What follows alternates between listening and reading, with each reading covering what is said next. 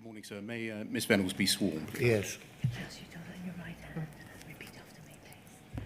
I swear by Almighty God I swear by Almighty God that the evidence I shall give that the evidence I shall give shall be the truth, shall be the truth, the whole truth, the whole truth, and nothing but the and truth. nothing but the truth. Thank you. Thank you. Before Mr. Beer begins to ask you questions, Ms. Vennells, I think it appropriate to give you a direction about self-incrimination. You may know or may have heard that I've given this direction on a number of occasions. And although I'm sure with the legal advice you've had, it's been explained to you, it's only right that I should do it publicly, all right? So under our law, a witness at a public inquiry has the right to decline to answer a question put to her by counsel to the inquiry, by any legal representative, or by me, if there is a risk that the answer to that question would incriminate the witness. In shorthand form, this legal principle is known as the privilege against self-incrimination. I consider that fairness demands that I remind you of that principle before you begin your evidence. I should tell you that it is for you to make it clear to me in respect of any question put to you that it is your wish to rely upon the privilege against self-incrimination. If, therefore, questions are put to you by any of the lawyers or by me which you do not wish to answer, you must tell me immediately after such question is put. At that point, I will consider your objection and thereafter rule upon whether your objection should be upheld. I know that you are represented by experienced lawyers here today. No doubt, if the issue relating to self-incrimination arises, they will assist you if you need their assistance. So if at any stage during the questioning you wish to consult your lawyers about privilege against self-incrimination, you must tell me so that I can consider what appropriate action to take. Do you understand all that? Thank you, Sir Wynne, and I plan to answer all the questions. Right, fine. Over to you, Mr. Beer. Thank you, sir. Good morning, Ms Vennells. My name is Jason Beer. Can you give us your full name, please? Paula Ann Vennells. Thank you for providing 2 witness statements to the inquiry and for attending today. Can we deal with your witness statements first, please? The first of them is dated the 8th of March 2024, and the URN for it is WITN 0102 0100. I wonder whether we could have that on the screen, please. It's 775 pages long, and I think there are 3 corrections that you wish to make to it. Can we deal with those first? Page 15, please. It will be brought up on the screen for you. Thank you.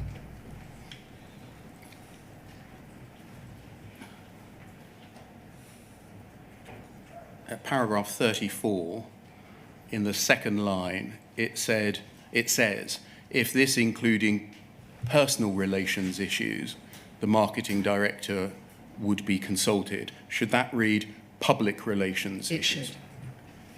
Thank you. Secondly, page 130.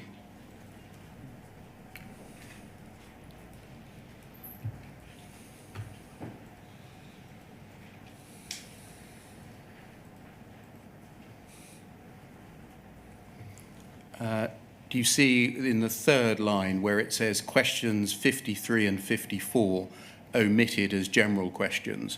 Should that read questions 53 and 54 are dealt with elsewhere in the statement? It should. Thank you. And then thirdly, page 194.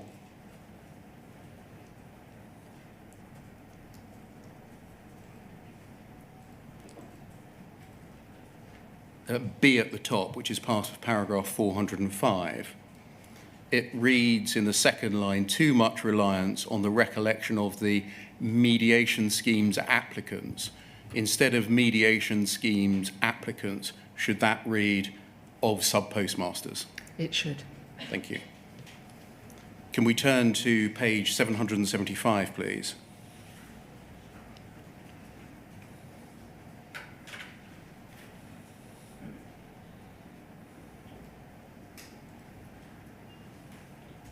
That's the statement of truth page. Did you sign that via DocuSign or some other electronic means? I did. And were the contents true to the best of your knowledge and belief? Yes, they were. Thank you. Can we turn to your second witness statement, please? WITN 0102 0200.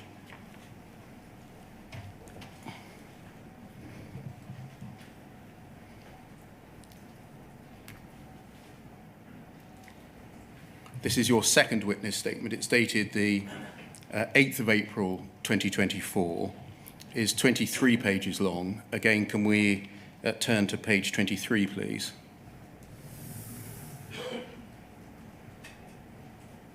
And scroll down. Did you sign this witness statement using DocuSign or a similar electronic means? I did. And are the contents of that witness statement true to the best of your knowledge and belief? They are. Thank you. They can be put to one side.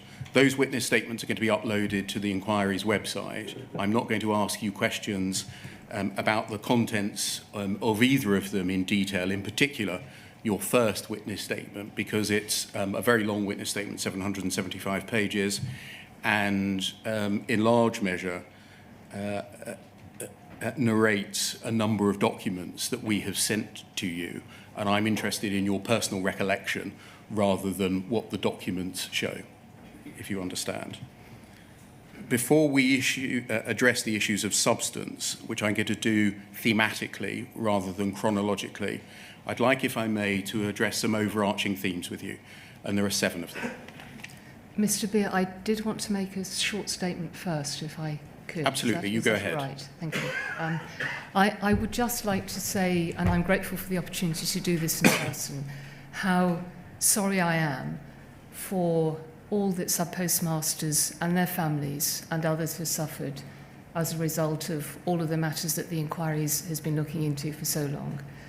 I followed and listened to all of the human impact statements, and I was very affected by them. I remember listening to one postmaster whose name I noted, who said that he would like somebody to go and stand outside his old post office with him so he could tell them exactly what he'd been through. I would do that. I am very, very sorry. I would also like to repeat the apology which is in my witness statement to Alan Bates, to Ron Warmington and Ian Henderson from Second Sight, and to Lord Arbuthnot. I and those I worked with made their work so much harder, and I'm very, very sorry for that. My third apology is really about today, because I will answer the questions truthfully, and I'm very aware that they will be difficult to listen to for you and for me, and I ask your understanding in advance of that. Thank you. Thank you. I should say there's going to be a fire alarm at 10 o'clock, and we're just going to sit here all together, listen to it, and then carry on afterwards. So some general issues, if I may. Ms. Vennells, in the light of the information that you tell us in your witness statement you weren't given, in the light of the documents that you tell us in your witness statement that you didn't see, and in the light of the assurances that you tell us about in your witness statement that you were given by Post Office staff, do you think you're the unluckiest CEO in the United Kingdom?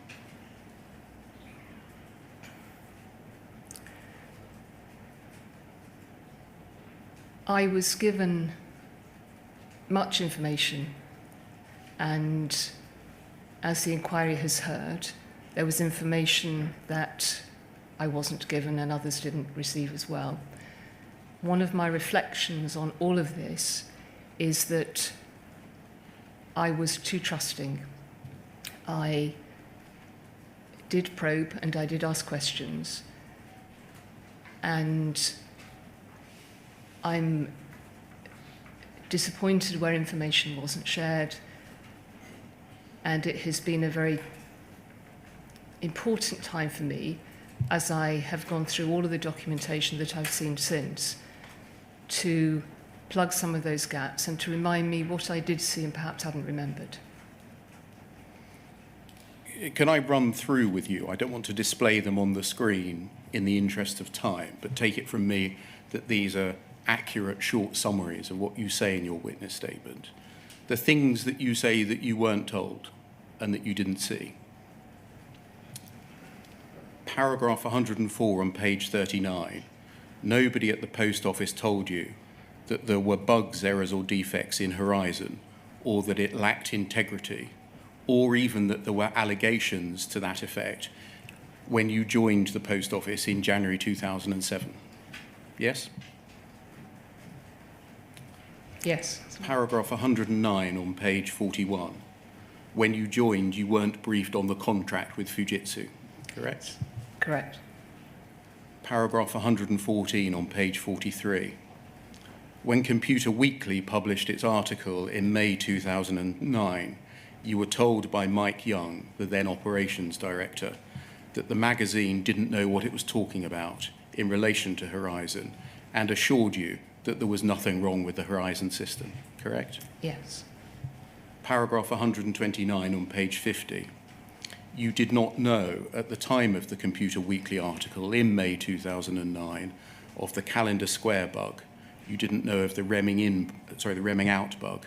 You didn't know about the reversals bug, the data tree failure bug, the phantom transactions bug, the concurrent logins bug, or the bureau de change bug, because nobody had told you about them, correct? Correct.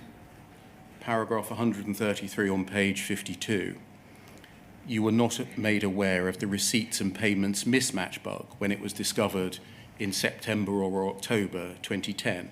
The first that you knew about it was in May 2013, correct? Correct. Paragraph 154 on page 61. You were not aware of the remming in bug, the local suspense account bug, the recovery bug, the withdrawn discrepancies bug, or the Leica top-up bug when you became managing director in October 2010, because nobody told you about them. Correct. Paragraphs 180 and 181 on page 75.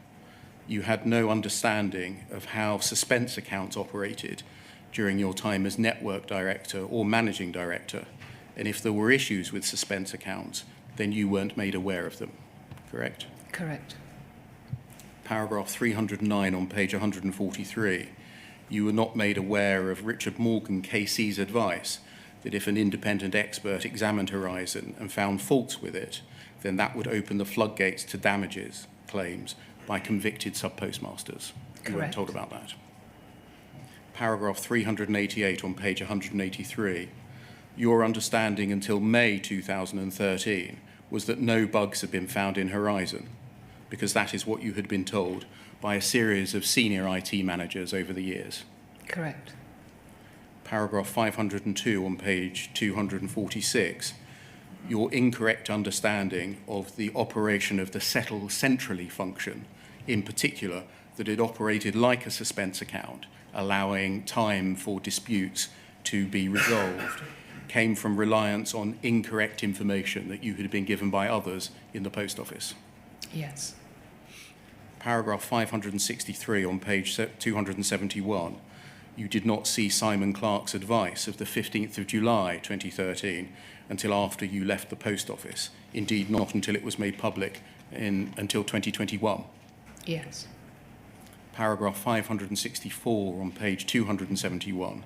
You did not see Simon Clark's advice of the 2nd of August 2013 about the head of security's instructions to shred documents relevant to Horizon bugs until after you had left the post office. Indeed, again, not until it was made public in 2021. That's right. Paragraph 568, page 273. Attention, please. Attention, please. This is the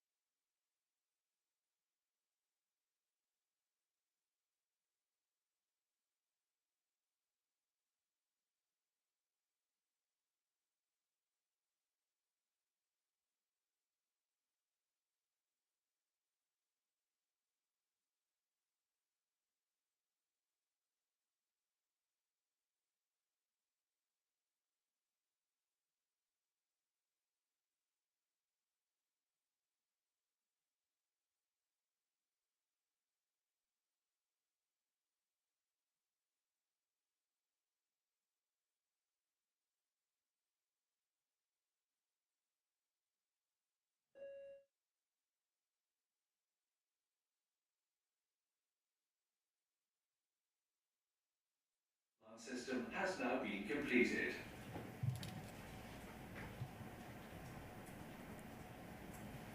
Paragraph 568 on page 273. You did not see, nor were you briefed about, Brian Altman KC's advice of the 2nd of August 2013. Correct.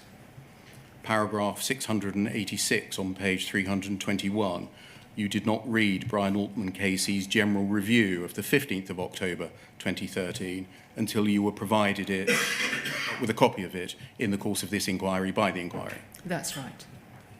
Paragraph 842, page 376. You were involved only to a limited extent in commissioning and reviewing advice from Linklater's solicitors. Sorry, could you say that again? Yes. You were involved only to a limited extent in commissioning and then reviewing advice from Linklater's solicitors. I think that depends on which you're referring to. There was a report produced by Linklaters which came to the board, which was discussed. And in the preparation for that, I worked with a small group of colleagues from the EXCO and chased down a list of questions from the board.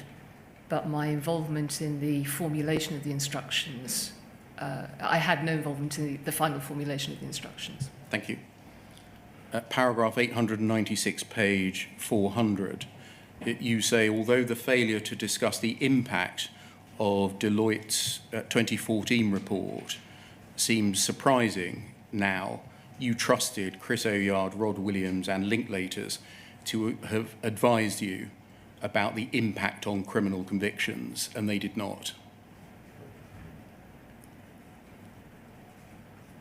I'm so sorry. Could you say that one again, please? Because Yes. that was quite an important... You say that although the failure to discuss the impact of Deloitte's 2014 report on criminal convictions seems surprising to you, you trusted Chris Oyard, Rod Williams and Linklaters to have advised you about this, that it was necessary to do so. In that respect, yes. Yes. And they did not do so.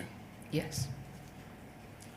Paragraph 1155, you say that you did not see Brian Altman KC's advice of the 8th of March 2015. I didn't see any advices, so I assume that's correct. I can't remember that one specifically. Paragraph 1251, page 533, you did not see Jonathan Swift's written review of the 8th of February 2016 That's at the correct. time. Paragraph 1341, page 579, you were not on the steering group for the group litigation, and Jane MacLeod was instead responsible for briefing the board about it. That's correct. I was on the board subcommittee. If all of the facts and matters that I've just described are true, and if what you say is reliable, was there a conspiracy at the Post Office which lasted for nearly 12 years, involving a wide range of people, differing over time, to deny you information and to deny you documents and to falsely give you reassurance? No, I don't believe that was the case. You've covered a range of different issues. I have been disappointed, particularly more recently, listening to evidence at the inquiry where I think I have learned that people knew more than perhaps either they remembered at the time or I knew of at the time. I have no sense that there was any conspiracy at all.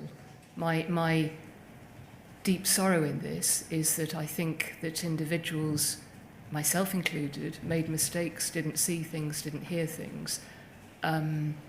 I may be wrong, but that wasn't the impression that I had at the time. I have more questions now, but conspiracy feels too far-fetched.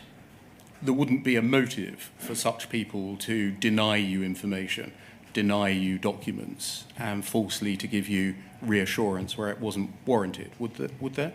I think you conflate too many different things, if I may, because you've covered bugs and IT, you've covered legal advices, the chairman's report by Jonathan Swift, I can't see that over that period of time that individuals working on all of those documents could have conspired or had a reason to withhold them. The inquiry heard from Susan Crichton, and this is a serious governance lesson, that it was not the practice in the Post Office, in the legal team, and in Royal Mail Group previously, to share legal advices.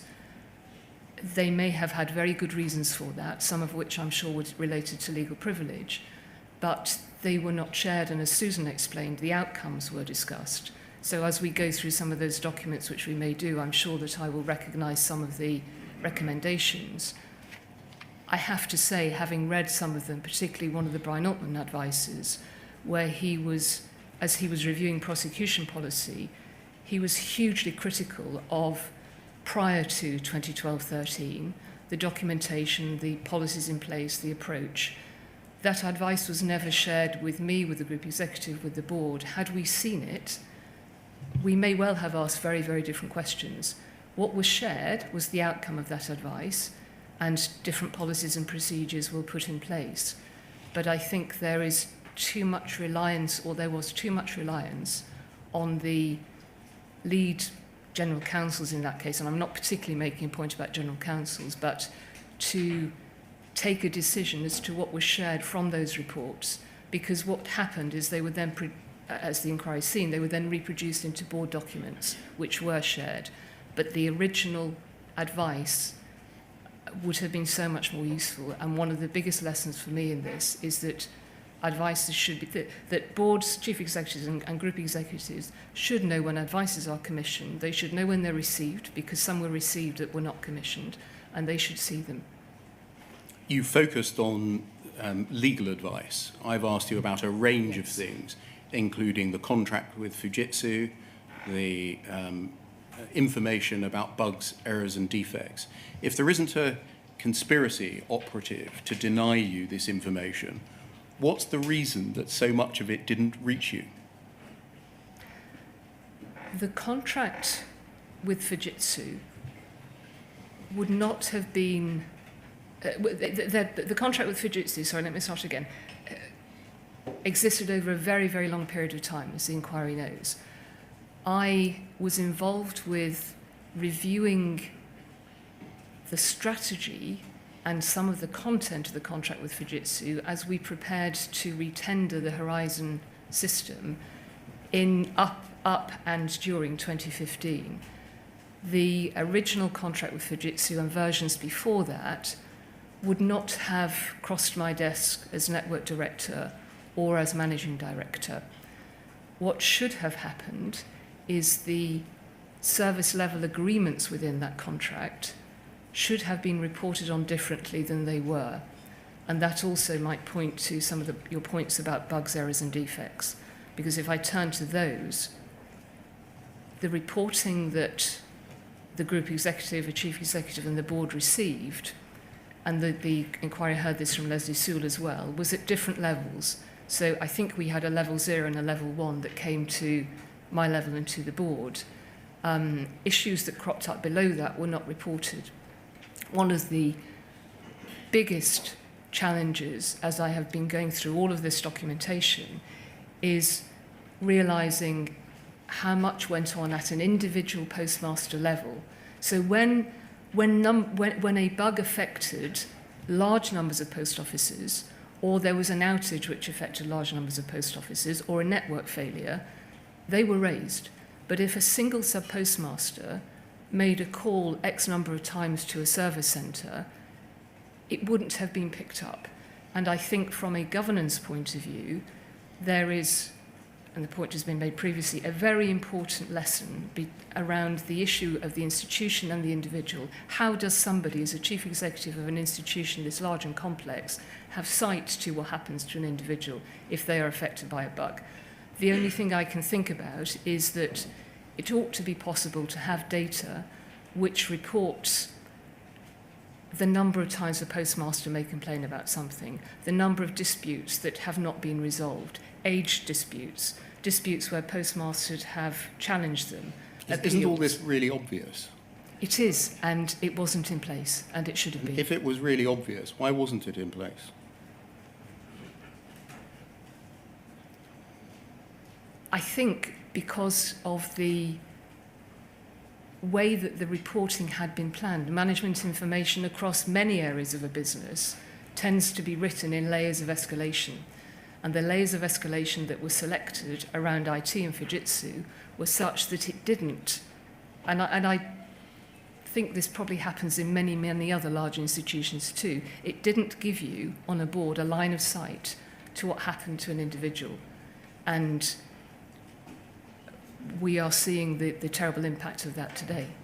So is the overall answer to my question that you don't believe that there was a conspiracy to deny you information and documents? The reason such information and documents didn't reach you was the way that the company was organised and structured? I think in the majority of cases, yes, that is true. And who was responsible for organising and structuring the company? Sorry, if I may just say, the other point is that I have seen documents and I have heard evidence where I think colleagues did know more information than was shared, and in those cases either mistakes were made or they decided it wasn't appropriate to do so.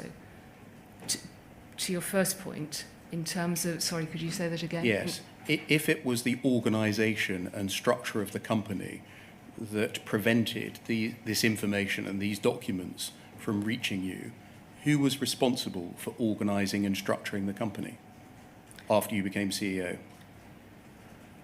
I was responsible for... As CEO, you're accountable for everything. You have experts who report to you. So the decision on what would have been reported on IT, for instance, would have been decided by the IT director. When I was chief executive, in an attempt to get more on top of some of the issues that were reported, I asked Alistair Cameron, for instance, to put in place an operations board where it began to review some of those things that were raised. But in terms of what you put in a report, the IT reports the Post Office had were not that different from ones I've seen in other big corporate companies. The difference for the Post Office, as a result of what we're discussing here today, is that it somehow it was, at the time, it did not see what was happening in an individual post office, if that was, it was just at a level that didn't reach us, and that was wrong. And there needs to be different sort of reporting that would have flagged that. In a note that Alice Perkins wrote before the departure of Susan Crichton to you, she said, quote, "It's the fact that she, that's Susan, sees so much as beyond her control that's the problem. It's her alibi." Do you think the same could be said of you? No, definitely not. I asked questions, I oversaw the strategy which would have introduced changes where we felt it was appropriate to the organisation. I probed, I worked in a structured way and an informal way. I would walk around the desks in the organisation and talk to people just to find out what was going on. I was sometimes criticised in team development events for being too curious and stepping too much into people's territory. I don't think that's a criticism that could have been levelled at me. You tell us that you always enjoyed a good relationship with Moya Greene, the chief executive of Royal Mail Group, in your witness statement. Yeah, we had a good working relationship. You say, no need to turn it up, paragraph 259 on page 114, "I got on very well with Moya." I got on very well with most of the people I work with, yeah. I'm focusing on Moya Greene at the Fine, moment.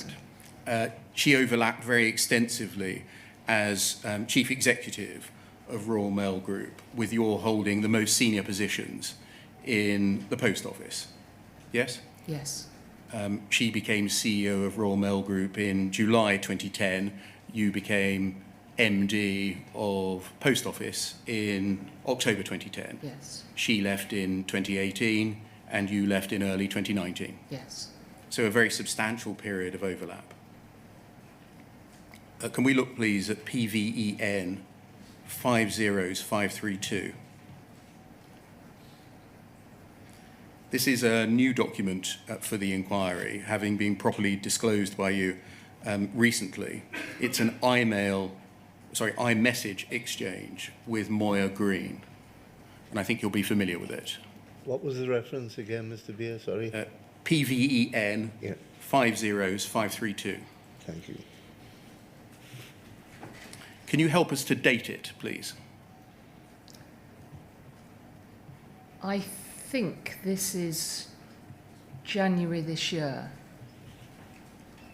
You'll see that the way you've screenshotted it includes the words yesterday at 6:46. That doesn't literally mean yesterday from the day that you disclosed it to us. It was that captures. I think Moya had been away. She had come back to the UK. I have a sense this is around January time because I think he was at the time of the ITV drama. That would make sense because in the third paragraph it says Nick was a poor witness, chairman gone. That's a reference to Mr. Staunton, yes? I believe so. And he resigned, I think, or was required to resign on the 27th of January 2024. Yes. Let's just read through it. Paula, I'm just back in the UK. What I have learned from the inquiry stroke parliamentary committee questions is very damaging. Nick, that's Nick Reed, yes? Yes. Nick Reed was a poor witness. Chairman, as we've established, that's Mr. Henry Staunton, correct, yes? Has gone. He will be next. When it was clear the system was at fault, the Post Office should have raised a red flag, stopped all proceedings, given people back their money, and then tried to compensate them from the ruin this caused in their lives. Moya. And then if we go down, please, the next page. Keep going. You say in reply, yes, I agree. This is taking too long, Moya. The toll on everyone affected is dreadful. I hope you had a good break and are well. Best wishes, Paula. Moya Greene. I don't know what to say. I think you knew. Moya. You reply, no, Moya, that isn't the case. She replies, I want to believe you. I asked you twice. I suggested you get an independent review, reporting to you. I was afraid you were being lied to. You said the system had already been reviewed multiple times. How could you not have known? Over the page. And scroll down. Moya, the mechanism for getting to the bottom of this is the inquiry. I've made it my priority to support it fully. Moya Greene. The Post Office did not. They dragged their heels. They did not deliver documents. They did not compensate people. Paula, you appealed the judge's decision. I'm sorry. I can't now support you. I've supported you all these years to my own detriment. I can't support you now after what I have learned at Moya. You'll see in the course of that exchange, Moya Greene accuses you of knowing. Yes. Did you understand that to be an accusation that you knew about bugs, errors and defects in Horizon? No, I understood this to be Moya, and there is a further series of exchanges of text where Moya steps back a little bit from the challenges that she's putting here.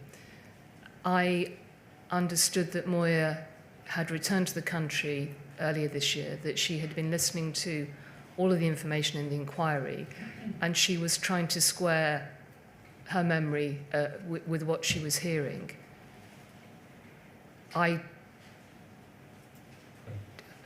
That's If we go up a page, please. She says in the second text down there, I think you knew, and you say that isn't the case. What did you think you were denying? I think Moya was possibly suggesting there that there was some conspiracy, as you mentioned earlier, and as I said, I didn't believe that was the case. She may have been saying that I knew. No, I think it's the same thing. I was going to say about a cover-up, but the same thing. At the text at the foot of the page, she asks you the question, how could you not have known? And your reply, if we scroll down, you don't answer that question, do you? No, and I didn't not answer that question. I was very concerned because I was aware that it is not good practice to be exchanging texts in the middle of an inquiry. And so I simply wanted to say to her that the place for resolving all of this was the inquiry. It wasn't that I should or shouldn't have answered her question. Ms. Vennells, we've got a lot of your text messages. Yes. You have been exchanging text messages with a lot of people, including in the currency of this inquiry, haven't you? Not since the inquiry became a public inquiry. I exchanged texts in relation to the Select Committee in 2020 and The setting up of the inquiry. and when the inquiry was non-statutory. And then I understood, and the reason I exchanged those texts was to try to help to give good information to the Select Committee and to the inquiry. The intention of all of those texts that were exchanged was entirely positive. You don't answer the question, how could you not have known? What's the answer to that question that the Chief Executive of Royal Mail Group is asking you? How could you not have known? This is a situation that is so complex. It's a question I have asked myself as well. I have learned some things that I didn't know as a result of the inquiry. And I imagine that we will go into some of the detail of that. I wished I had known. That's not the issue. The question is, how come you didn't?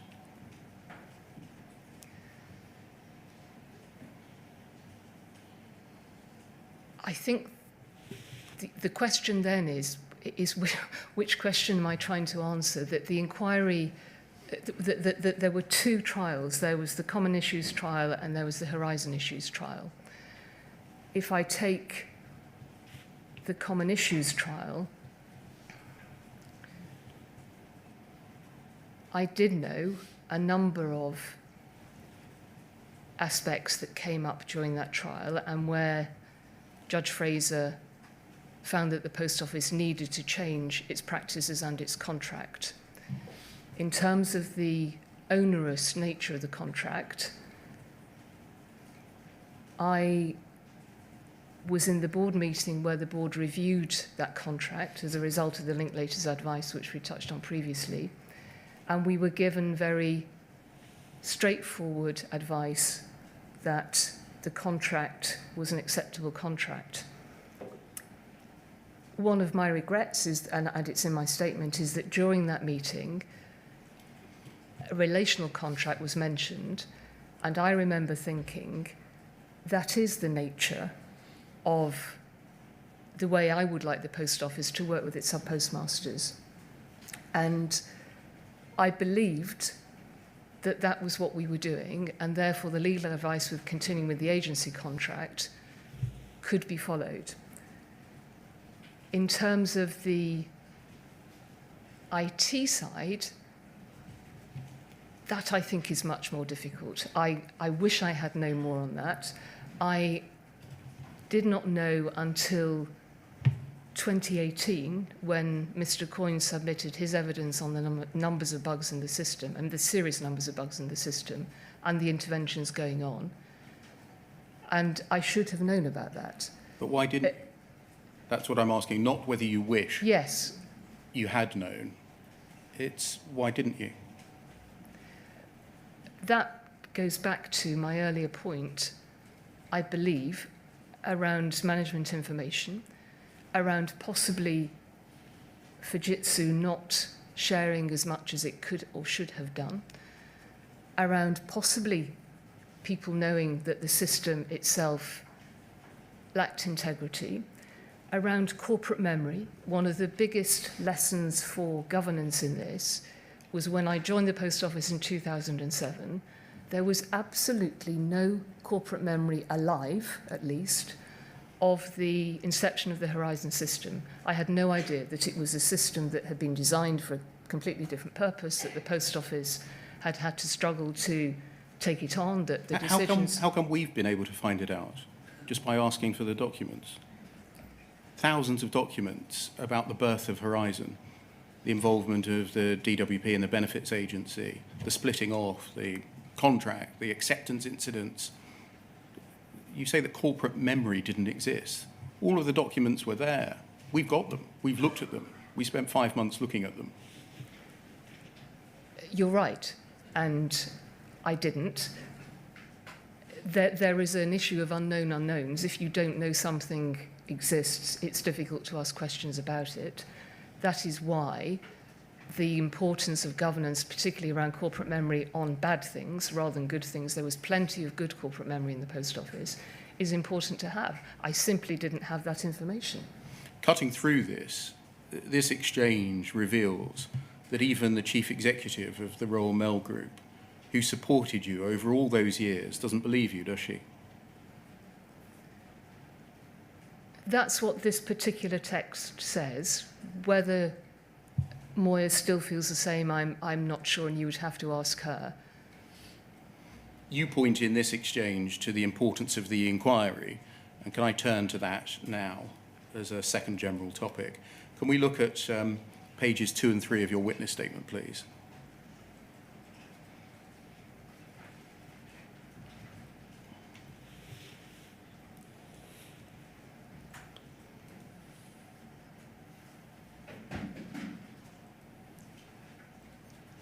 Paragraph 5, which is at the bottom.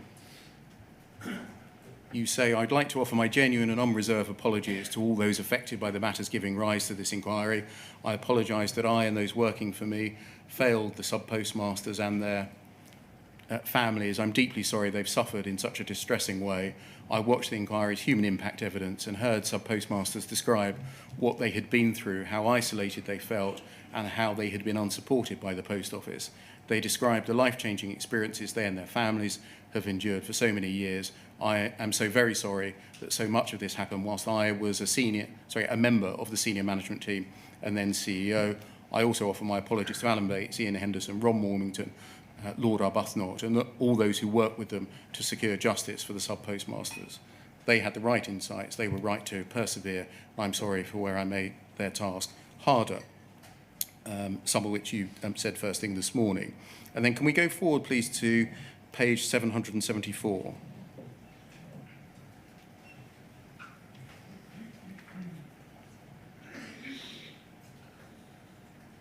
And paragraph 1800. You say, I've been asked to reflect on my time at the Post Office and to set out whether there's anything I would have handled differently with hindsight. And then 1801, as a result of my commitment to this statement and to the work of the inquiry, which has been my priority, I've had much to consider. With the benefit of hindsight, there are many things I and the Post Office should have done differently. I'm now reflecting with care on these matters and will expand upon them and answer as fully as possible when I give my evidence to the inquiry. These reflections will demonstrate my deep remorse. So our request, which was made in August 2023, so 7 months before you provided this witness statement, was for you to, quote, reflect on your time at the Post Office and set out whether there was anything you would have handled differently with hindsight. Yes? You explain in paragraph 1801 that there are many things you would have done, that you should have done differently, and the Post Office should have done differently, and you will expand upon them and answer them fully when you give your evidence in May, i.e. today. Given you provided a 775-page witness statement that took 7 months to write, Could you not have reflected on what you should have done fully and differently within the witness statement? Yes, I could have put more into it. And I'm sorry if that wasn't helpful. I read so many documents and worked a long time to try and prepare this. And disclosures are coming out all the time. I would be very happy to tell the inquiry now. I have a list of things in my head, and I hope that I will be able to bring them out as we went through the statement. Equally, I would be more than happy to submit a further statement to set that out. But given that you took 775 pages and 7 months to write this, why didn't you do so then, given that we'd ask you that direct question? Were you adopting a wait-and-see approach? Let's see what comes out in evidence, see what I've got to admit, and then I'll admit that. No, not at all, Mr. Beard. That's not the way I work. So why didn't you assist us by setting out in this document what your reflections were? It was simply a matter of time. The inquiry asked me, I think, over 600 questions, two or 300 with sub-questions in each.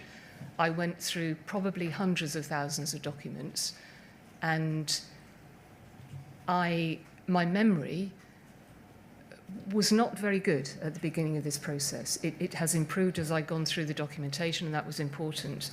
And by the time I got to December last year, when the draft went in, I had simply run out of time to answer these questions properly. They are very serious questions. Questions 189 and 190 in the list that the inquiry sent to me. I would be happy to write them up in much more detail, or I would be happy to share with you now or as we go through those reflections. It was absolutely not a wait and see. Can I turn to the third topic, please, which is what you think went wrong? Can we go back to paragraph 4 of your witness statement, please, which I think is on page 2.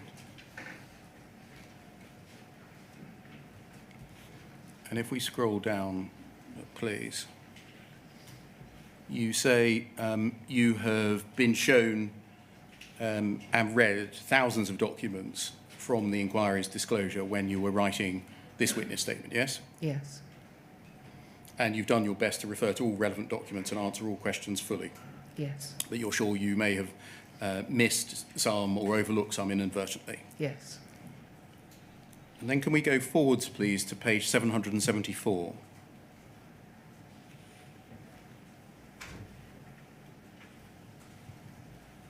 And paragraph 1802. Thank you. In the second line, you say, I'm genuinely sorry. I finished this statement by repeating my apologies to the sub-postmasters and their families and to all who have suffered so much from this terrible miscarriage of justice. And then this, their lives were torn apart by being wrongly accused and wrongly prosecuted as a result of the Horizon system. I just want to focus on the words, as a result of the Horizon system. Even after all the inquiry has revealed, and after all of the documents, thousands that you've read, do you continue to think that the issue was with the computer system, the Horizon system, as opposed to the conduct, competence, and ethics of those within the Post Office? No, not at all. And apologies that that's not clear. There were numbers of debates about what the Horizon system meant. No, what I meant to say, or what I should have said, is as a result of all of the matters relating to Horizon and all of the issues that were discussed that the inquiry is looking at.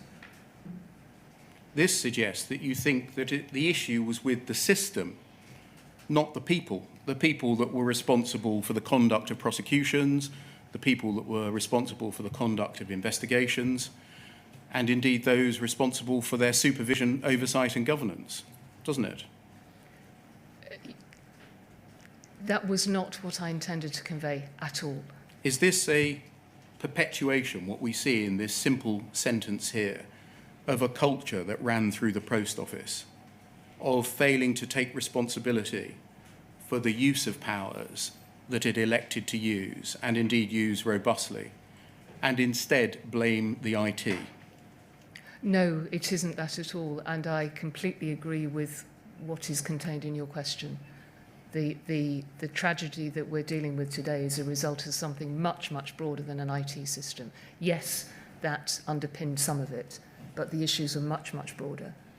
The words that you finished the statement with here, this last two sentences, are exactly the same words that you used. They're a cut and paste when you were announcing that you were returning your CBE to the King, correct? I don't recall that, but if you say so, yes. Yes, they're a cut and paste. I Right. looked online to see the words that you delivered when apologising and explaining the return of the CBE. Is that how you thought then? That it's the computer system that was the problem, not the people? No, Mr. Beer, I didn't. I've just explained it. It was a poor use of words. This was far more complicated than just the Horizon system. Does it reflect a fundamental failure to understand how profound a power the Post Office chose to exercise when it prosecuted people at scale, and how serious and broad the use of that power was? No, because I wrote this in hindsight. I think at the time your question is valid. The Post Office didn't realise all of that. Can I turn to the fourth topic, please, which is whether your priority in your time at the Post Office was to protect the business? Can we turn up, please, poll 0010 2438?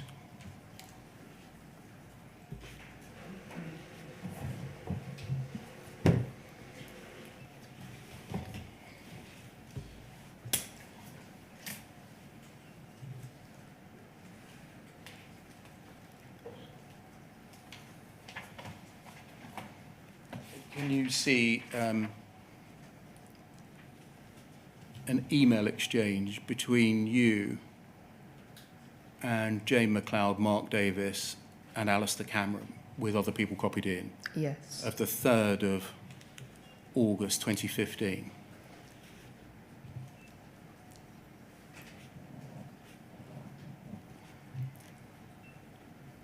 You say, I've listed below some questions and requests. And then in the second paragraph, you say this, as presumably per my earlier note, our priority is to protect the business and the thousands who operated under the same rules and didn't get into difficulties. Can you see that? Yes, I can. By this stage, as I think we're going to see, August 2015, the Post Office and you personally were aware of at least 3 bugs that had impacted on sub-postmaster balances in different ways, correct? Yes. Why were you still happy to identify as a priority, to wheel out the message again, that because many branches had not complained, that supported the Post Office position that those who were complaining, their complaints shouldn't really be attributed to Horizon? I'm sorry, first of all, because this reads badly today. At this point in time, my recollection is that the Post Office team working on the cases of the sub-postmasters, there were 136, I think, that went into the scheme and were being investigated. I had, and the board had been given the information that no issue had been found that had caused the problems for those sub-postmasters, either as a result of the Horizon system, or, and I'm sure in some cases that they had found something that the Post Office itself had not done correctly. But in my mind, I was of the understanding that the cases we were looking at were a minority, and the vast majority of those operating in the business had not encountered the same issues. That I wasn't saying... Can I just test you on Yes. your logic there? Why does that logic follow? There are lots of sub-postmasters for whom Horizon is working. We should concentrate on them. They're our priority, not the people for whom it's not working, who complain about a bug, error or defect. Two responses to that, if I may. The latter one is we were concentrating on those who had raised issues individually, and that was part of the scheme. That's not your And priority, according to this. Then this is this is badly worded, because Why is it badly worded? I'm juggling two priorities, and I'm only talking about one here. You don't say that here. That would have been a more acceptable way to say things. It would have been a more acceptable thing and to no say. doubt you wish you had, but you didn't. No, I didn't. You said our priority is to protect the people who aren't complaining. That wasn't how I intended it to be read. We had just spent 3 years investigating with Second Sight, and I accept all of the things that went wrong through that process, which I'm sure we will come to. But we had prioritised more than any other time in the Post Office looking into issues raised by individuals. I had been told, and the Inquirer has heard other people say the same, that nothing had been found. And so my understanding at this time was that the way the business was operating was an acceptable way. And what I was trying to say here is that we needed to make sure that the business as it was operating remained a priority for us. I wasn't excluding the other, but it can be read that way, and I accept it. Was this a message that was also disseminated within the business, and in particular to those who worked the help desks, when they responded to calls from distressed sub-postmasters? The system works for everyone else. It's just you that's the problem, not the system. Oh, no, there's no way that the organisation would have disseminated something like that. The people who worked in the call centres, and I visited on a number of occasions and listened into calls, were very keen to make sure that they gave the help to the people who phoned in. But I am very sorry, because I'm very aware that so many sub-postmasters phoned in so many times and didn't, and we're talking over a 20-year period, but phoned in so many times and were not given the help they needed. Well, worse than that, they were told that you're the problem, the sub-postmaster. Yes, I've heard You're that. the only person that's complaining about this. I have heard that. I can't comment on individual cases, and I'm very sorry that was the case. Separately, by this time, August 15, you hadn't seen the Clark advice of the 15th of July about No. Gareth Jenkins, 2013, but you had, I think, been made aware that there was a problem with the Fujitsu expert, which problem could create a duty of further disclosure that might undermine past criminal convictions. I'm summarising what you say in your statement. Yes, yes. Was that not a cause for concern when there were repeated complaints in respect of Horizon?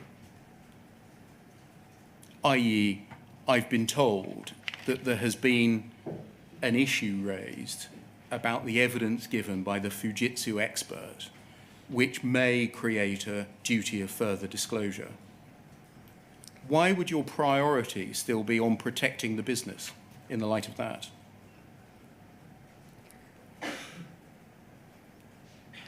My priority, I had a number of priorities as Chief Executive.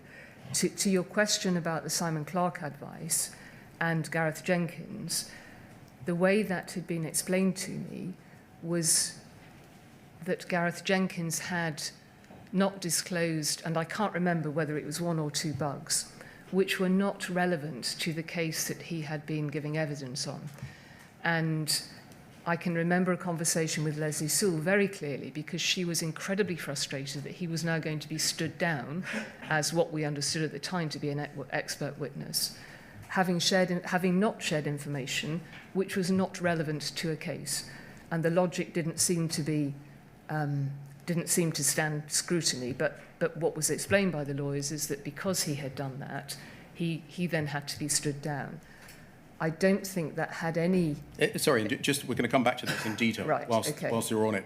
Is that your memory of it? Yes. Of what you were told? Yes. That this was completely illogical? Why are we standing down this Fujitsu man? Yes, I had two conversations. I don't know if you want to cover that now or later. Well, just briefly now to get your evidence. Neither of these conversations are documented, correct? I think they're in my statement, actually. Yeah. Yes, What you said now. There's no further documentation No. of them, no. So the first I learned was I bumped into Leslie Sewell in the corridor. She was looking particularly grumpy, and I said, "What's the matter?" And she said, "I've just found out that..." And I didn't remember the name, and there's documentation that shows I didn't, but that she probably would have said that the Fujitsu expert had been stood down because he hadn't disclosed two bugs which were not relevant in a case where he had given evidence. Okay, thank you. Yeah.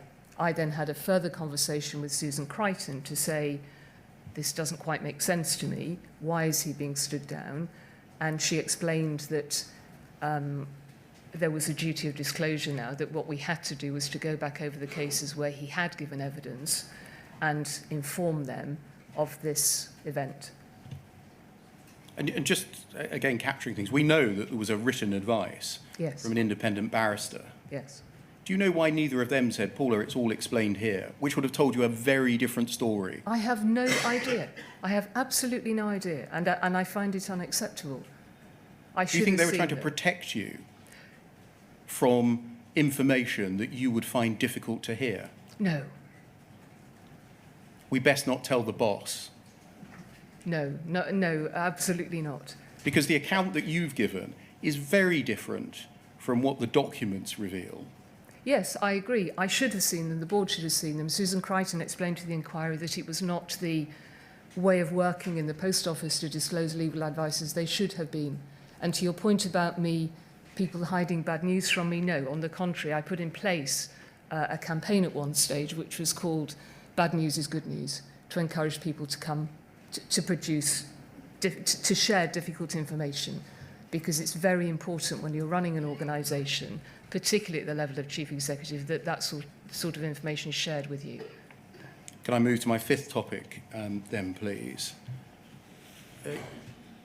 You knew, that can come down that document, thank you. You knew and worked very closely with Alistair Cameron for a number of years, didn't you? Yes, And presumably you trusted him. yes. He told us last week, from the time that he joined the business, that's January 15, until the time that you left, that's April 2019, that you did not believe that there had been any miscarriages of justice. In his words, quote, "You could not get there emotionally." Did you believe, right up until the point at which you left the business, that there had been no miscarriages of justice? I was told multiple times, and I'm very aware of the questions that have been asked around the Select Committee in 2015, that there had been no evidence found. The inquiry heard from Patrick Bork, I think last week or the week before, where Fujitsu records had been checked to see if there was a scar and everything was golden. I was told that there had been, that nothing had been found. So is the answer that you did believe, right until you left the business in April 2019, that there had been no miscarriages of justice? I think that's right. Was that because you could not, at an emotional level, reach the opposite view? No, you will see there are 2 or 3 examples in documentation where even in 2016, I received a communication from Tim McCormack, who I did speak to or communicate with.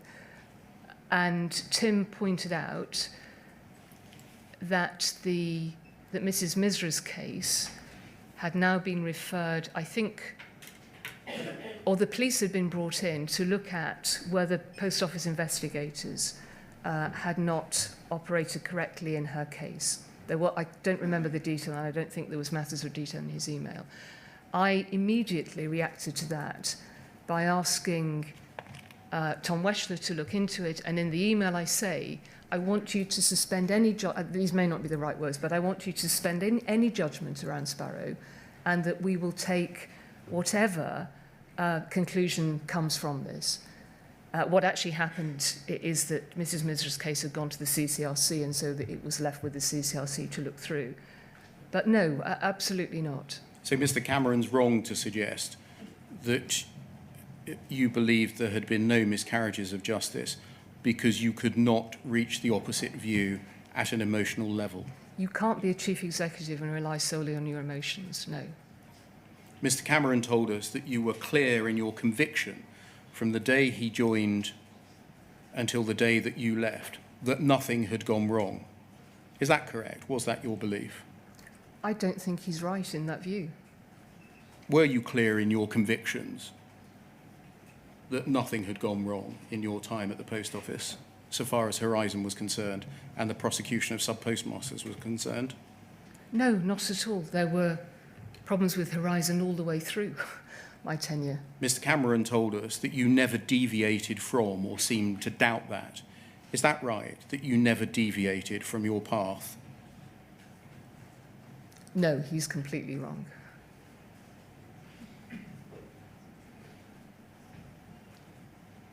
Can we turn, please, to JARB 601?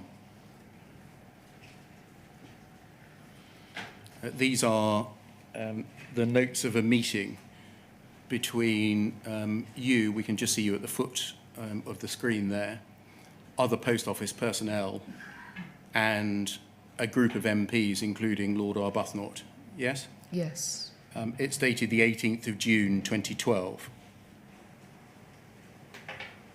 And can we look, please, at page 2, where you're recorded as saying, Paula Vennells continued, she said that temptation is an issue, but that trust in the Post Office brand is absolutely paramount. The Post Office needs competent, trustworthy people on staff, and its processes and systems must be transparent and work well. Of the 1,800 sub-postmasters and mistresses currently employed, only a tiny number are presenting cases where there is an issue of alleged fraud involving the Horizon system. The problem, therefore, is relatively small. I think you actually said 1,800, but it's 11,800. Thank you, sir. The problem is, therefore, relatively small. The Horizon system is very secure. Every keystroke used by anyone using the system is recorded and auditable. When things go wrong in a sub-post office, there is a helpline which staff can call 7 days per week during office hours, and backup staff who will help further if things go wrong. It's here that issues are normally resolved. It appears that some sub-postmasters have been borrowing money from the Post Office account or till in the same way they might do in a retail business, but this isn't how the Post Office works. Post Office cash is public money, and the Post Office must recover it if any goes missing. And then this, every case taken to prosecution that involves the Horizon system thus far has found in favour of the Post Office. And then a similar line, if we can remember that one, to go over to page 3. Just at the foot of the screen there,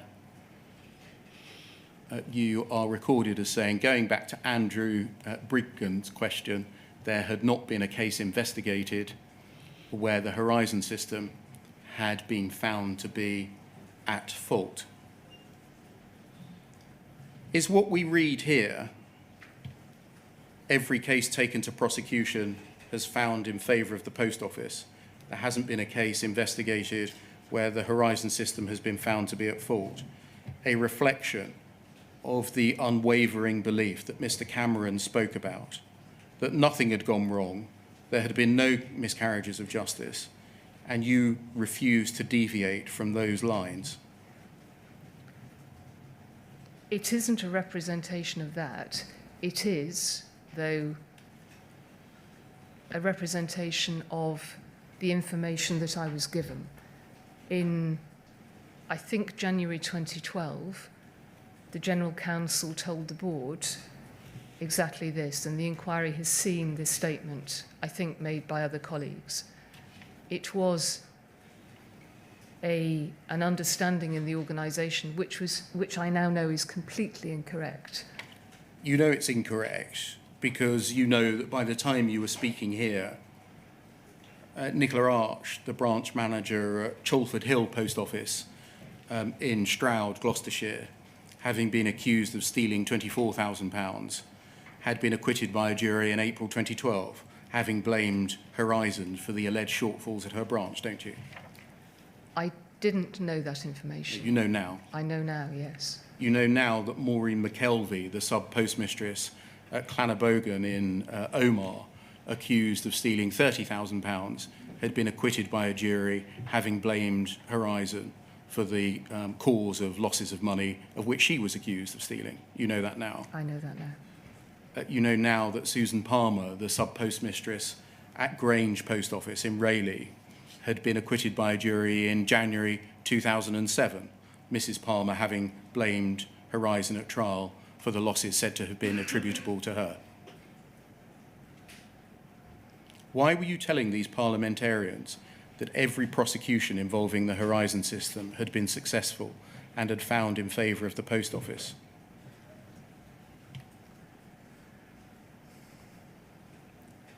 I fully accept now that the Post Office, excuse me,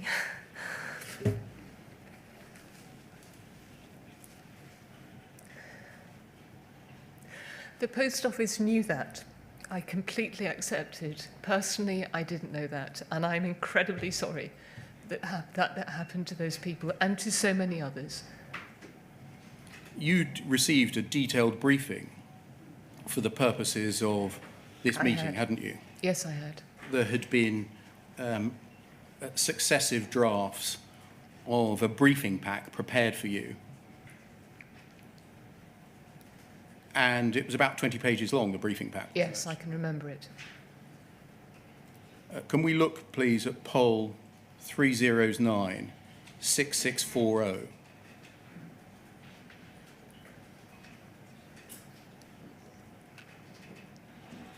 This is the final version of the briefing pack for this very meeting.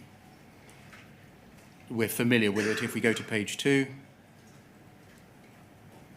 we can see the agenda and how the meeting was chunked up, who was going to speak to which issue.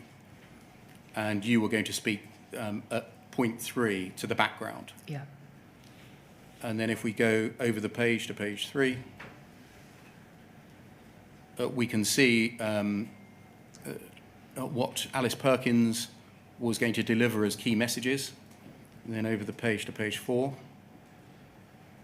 we can see your section. Yeah. Yes?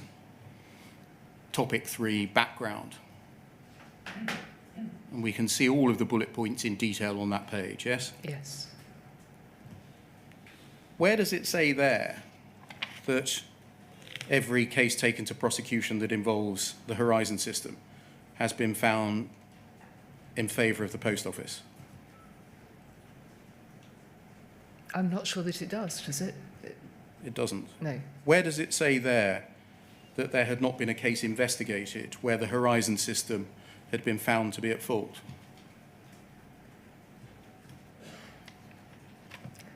I don't see it. Where does it say there anything about temptation and sub-postmasters having their hands in the till, treating it like a retail business? That, I remember, was discussed in the meeting. Yes, where does it say it here? If it isn't there, Mr. Beer, I'd take your Where word does it for say here that every keystroke is recorded? I believe that was picked up by Leslie Sewell. Yes, where does it say here? If it isn't there, it isn't there. No. So why are the things that postmasters have been led into temptation, that every case that has been prosecuted we've won, not appear in your briefing for this meeting, but are the very things that you said to this group of parliamentarians?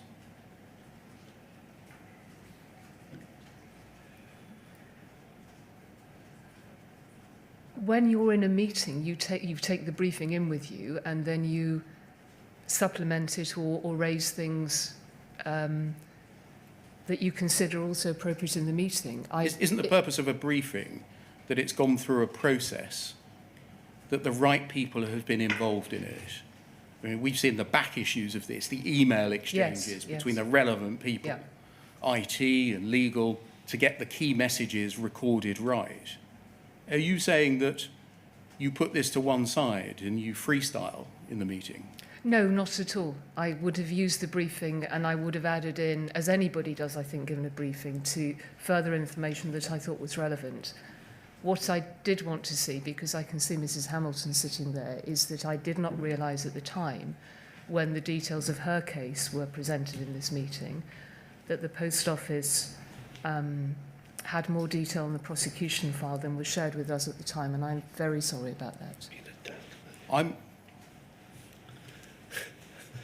Very slowly, I'm being attacked by drips. And I mean drips in the proper sense of the word. Yes. I small I droplets of noticed water. that something landed on my face, then my hand, now my book. But please carry on to the break, and then we'll see if I can avoid the drips. So I don't think that's tolerable for you, a form of Chinese water. How far away are we? Let's take the break now, sir, and we'll see whether we can get that sorted. All right, thank you. Can we stay until 15:15, please? Yeah, fine. You go with the usher, Miss Vennells, Thank and you. I'll follow you.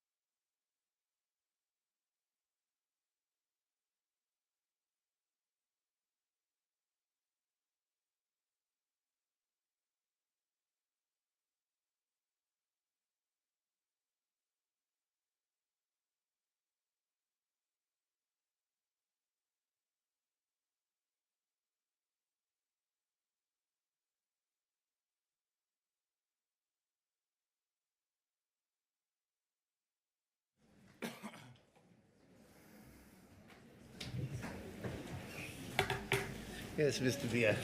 So I hope that We're about to start now. Thank you, Mr. Beer. I hope that issue has resolved itself, sir, or somebody has resolved it And for you. drip-free, apparently. Ms Vennells, can we return to where we were, which was what you told a group of parliamentarians on the 18th of June 2012 about postmasters and mistresses having been tempted to put their hands in the till and treat it like a lending facility, as some retail businesses did, that the Post Office had never lost a case, and that whenever Horizon had been investigated, it was found not to have been at fault. We established that none of those three things were in the briefing prepared specifically for the purposes of this meeting. And I think you said that you drew these things from other sources. Is that right? Yes, that's right. Yes. One of them, I think you said that you drew from a board meeting in January of that year, January 2012. I believe that's right, yes. Can we look at that, please? Poll 302-1503.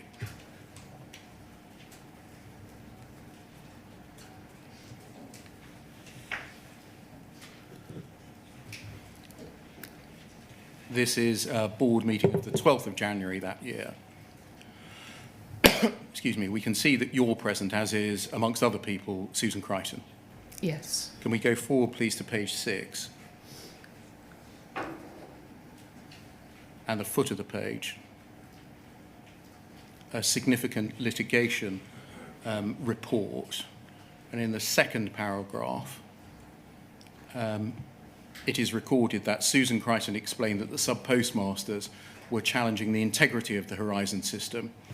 However, the system had been audited by Royal Mail Group internal audit, with the reports reviewed by Deloitte. The audit report was very positive. I'm not going to examine at the moment whether any of that's true.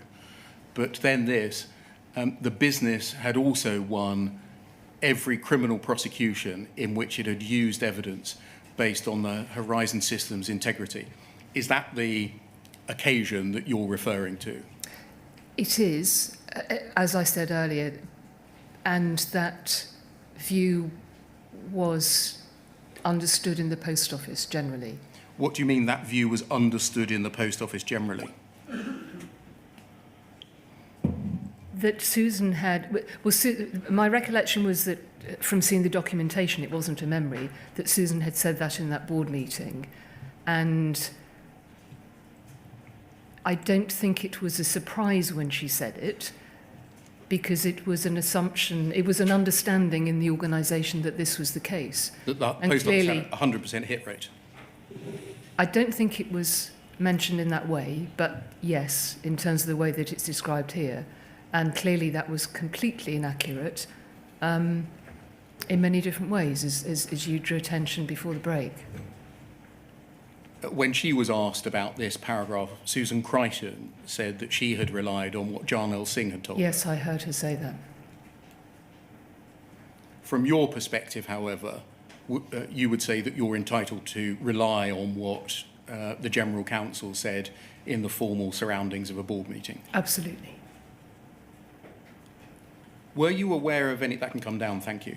Were you aware of any system in place for cases which did not result in a conviction, or in civil cases did not result in the sub-postmaster being found liable, to be reported back to the board or a subcommittee of the board? No. That there was a system in place for a report to be written, I suspect in the business it would have been called a lessons learned report, which it found out what had gone wrong. Are you telling me there was, or are Some you people- asking me if I... Right. Some people have told us that there was, that in every case that we didn't succeed in, counsel was asked to write essentially I remember, yes. a report about what went wrong. We found none of them. No, that never came to board level or to group executive level. And was there a system in place that you're aware of where that would have happened if the Post Office had lost any of its cases? I don't believe there was, and there should have been. do you know how it is that you were being given false information at the board meeting and you, on your account, deployed that 6 months later to parliamentarians? I'm sorry, could you repeat the Yes. question? How did it come about, in your view, that false information was perpetuated, regurgitated, deployed in this way? It's important to state, first of all, that I didn't believe it was false information, and I don't suppose any board colleague did either. If you're given information, and this is another governance lesson, but if you're given information by the highest lawyer in the organisation, you take it completely as the truth, because you assume that lawyers, and I must be clear, I'm not implying anything here at all in terms of Susan Crichton, but one assumes that lawyers work to a professional code, and the Post Office didn't, I think, with hindsight, have sufficient oversight to check whether that was or wasn't the case. So if that statement was made at a board meeting, if any statement was made at a board meeting, the board would take it as fact and truth. And when you got to the meeting of the 18th of June, you were essentially deploying your memory, were you, of what had been said at this board meeting 6 months earlier? I'm sure that was the case. And what about the postmasters have been led into temptation?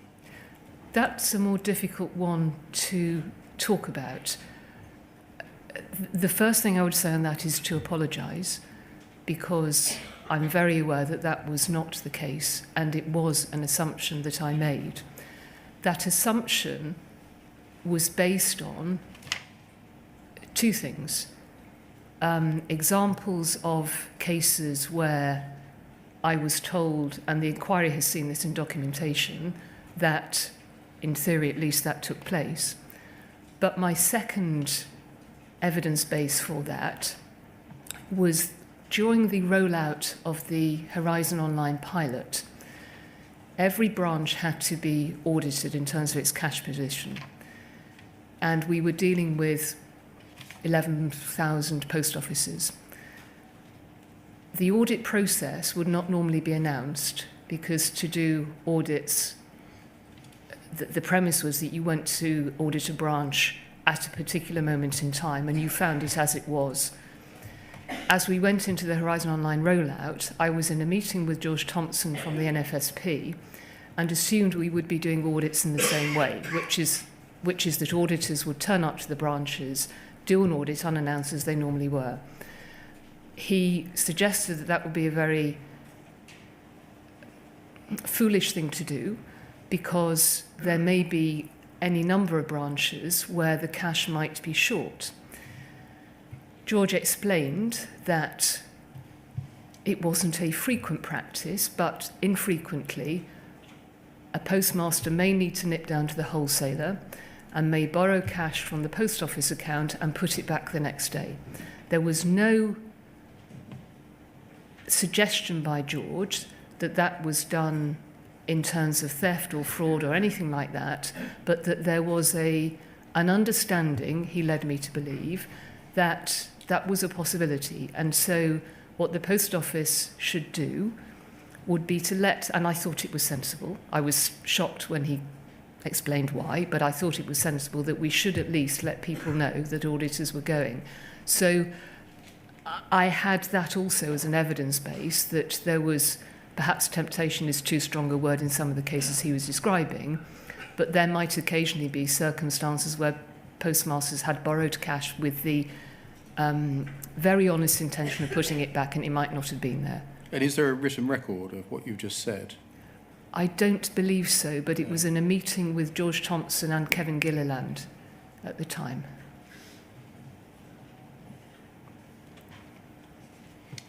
Can we turn to a related topic of this theme of whether your intention was to protect, whether your priority was to protect the business? You were involved in correspondence and decision-making following the death of Martin Griffith, weren't you? Yes, I was. by way of background, Mr. Griffiths, as this writer, worked for the Post Office in Ellesmere Port in Cheshire for about 20 years. And he was accused of taking, misappropriating, losing some £61,000 after the Horizon system had shown a shortfall. Do you remember? I understand that's right. And separately, some £50,000 was stolen from his post office in the course of an armed robbery. Yes? Yes, Remember? I should say that I wasn't aware of that at the time, but there was an email which detailed some of that I was copied into. And he was alleged by the post office to be responsible for that loss sustained in the course of the armed robbery, Yeah. and was required to repay some of it to the post office. I understand, and he shouldn't have been. And shortly afterwards, he took his own life. Can we look, please, at poll 0030 1440?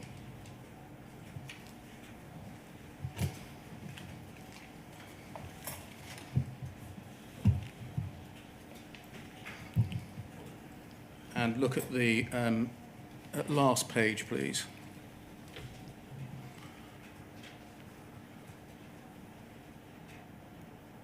If we just scroll to the foot of the page. In fact, it's not signed off. If we scroll up a little bit, please. And a little bit more. And a bit more. We can see the beginning of this chain from Alan Bates at 2 minutes past 4 on Monday, the 23rd of September. And it's to you and others. Yes. And Mr. Bates says, this afternoon I received the following email. It's a prime example of the thuggery being exerted on defenceless sub-postmasters as the Post Office deny legal representation by arrogant and uncontrolled Post Office personnel. Despite assurances from on high that this type of thing is in the past, it's clear from Post Office's actions it's still alive and active through the ranks. And then there's the email. Hello, Alan. I'm writing on behalf of my son-in-law, Martin Griffiths, who has recently been in touch with you about the treatment doled out to him by the hierarchy at the Crown Office in Chester. He had an armed raid in May, and the faceless wonders at Crown Office have intimated he was culpable. Had him at the Kangaroo Court, where he was not allowed any representation of his own. He was a broken man then. However, he was sent for last Friday to attend a meeting with the Crown Office personnel again, and all weekend he's clearly not been himself. This morning he drove off to work, got out of his car and walked in front of a bus. He's dangerously ill in hospital at Liverpool. The Post Office had driven him to suicide. All the family are at the hospital. I'm alone, waiting by the phone for further news of him. I'd urge you to publicise this, another incident that's been caused by the bully boys at Crown Office. May God forgive them. Mr. Bates continues, I'm aware of Martin's case. I know he was terrified to raise his shortages with the Post Office because of just this type of thing happening to him. But the Post Office got him in the end. Regardless of what may or may not have occurred with him, why did the Post Office have to hound him to the point of trying to take his own life? Why? Despite numerous warnings of never to attend any discussion with Post Office without legal representation, Martin, trying to be helpful, didn't take anyone with him as per the conditions the Post Office demand. If the Post Office cannot control their personnel, then the very least they can do is authorise and insist on a sub-postmaster taking legal representation with them to any meeting with Post Office. I'm very, very angry about this, and as per the wishes of the family, I'll be contacting many of the media contacts we've built up with over the years.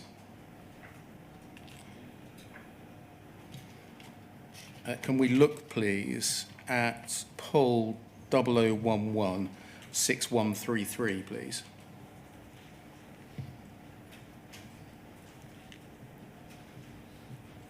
This is an email chain between you and Susan Crichton that begins on that evening, the evening of the 23rd of September. Can we look at the bottom of page 1, please? Susan Crichton at 9:38 says, confirm I've spoken to Alan Bates, explained that the family had been in touch today and asked for help in branch as the sub-postmaster had been involved in a car accident. I explained Andrew's looking into this. We'll catch up with him tomorrow. Alan has rung back to say the message re car accident was a miscommunication from a family member and it's definitely a suicide attempt.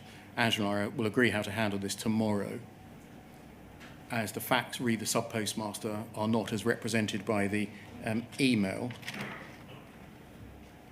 And then if we scroll up, please, we see your, there, thank you, we see your reply at 12 minutes past 10 that night. Thank you. 2 points for me tonight. Firstly, but most importantly in the exchanges, I haven't seen anything re how Martin Griffiths is. Do we know how, are we in the loop? And then if it's an attempted suicide, as we sadly know, there are usually several contributory factors. Are the police involved? And are we in direct contact with the family? At this stage, why were you raising the fact that there were usually several contributory factors involved? The first thing to say is, as I say in my statement, I am very sorry about this, and that just sounds too shallow. Every email you will see from me about Mr. Griffiths, I start with him and how he was or how his family are. The post office took far too long to deal with it. And to answer your question about contributory factors, one of the other things that I had to do as chief executive was to understand, if there were details, to understand how this... I would have to communicate something so serious as this to the board, and I think I was trying to find out whether there was anything else behind it. I had a personal experience of a previous post office colleague who had took their own lives, and I phoned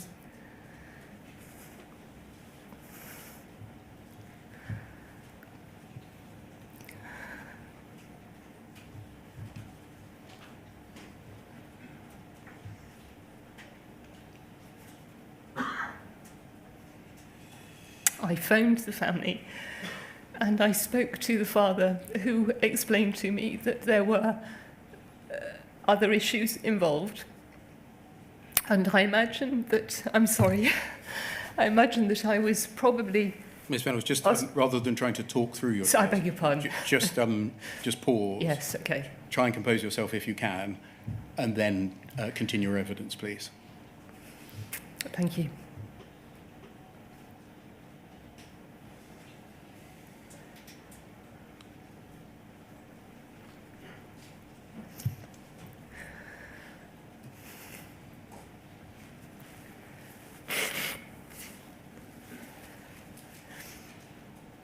In this particular case, I had spoken to the sub-postmaster's father, who had said to me that there were other contributory factors in his son's death, and they were very grateful for the call that I had made. In Mr. Griffith's case, I also offered to do the same, and I was told by the General Manager of the Crown Offices that that wasn't needed and other people were in the loop. I imagine that what I was doing here in this email was recalling that previous incident. But what you'll see is that in every email that I wrote on this, my first concern was for Mr. Griffiths and his family. And as I've said in my statement, sorry is an inadequate word. I'm just so sorry that Mr. Griffiths isn't here today. You say Thanks. Secondly, and very definitely in that order, Alan Bates' email is worrying, especially as we hoped we had a working relationship. He clearly doesn't want to trust us. Who's closest to him, do you think? It would be unfortunate if we lost him at this stage, but equally, we need to be straight about how unhelpful this kind of exchange is. What I was trying to say there is that Alan was rightly very, very angry about this. His language about post office colleagues was extreme, as we've seen. I knew those post office colleagues, or at least some of them, and didn't believe they were capable of the behaviours that he was suggesting.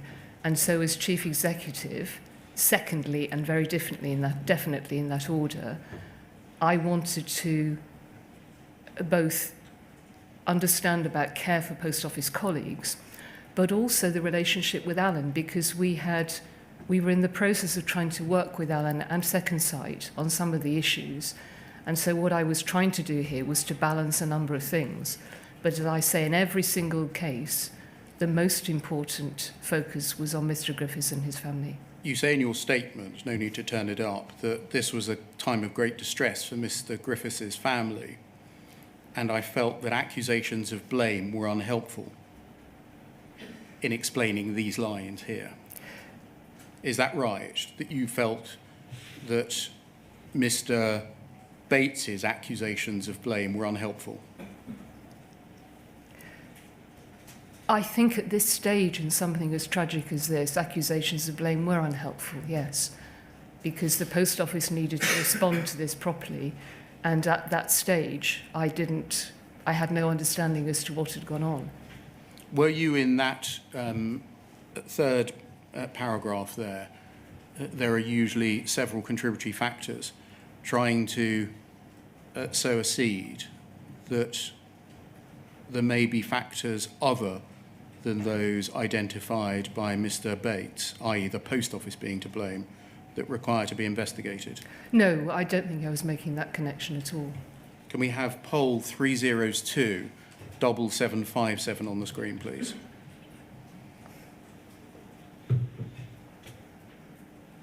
And look at page 2 at the bottom, please. Thank you. There's an email from Mr. Breeden to Angela Van den Bogard and Mr. Chester. We'll see later that you get copied in on this chain. You're not at the moment. This is the 11th of October now at 7:31 in the evening. To confirm our conversation, Glenn, he was the local manager, had spoken to Mr. Griffiths' sister to offer condolences following the very sad news of Mr. Griffiths having passed away this afternoon. Glenn received notification of Mr. Griffiths' death by text message earlier this evening from his sister Jane. The text was worded, "Sadly, my brother Martin passed away this afternoon after being in a coma for 18 days. The family is devastated at such a waste of life and feel the post office has ruined yet another life. Thought you should like to know as you liked my brother." And then if we scroll up, please, we see that that's passed on to you at 8:43. Sadly, Martin Griffiths has passed away this afternoon. Yes? Yes. And yes. then scroll up, please, to your reply, if we keep going, please. At 9:28 that night, you say, "Thank you for sending over this news. I'm so sorry. Martin's family must be devastating. I know, sadly, from experience in business and personally, that there's rarely a simple explanation for such deaths, even though it's often easier for those so closely affected to look for one. 3 requests. Firstly, if I can help in any way that you're the team dealing with it, ask me. I'd be happy to speak or meet the family if we thought that would help." And I think that's what you were referring to a moment ago. Yes. Secondly, that we look after them as much as we can and as they will allow. And thirdly, we look after Glenn. He'll be feeling very bad because he knew Martin and was the person closest to him from the post office. And scrolling down. And then we need to look to the business. To help me brief this properly to the board, can you let me know what background we have on Martin and why this might have happened? And then you say this, "I had heard, but have yet to see a formal report, that there were previous mental health issues and potential family issues."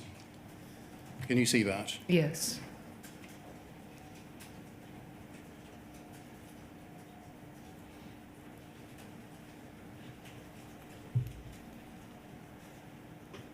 Were you asking your team here to dig into Mr. Griffiths' records, to look for information or evidence that he took his life because of mental health issues or family issues?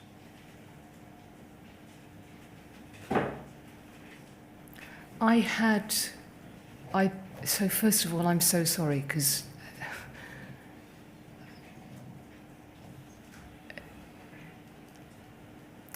I had, as chief executive, to pass this information on to group executive and to board colleagues.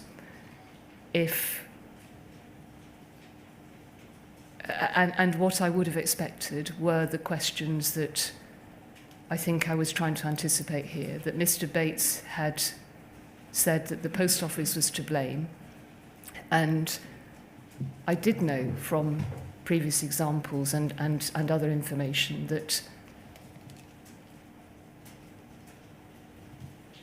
it doesn't matter. I simply should not have said it. I shouldn't have used these words. Who did you hear?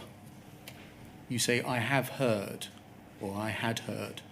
From whom did you hear that there were previous mental health issues and potential family issues? I don't recall. I believed I had also seen something in an email somewhere, but I don't recall. Was it rumour at this stage if you hadn't seen a formal report? No, I don't believe so. Can you help us any more?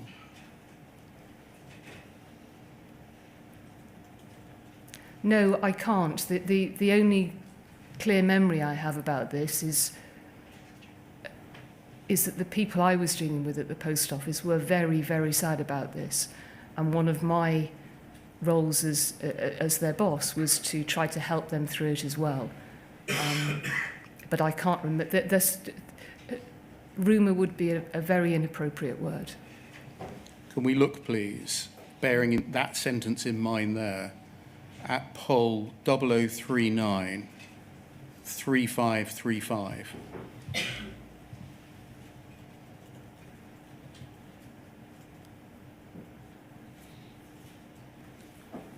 This is the next day, the Saturday, the 12th, and it's 9:01 in the morning, and you are emailing a group of people. I'm not going to read the chain, but in the third bullet point under some questions, you say, I possibly heard, but may be confusing with a previous case, that Martin had some mental health issues. How do you possibly hear something?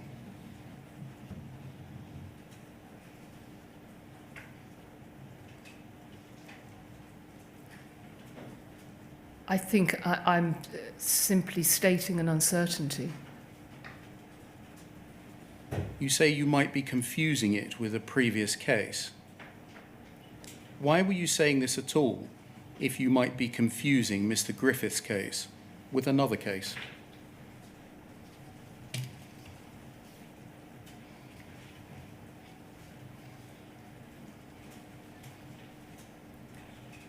I'm trying to make sure, I believe, that there isn't confusion. I shared with you earlier that I spoke to the father of a previous colleague, and it may be that I was recalling that. In your witness statement, there's no need to turn it up. It's paragraph 675 on page 317. You say, I was very aware of the background to suicide. It can be complex and is sometimes not apparent until long after the fact, and there's often a desire by those closely affected by such a death to look for an explanation. By telling us that, is your evidence that you were looking to explain Mr. Griffiths' death for the benefit of his family, and that's why you were asking these questions?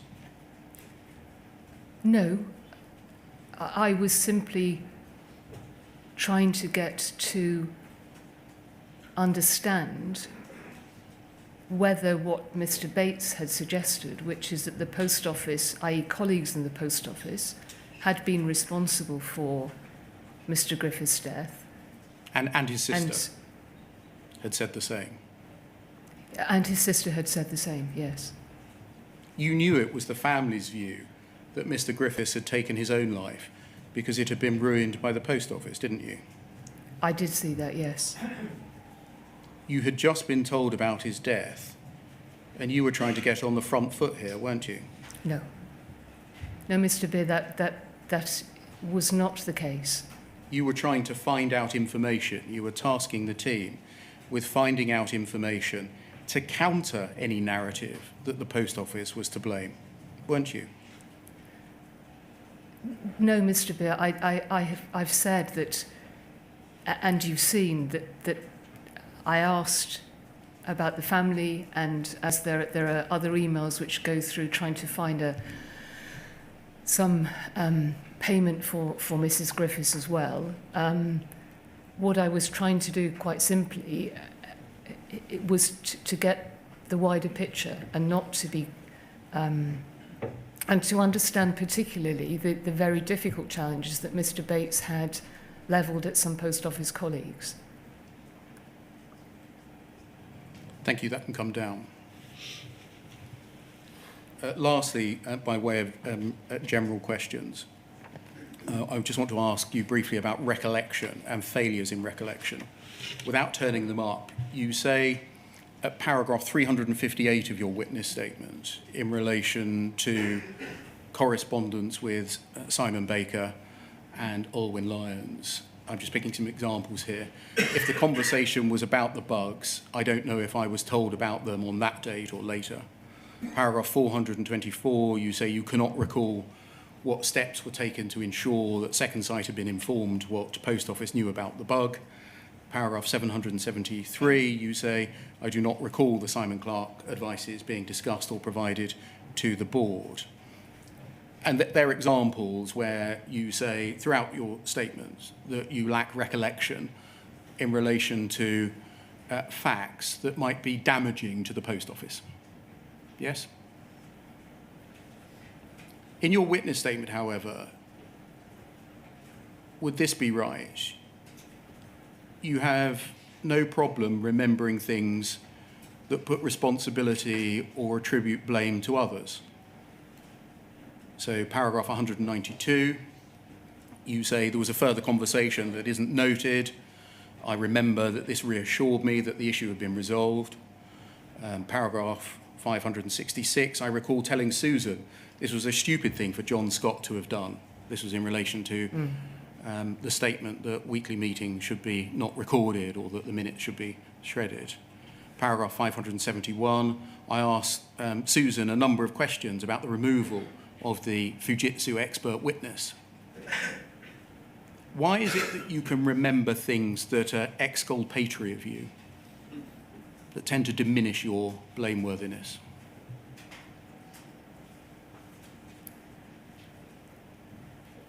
No, I don't believe that's the way I approach my statement at all, or any of the work to the inquiry. I've approached it with the intention of integrity and truth and honesty. Why is it that in your witness statement, when you refer to a recollection of a conversation that's unminuted, undocumented, not referred to in any email, there are always things that exculpate you, that reduce your blameworthiness? That isn't the approach I've taken.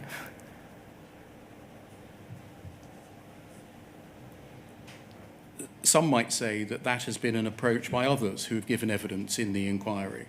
They have great difficulty in remembering things unless it paints them in a favourable light. Was there an issue, a systemic issue in the Post Office, that people only looked to the good and forgot the bad? No, I can't comment on other people, and I give you my word, as I've said earlier today, that I will respond in complete truth to this inquiry and have done in my statement. So my approach to this is, I hope, with integrity. Within the Post Office itself, I don't recollect that, and you've already mentioned that there was a positive culture in the organisation of lessons learned. I introduced something... I don't think I've said that. No, sorry, you didn't say positive culture. You mentioned lessons learned. Yeah. I'm explaining that was a culture in the Post Office, and there was a positive intention behind that, which was to learn lessons all of the time. I mentioned that I encouraged bad news is good news, And you will see in inquiry documentation that the word pre-mortem is used very often. And that was an attempt to, both from lessons learned, to read into actions going forwards where things might go wrong. So there was an intention from my leadership, certainly, and I believe the people I worked with, to look for and learn from mistakes. Thank you. Can I turn then to your background and general knowledge of issues at the Post Office? I think you worked for the Post Office for 12 years in total, is that right? That's right. You joined in January 2007. Yes. You were made Managing Director in October 2010. Yes, And you left as CEO in April 2019. I did. On a point of detail, whilst we're dealing with that chronology, when Alan Cook gave evidence last month, he suggested that you may have signed off on the Post Office spending some £300,000 in costs, pursuing a £26,000 debt said to be owed by Lee Castleton. The main hearing in Mr. Castleton's case took place between the 6th and the 13th of January 2006, with the judgment being handed down on the 13th of January 2007.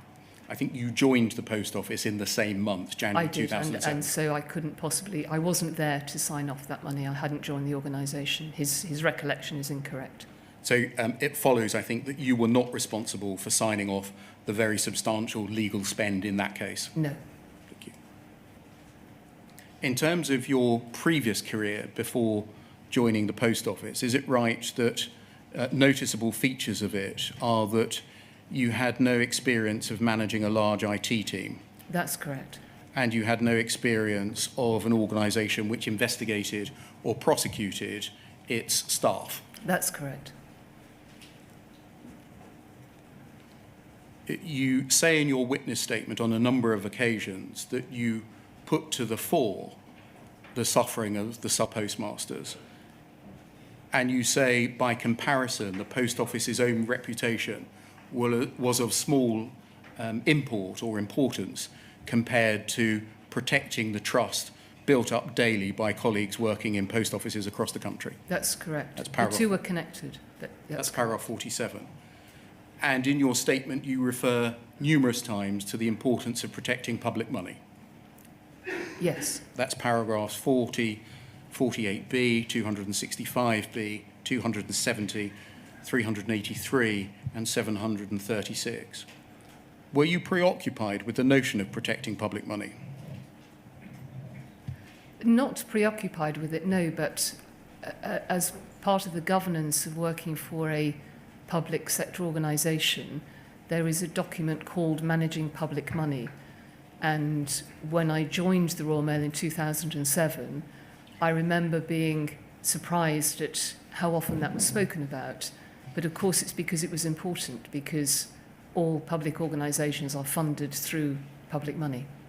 In your statement, you refer on numerous occasions to the importance of the Post Office's reputation and brand.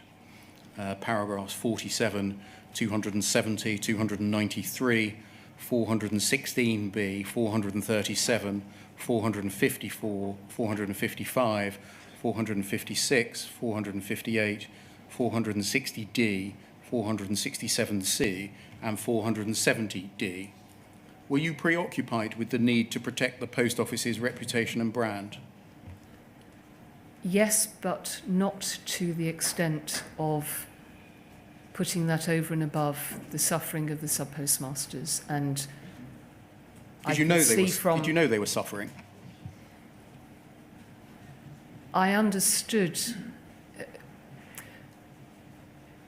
That's a difficult question to answer because the answer is yes and no. I understood from clearly if people were being prosecuted, that was a very difficult thing. And the reason that we put in place the review with Second Sight and then the complaint and mediation scheme was to look into that.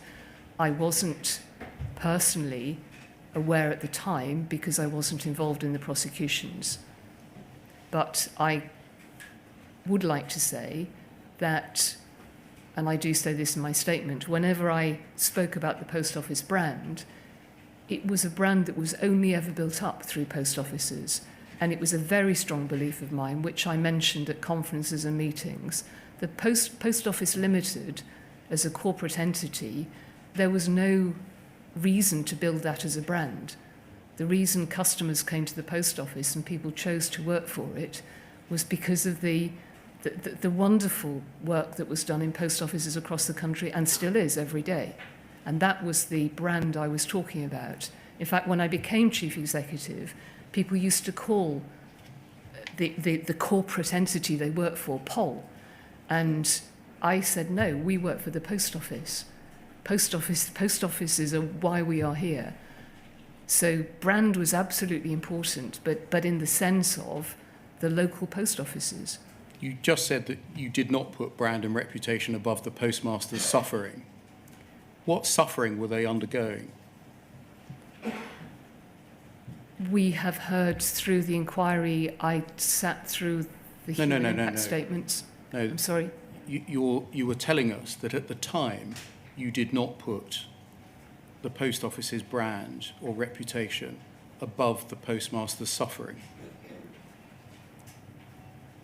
In terms of a personal approach, I don't ever recall that being a motivation. I can see with hindsight that there will be many examples of where that is clearly the case, because the post office got this very wrong. You tell us in paragraph 49 of your witness statement that when you joined the post office, you had no understanding of the board's responsibility for the oversight of criminal investigations or prosecutions. I'm sorry, say the beginning Yes. of that again? When you joined the post office in Yes. 2007, you had no understanding of the board's responsibility for the oversight of criminal investigations or prosecutions. That's correct. And nor did, in fact, you appreciate, you say, even that it brought its own prosecutions. That's right. Is that right? Yes. What was your understanding when you joined of the post office's geographical remit in respect of investigations and criminal cases involving sub-postmasters?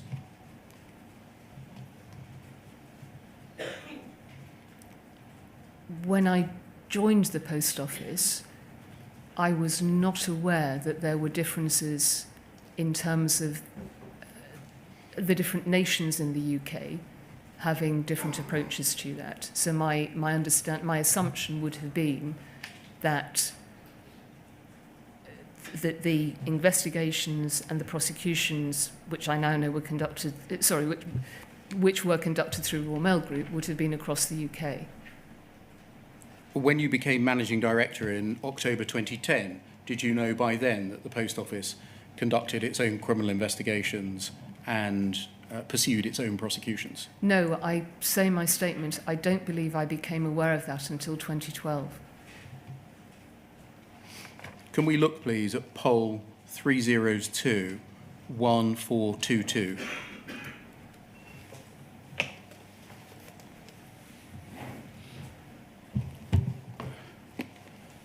This is an RCC, a Risk and Compliance Committee meeting of the 28th of March 2008. So 4 or so years before the date that you've given us. And we can see that you're present, yes? Yes, yes. And you were, I think, a member of the Risk and Compliance Committee at this time, I was. as Network Director. Yes, yeah. And can we look, please, at page 9? Halfway down the page. Keep scrolling, thank you. Thank you. Crime risk at paragraph 2.5. John Scott presented the crime risk elements of the revised pack. An overview of supply chain and network burglary and robbery incidences were presented. And John explained that supply chain losses were just in excess of the 2006-07 performance.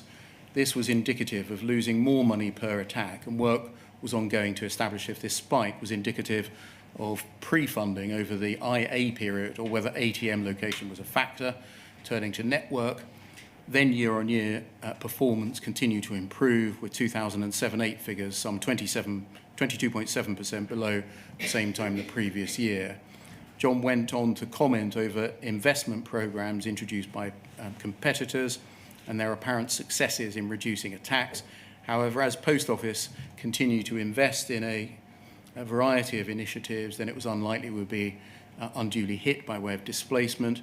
A fraud update was detailed, which showed year-to-date fraud figures of 4.6 million captured within 292 raised cases. John advised the committee that a fraud strand restructure had seen greater focus placed on the identification and drive of proactive fraud initiatives as opposed to simply delivering investigative casework. What would you have understood to have been traditional investigative casework? I don't recall, I'm afraid. I imagine... I don't recall. I may well have asked in the meeting, but I don't recall. Would that not tend to suggest that at this meeting there was a discussion about investigative casework conducted by the Post Office? There could have been. Are there any minutes of the meeting? I'm sorry, I don't... That's what we're looking at. That's at the minute. No, in which case I don't recall. I'm sorry. Can we go over to page 10, please? Sorry, we're on page 10. If we scroll down.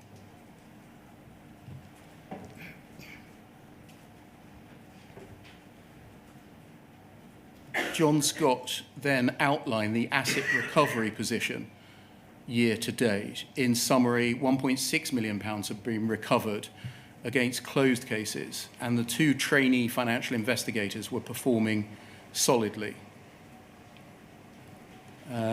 Moving on, the 2008-9 Crown Loss Initiative would see security team personnel target Crown Estate losses with a view to reducing by at least 25%. Isn't this indicative of a discussion about the Post Office investigating itself, its own fraud? Yes, it looks as though it is. I'm not sure that I would have taken anything untoward from that. That would be a sensible thing to do across the size of the Post Office estate. So by at least March 2008, you would have appreciated that Post Office conducted criminal investigations in its own name? I don't know that I took that from this. Who did you think was doing the investigating? 2 trainee financial investigators, for example. Yes, I can see that. I don't think I would have read anything more into... I can't recall the conversation. I'm very sorry, but 2 financial investigators would seem to be, or however many, a sensible resource for an organisation to have if it is managing money and it's looking into whether there are examples of fraud. But isn't the whole context of this discussion that the Post Office is investigating? It has its own investigators.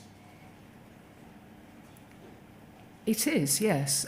So you would have known by March 2008 at least that the Post Office investigated crime itself. No, I don't believe I would have taken that from this at all. And why not? Because as I read it, it doesn't say that. Who would the trainee investigators work for? I imagine they work for John Scott, for Head of Security. And he works for the Post Office? At the time, he worked for Tony Marsh and Royal Mail Group, yes. But they work for him and he works for the Post Office? Yes, yes. So they would be investigating fraud? Yes? Post Office people would be investigating fraud?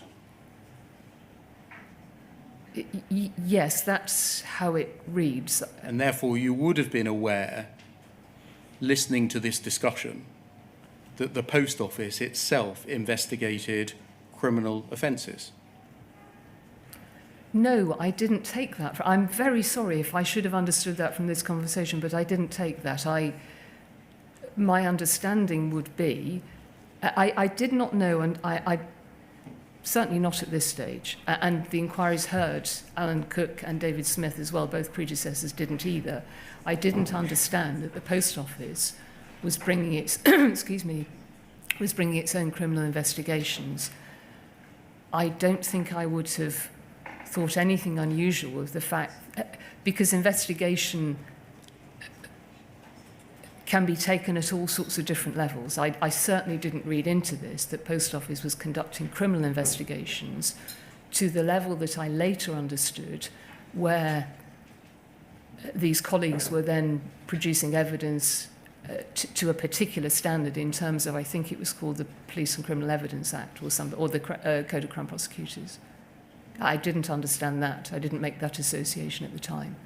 Mr. Scott is recorded as saying that the asset recovery position in the year to date was that £1.6 million had been recovered against closed cases.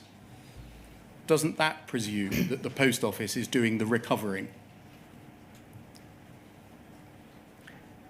Not necessarily. Excuse me. Who did you think would be doing the recovering? I don't recall the meeting from 2008. It's very difficult to, and I am not trying to be disingenuous in any way on this. I simply don't recall the meeting. I don't know whether more information was discussed in the meeting.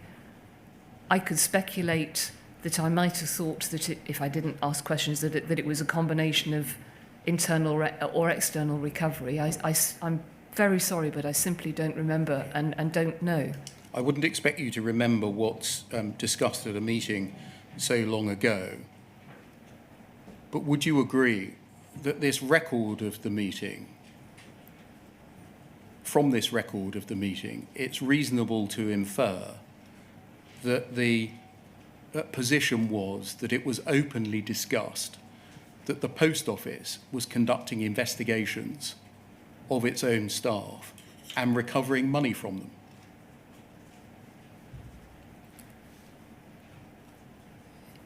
Yes, I think that's a reasonable inference to draw. So why is it that you say that it was not until 2012 that you appreciated that? Because the inference I may have drawn in that meeting is not the same as what I learnt in 2012, which is we were doing a very different level of investigation in terms of professional codes and criminal investigations.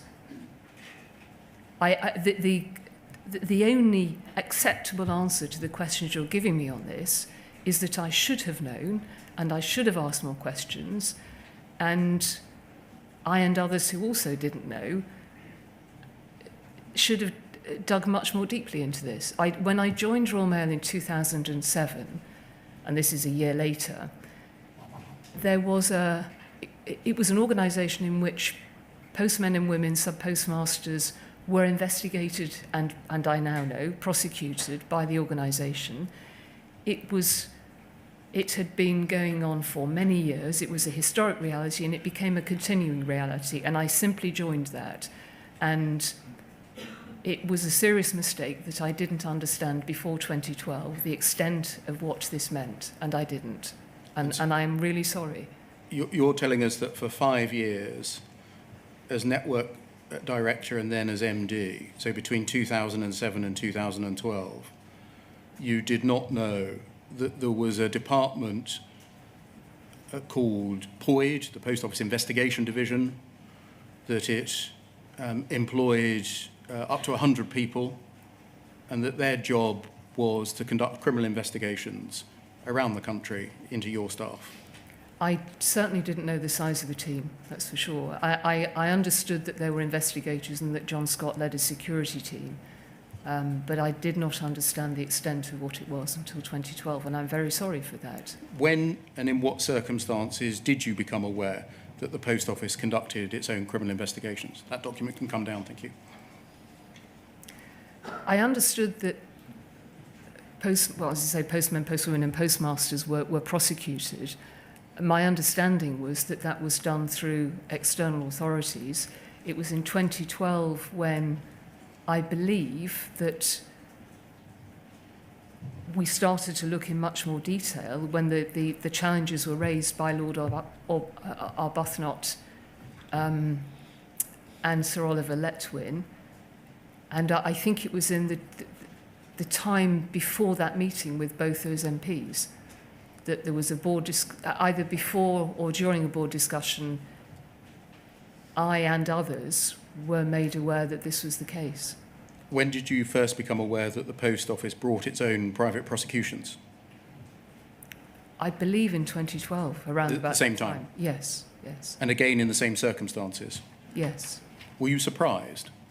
I've been working for this company for 5 years. I didn't know we, rather unusually, prosecute our own staff. Yes, I think a number of us were surprised.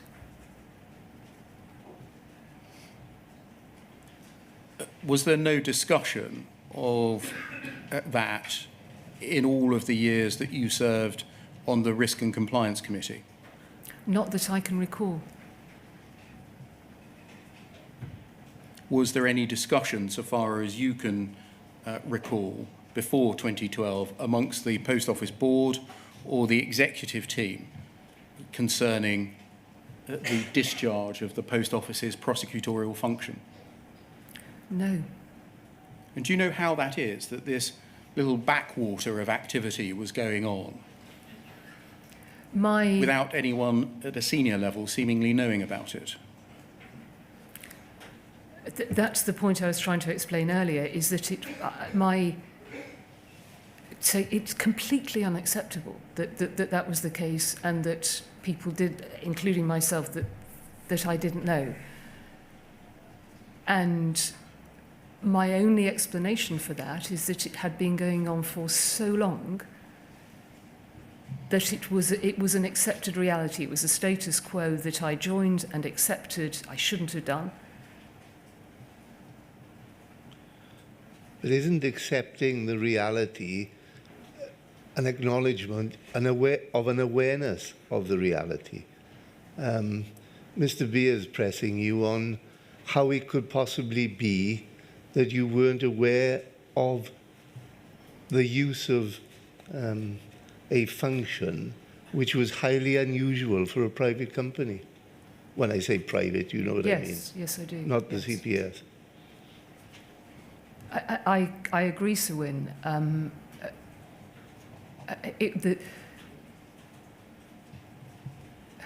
The way Mr. Beer describes it is that it was a function that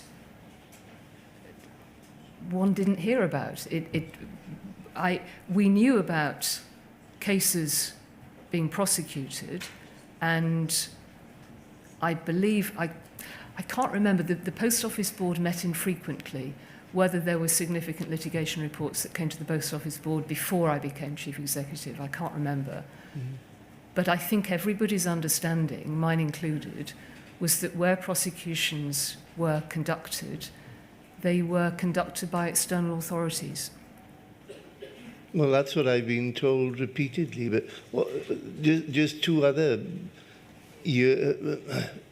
stepping stones to this, and then I'll let Mr. Beer carry on. But there was at least one case 2 years before 2012, Mrs. Misra's case, which attracted a great deal of publicity. I mean, it does seem extremely surprising that it didn't filter through at that point, that it was actually the Post Office who was prosecuting, not the CPS. I agree.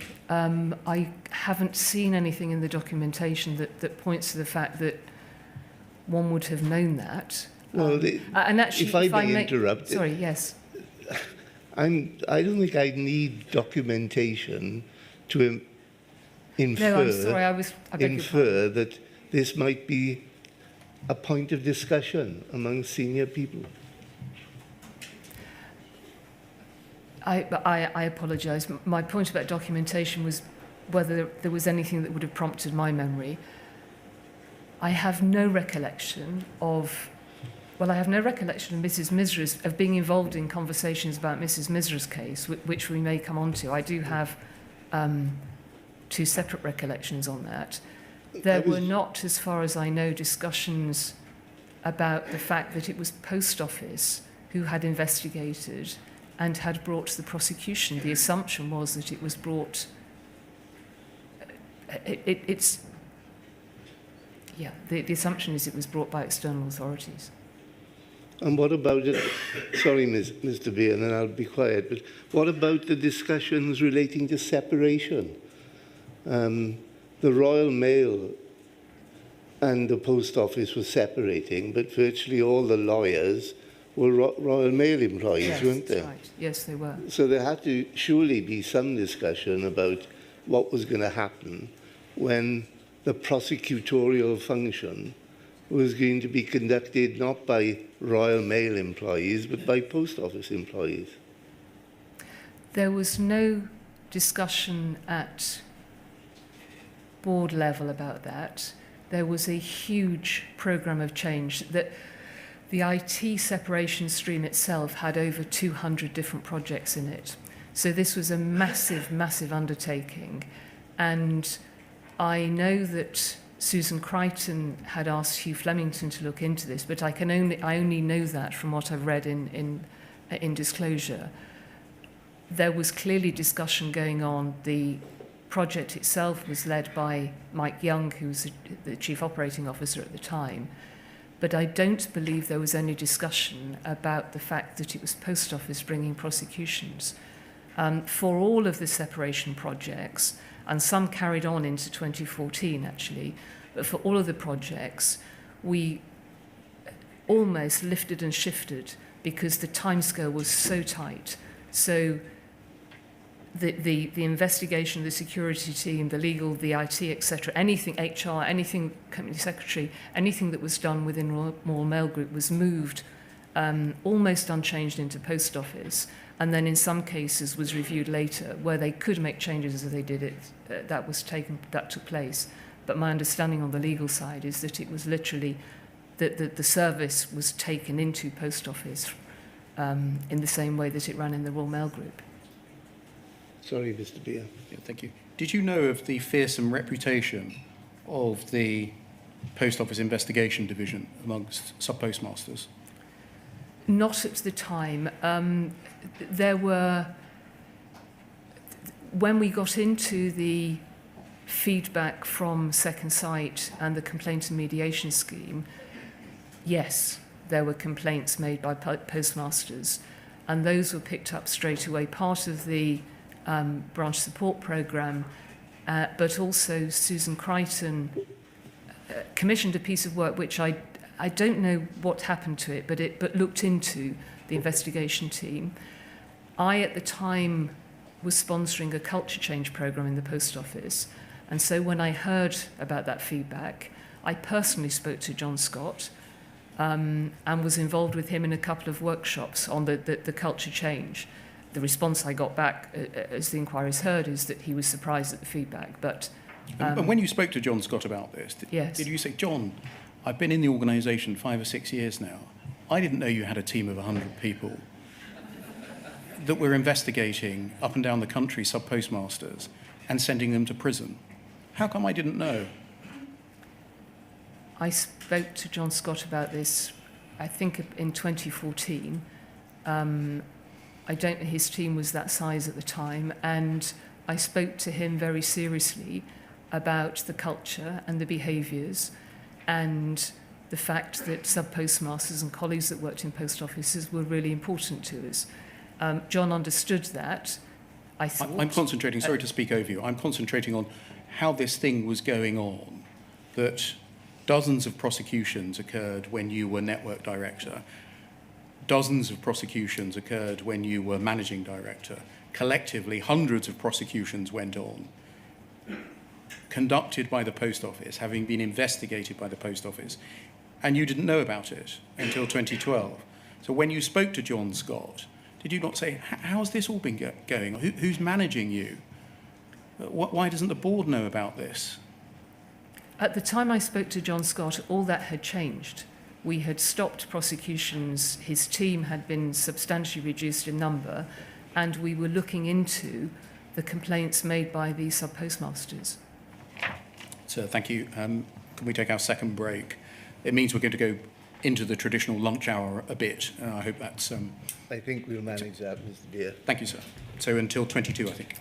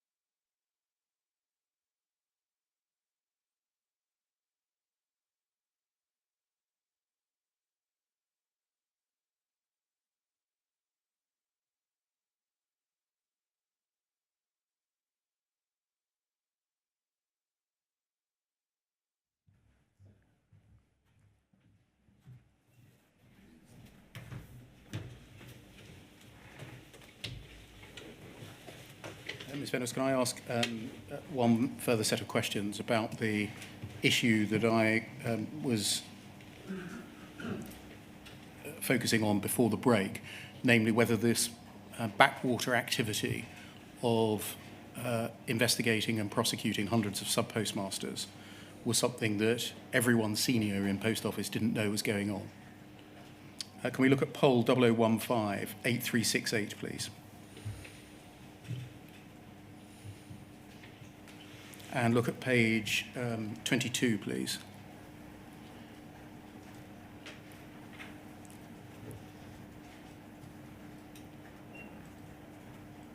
Over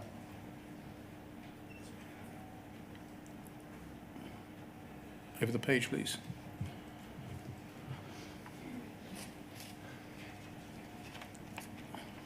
Over the page. Sorry, at the bottom of the page, please. Thank you. Just for context, if we scroll up a little bit, thank you.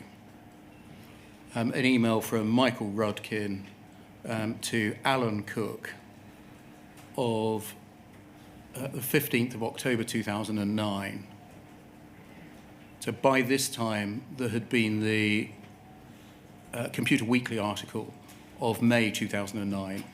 The JFSA had been formed and complaints had started to come in from the JFSA. And Mr. Rudkin is saying to Mr. Cook, I presume you've already seen the article in the Convenience Store magazine. Is this article likely to have any impact on the contracts we already have with our existing banking partners, etc.? Next paragraph, a Horizon Pressure Group is formed there to meet at Fenny Compton Hall in the Midlands. And then if we scroll up, please, see Mr. Cook's reply. A little more, please.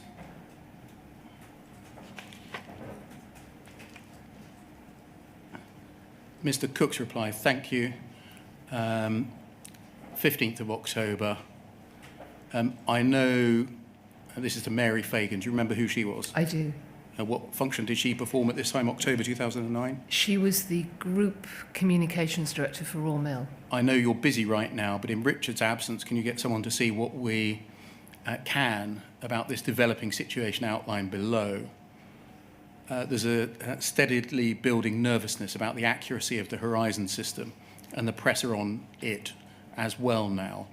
It's the more strange in that the system has been stable and reliable for many years now, and there's absolutely no logical reason why these fears should develop now. My instincts tell that in a recession, subbies will have their hand in the till, or subbies with their hand in the till, choose to blame the technology when they're found to be short of cash. And then bizarrely, the author of the email below was a very senior sub-postmaster in the Fed, who I know well, but whose wife was found to be defrauding us. And we have prosecuted. Can you see that? Yes. And if we just scroll up the page, please.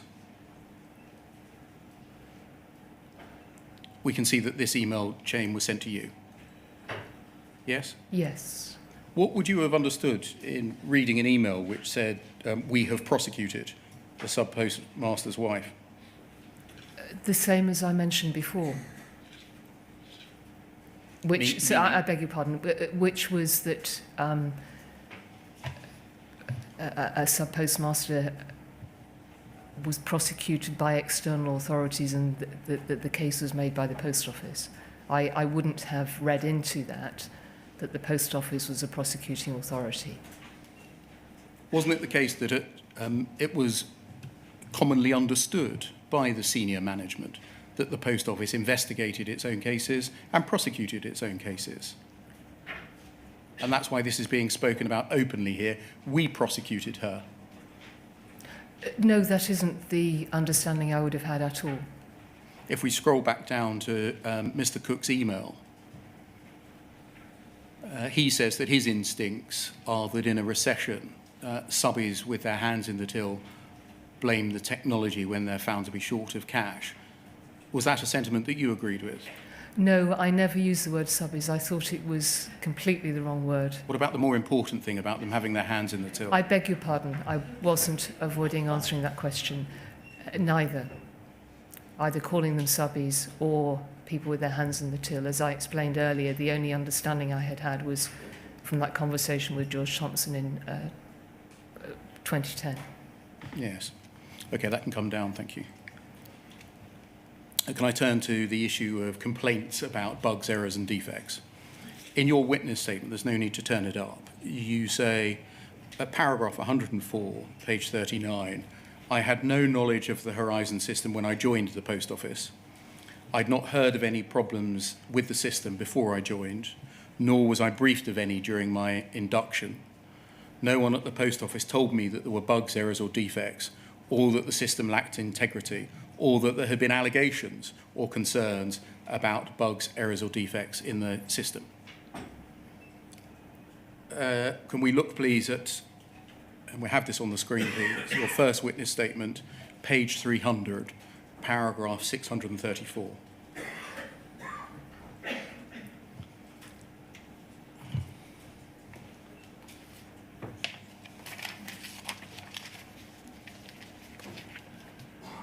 Page 300.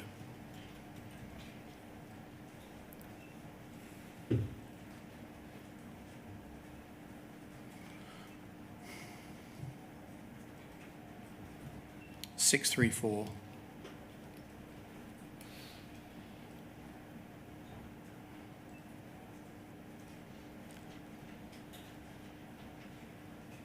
And then if we go over the page, please. Yes, just at the foot of the previous page. Thank you. You're talking here about second sight, and in the second line from the bottom on the page, you say, reflecting on this now, if they, that second sight, had completed those individual cases, then we might have got closer to the real problem. The large numbers, 600 plus, of unknown bugs and defects being corrected by Fujitsu without the post office, as I believe at the time, or my knowledge. Can you explain, please, where the figure of 600 plus bugs and defects comes from? I thought, I may have misremembered that, I thought that was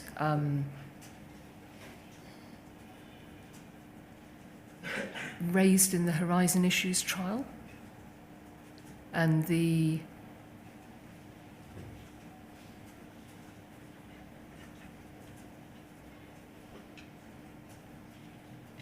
I can't remember where I have that figure from now, but it was, I think, from the Horizon Issues trial, or work that was done right at the very end in terms of numbers of interventions in the system. That's essentially what I'm asking you, where you got the number of 600 plus bugs and defects in Horizon from.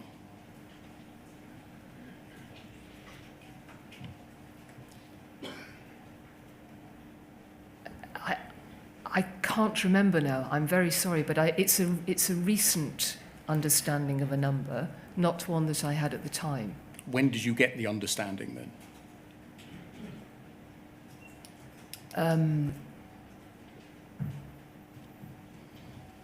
I think after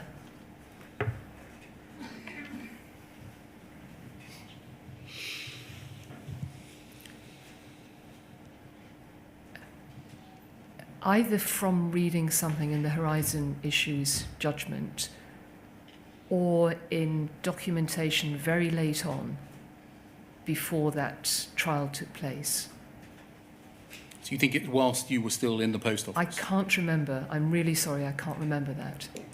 There's a briefing note prepared by Womblebond Dickinson for the litigation steering group in November 2018, which says that statistical analysis conducted by Robert Warden, the defence expert, calculates that the absolute worst, there have been 672 bugs in Horizon over the last 18 years. Do you think that's what you're referring to?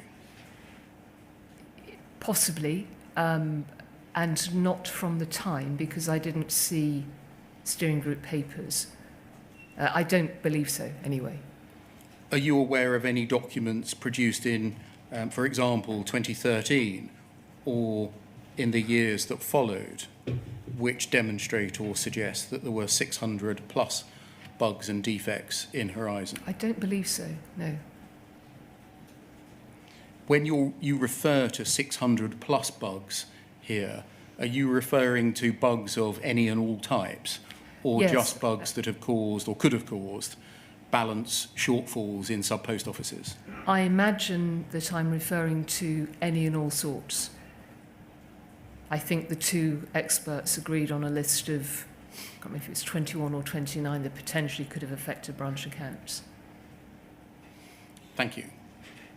So this essentially is referring to after acquired knowledge, Yes. essentially something that you're saying, I've read a document now Yes. that I didn't know about at the Absolutely. time. If Second Sight had carried on with its work, it may have established this. Very possibly, yes. Thank you. That can come down.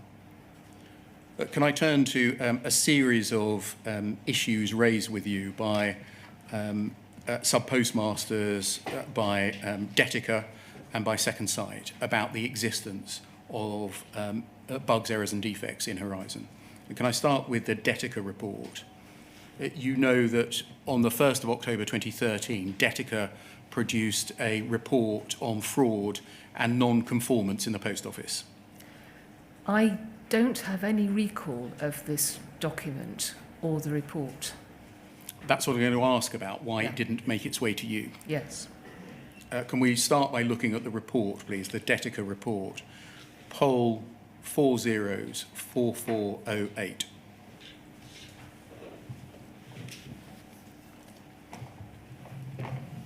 Can you see that it's dated the 1st of October 2013? Yes. It's 51 pages long, and it's produced by Detica. Now, this report, I'm not going to turn up the email in the interest of time, was widely disseminated in the upper echelons of the Post Office, including to Leslie Sewell, Chris Oyard, and Angela Vanden Bogard. The cross-reference for that is poll 00342987. Now, the report is very familiar to the inquiry. It highlighted a wide range of deficiencies across the IT estate of the Post Office and its systems and processes. I just want to highlight a couple of parts to you. Page 11, please.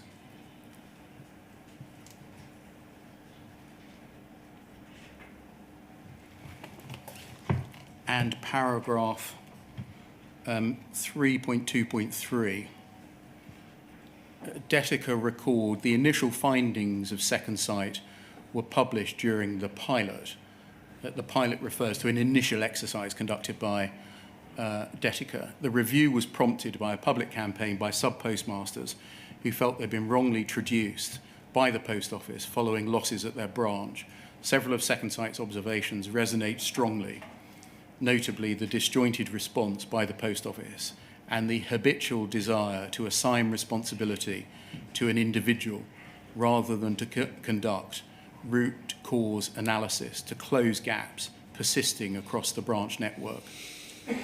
In order to have a consistent approach across the sub-postmaster estate, it's vital that Post Office has the ability to robustly identify and monitor anomalous behaviour so that the appropriate corrective action can be taken, whether this is tactical education, enhanced training, process or system redesign, or audit and investigation.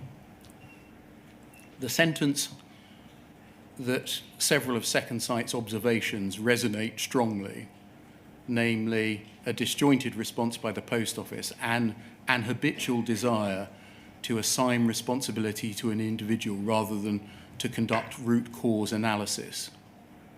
Is that something that was drawn to your attention? No. Ought it to have been? Yes. If this was distributed to Leslie Sewell, Chris Oyard and Angela Vanden Bogard, which one or more of them ought to have drawn it to your attention? I would have said all three. This is essentially marking some of Second Sight's homework and agreeing with it, isn't it? It is, yes. That's an important fact for you, isn't it? That independent consultants, Detica, have been brought in and they essentially agree with second sight on the points identified there? Yes. Do you know why Leslie Sewell, Chris Oyard or Angela van den Boogaard would keep this kind of information from you? I don't know. I've since read the Detica report, and some of the recommendations in it were picked up through other work. Whether they thought, I don't know. I can't speak for them. I was not under the impression that people were intentionally withholding information from me. But Would this this is have this is a report that should have gone not just to me, because the chief executive doesn't take every decision in the business. It should have gone to the group executive, and discussions had about it as to what could have been implemented or not. Would it have affected your approach to second sight, that rather than them being slow, not sticking to their brief, producing unevidenced conclusions and taking the side of sub-postmasters, which is what we're going to see was the view ascribed by you to them, that instead the Post Office's own consultants believed that their observations were correct?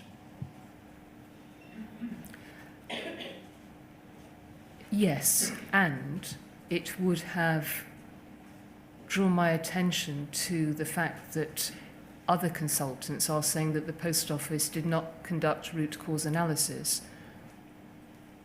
And I didn't believe that to be the case. I assumed that Post Office was conducting root cause analysis. So that would be an independent red flag as well, apart from marking some of second sight's homework rather well. Yes. It would be a second red flag. Yeah. Can we go forward to page 37, please?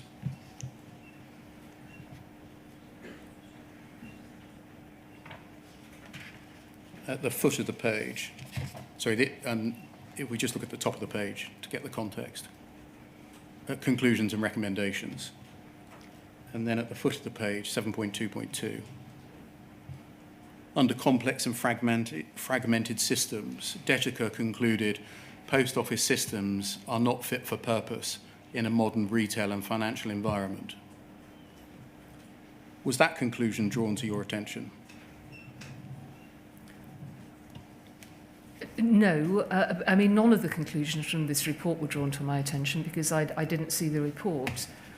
That wouldn't have surprised me as a conclusion. The Post Office, what was the date of this report, please? 1st of October 2013. Yes. We were beginning to look at restructuring a lot of the IT provision, because one of the additional challenges, as well as the points that are raised in this, was the IT needed to be much more fit for purpose in terms of a digital world. Many of the products and services we were selling were digital, or trying to sell. Thank you. That document can come down. So you didn't read Detica's report at the time because it wasn't passed to you? Yeah. You knew they were conducting a study? I don't know that I did. Were you informed of either the fact of the pilot study or any of the findings? I don't believe so.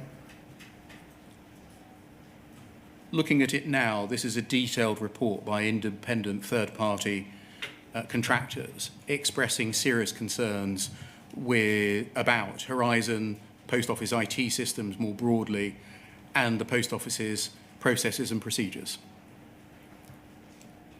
Ought that to have been drawn to your attention? Yes. Was that a serious failing of each of Miss Sewell, Mr. Oyard, and Miss van den Boogaard? I find it very strange that it wasn't brought to my... And it isn't just to my attention, it's the attention of everybody else who had responsibilities in terms of the running of the Post Office. There's information in here that would have been incredibly useful to the network director, for instance, in terms of conformance. Have you any clue why they would want to keep you and the executive and the board out of this information?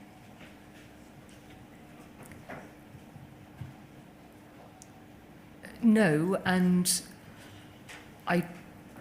no, I don't. I don't recall either that they were colleagues that I would have suspected were withholding something from the board or myself or the group executive.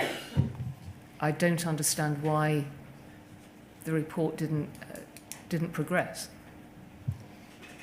Can I turn more broadly to concerns raised by sub-postmasters as opposed to contractors?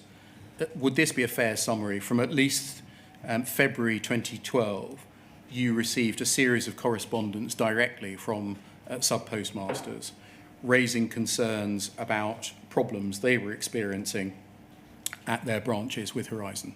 Yes. Can we look at some of them, please? I'm going to try and deal with these at some speed. Poll 0014-0629.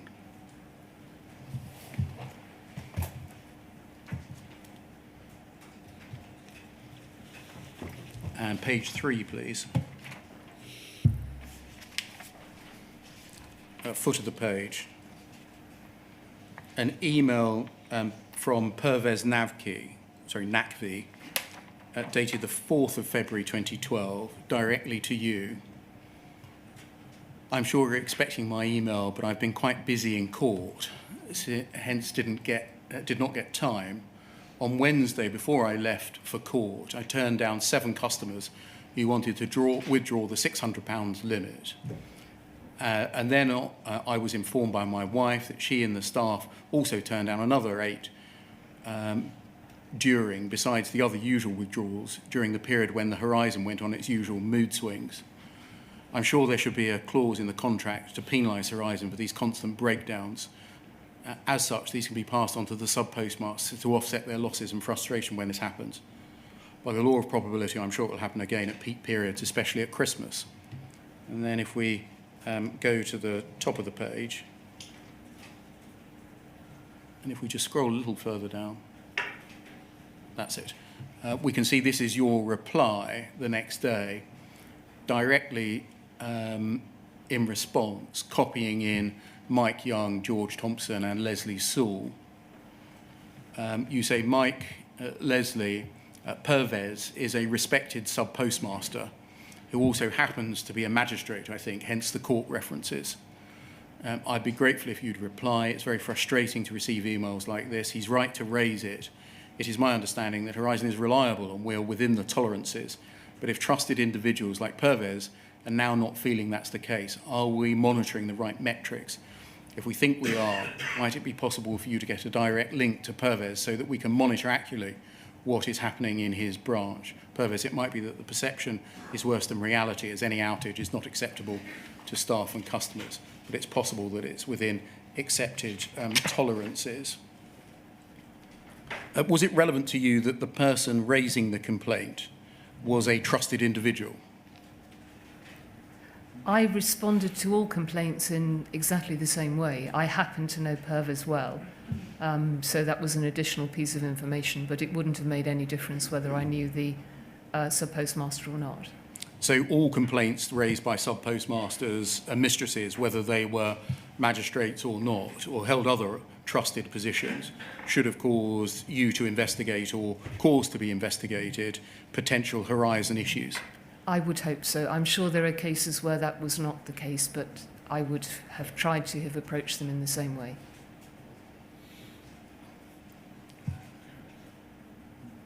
You personally responded to this complaint, and as we'll see, not to a series of others.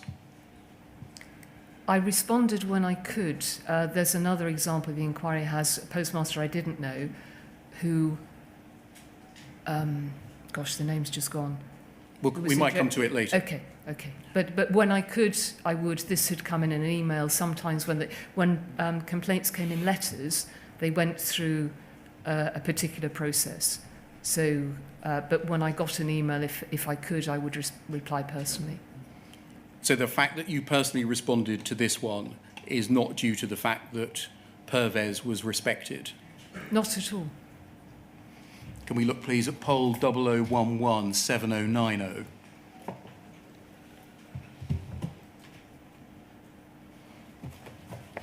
Moving forward to the next year, to September 2013. You can see the date there. It's a handwritten letter from a sub-postmaster, William Banville. Can you see that? Yes. And I'm going to cut through it by going to page 2. He's complained on page 1 about losses incurred due to Horizon. And he says, third paragraph in, if we just scroll down a little bit, that's it. Can I ask if management at the Post Office is now aware of the unexplained problems which we've suffered? It's not just the money which I have repaid for these losses, which in my opinion were not of this office's doing, but the personal attack on me and my staff, plus the ongoing thousands and costs incurred to cross and double check our tills since 2008. And then at the foot of the page, just above his signature, I'm not a thief or a fraudster, but like a terrier, I'll never let go until it's sorted. This letter would have come directly to you, would it? No, I imagine it would have gone through to the executive correspondence team. If we look at page 1 and see the stamp at the top of the page, Yeah. can you see Chief Yes. Executive's office? Yes. So the process is that it would have come into my office. My PA would have sent it to the executive correspondence team. There would then have been, they would have gone out to different specialists across the organisation depending on the content of the letter. And I would then have had a reply back to me with a file behind that reply that might detail the issues that were raised in the letter.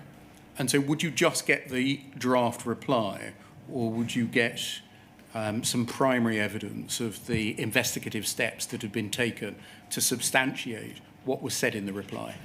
I'm sure there were cases where it didn't happen, but I remember when I first took on the role and had letters like this about many different things, and I was given a draft to or a reply to sign, and I refused to sign it until I was given some of the primary evidence. So after that, I was then presented with a letter to sign and a file behind it that carried the details from the people within the organisation as to how the reply had been compiled. So you wouldn't just sign off draft letters? No, not. You I'm wanted sure to, you will find something where I did. I mean, I had hundreds to do and other priorities as well as these to deal with, but I remember asking to see files. I wouldn't just take something and sign it. Thank you. And I would always read the letter. Can we move on, please, to poll 0011 6166?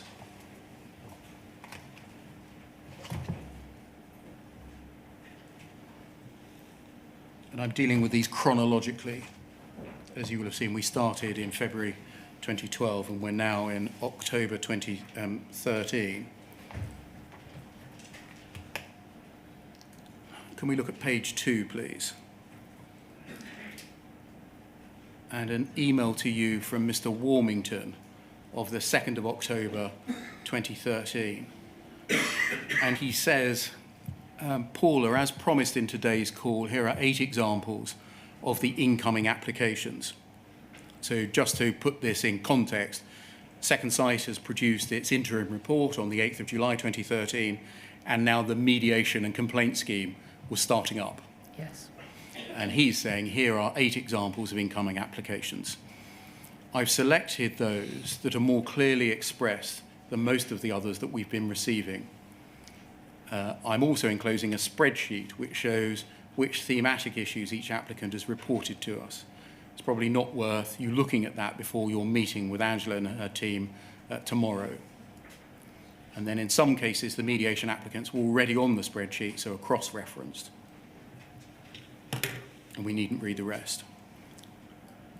And then if we go up, please. So if we just look before we do that.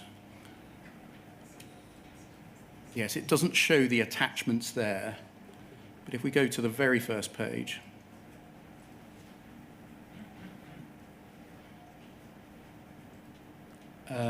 it says example applications. And I think we know that there were 8 attachments to this email. Yes. They were the initial complaints of sub-postmasters or former sub-postmasters. And they included, I'm just going to list them for the transcript and for future reference. There's no need to display any of these. Lee Castleton, poll 309-9683. Keith Jones, poll 309-9684. Jane Brewer, poll 309-9685. Alan Lloyd Jones, poll 309-9686. Pamela Stubbs, poll 309-9687. Noel Thomas, poll 309-9688.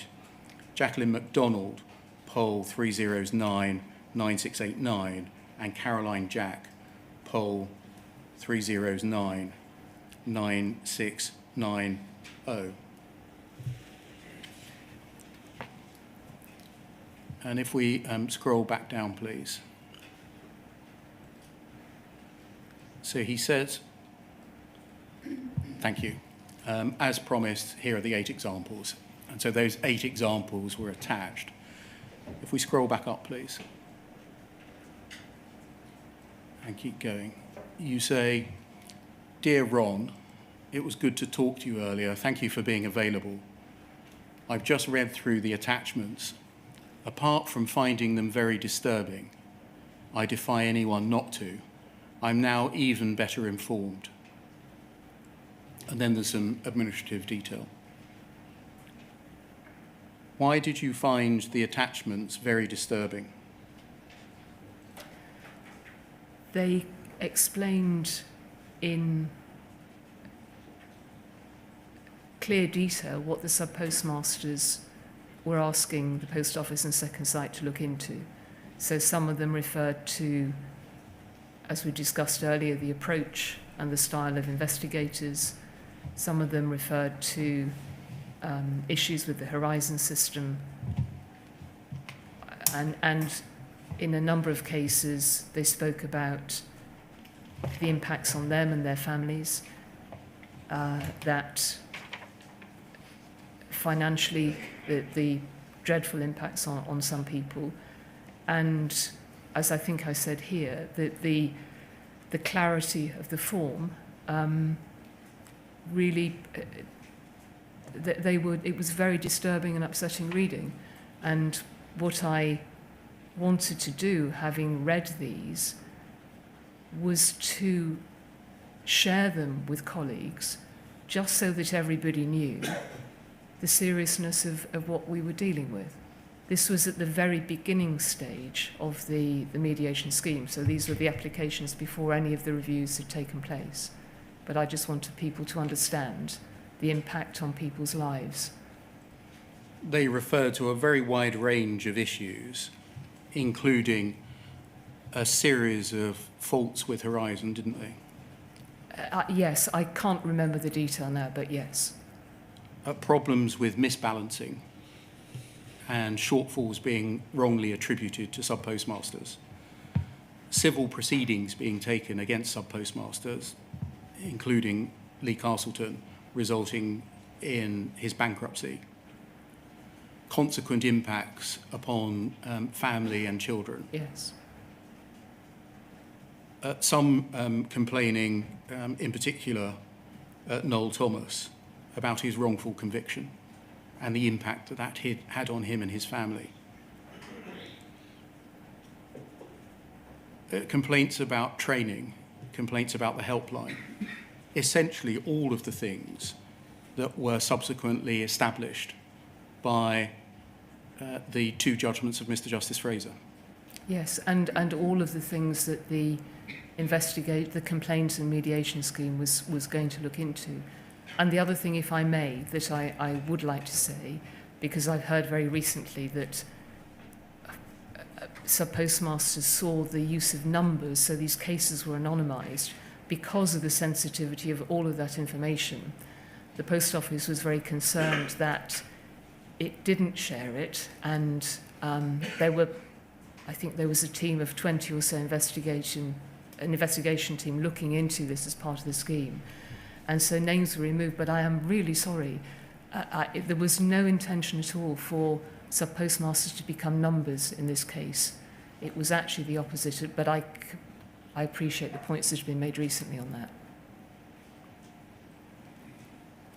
You said that you found these very disturbing and that you defied anyone not to. Yes. What happened between you finding these 8 cases very disturbing and you shutting down the mediation scheme? When did they cease to become very disturbing? All the cases that came into the mediation scheme were by their nature disturbing. My purpose in circulating these was from a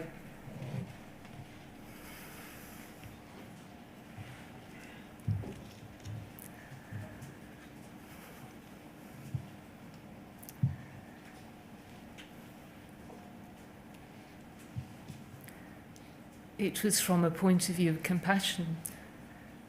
What systems?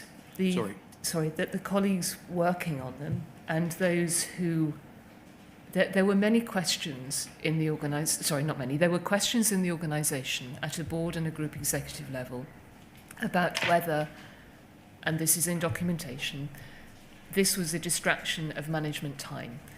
When I read these reports, it seemed to me that this was an important distraction of management time, and that any colleague who might think that this was not a good use of money to be invested by Post Office and time invested in investigating it was clearly wrong. And I wanted to make sure that there was no misunderstanding about that. To your question about what happened between them and standing down Second Sight, this was the ambition, was to look at all of these cases in as much detail as possible, and my understanding was that is what the team were doing.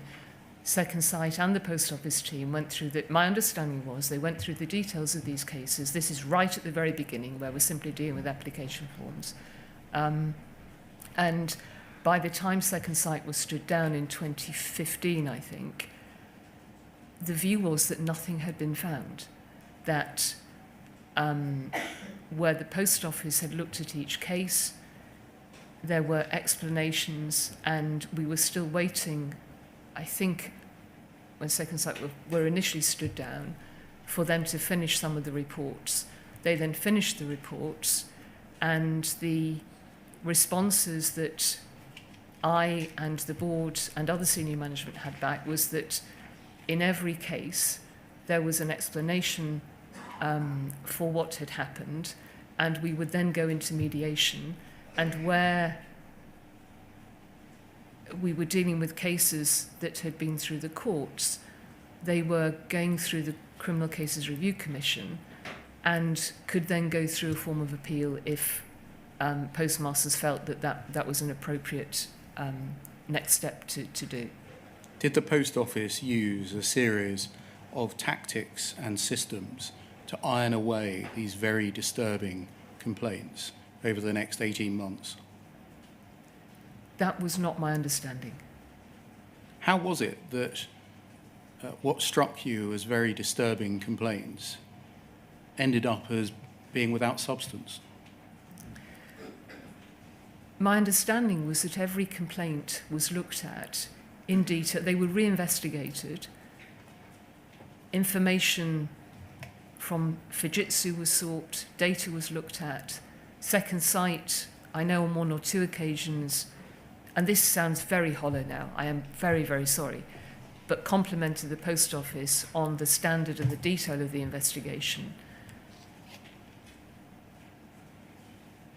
And it's completely unacceptable and deeply sad, and I am very sorry that we didn't reach the right conclusion on these cases. Thank you. So that might be an appropriate moment. Might we break, please, until 2:15? Yeah. Thank you, sir.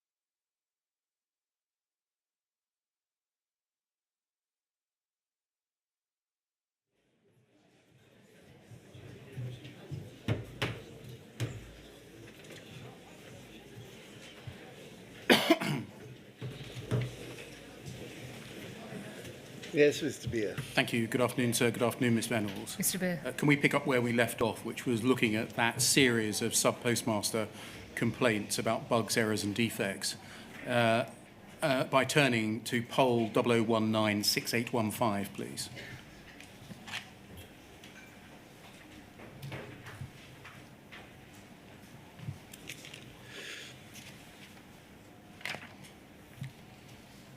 This is from a Mr. Pennington. It's dated as having been received on the 13th of September 2013 in your office. And in the second paragraph, having said, "Dear Paula," he says, "First, though, may I explain my background? I worked conscientiously and loyally for the Post Office for over 20 years. In this time, it was very stressful due to the economic environment. However, at the same time, customer service was very satisfying." Next paragraph. "My complaint is from when the Horizon system was implemented. There was a loss from the system due to incorrect procedures on the staff side, lack of training. That resulted in a shown loss of over £18,000. I was assured that it would all return. However, only £13,500 returned. And I had to, as the expression was, quote, make good the shortfall. At the time, I took my grievance to the area manager level, only to be told that the contract stipulated all shortages must be made good, and there was no appeal procedure." Looking at that complaint, is this the kind of letter that you described before the break as one that would have been sent down the Chief Executive's office correspondence to be dealt with route? The route, yes, it would. The route wasn't just the Chief Executive, it was for all executive correspondence. And I imagine this would have gone through that particular process. The thing that Mr. Pennington complains about, that he was told that the contract stipulated that all shortages must be made good, was that your understanding of the contract at this time, September 2013? Yes, it was my understanding of the contract. Once a postmaster had gone through the various stages of, and I realise now from all that we know that this was done in some cases very inadequately, but the complaint and the dispute would go through a particular process. And if it wasn't resolved, then the contract was to make good. My assumption through this time was that that resolution process worked, and clearly for many cases it didn't do that. Where did you get the understanding from that the contract said that all losses must be made good, irrespective of cause? My understanding,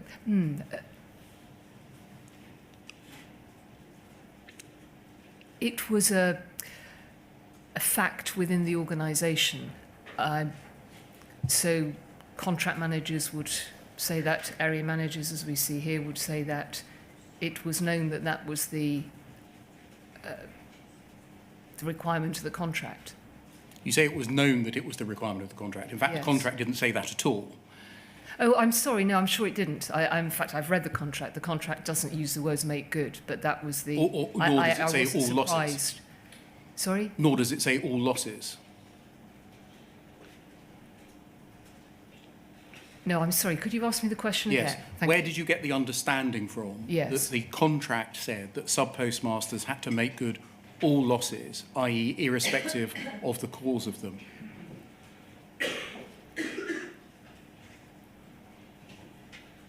I'm not sure that I had that understanding. What was your understanding by September 2013 of the operation of the contract so far as sub-postmaster losses was concerned?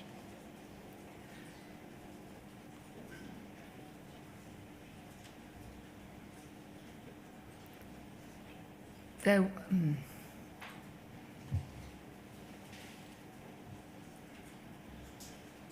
I'm sorry, I don't know that I could recall. I'm not sure that I can recall now what I knew the contract said at that time. I have read the contract a number of times.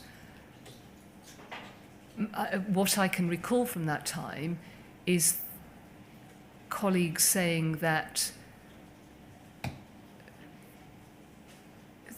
the Post Office could not, in all cases, determine what had happened, and so the contract held the sub-postmaster liable for losses in the office. My understanding was that that was following a detailed dispute resolution process, but I can't recall the details of that contract. If the contract said that the sub-postmaster was responsible for all losses, what was the point of an investigation?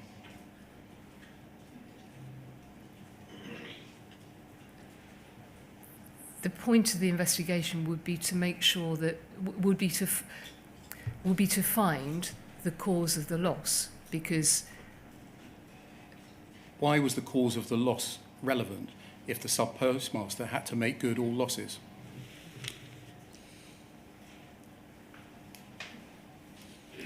because it would be highly irresponsible for an organisation to be, as we will come on to discuss, I'm sure, to be prosecuting and finding people guilty of things that they were not guilty of, and vice versa.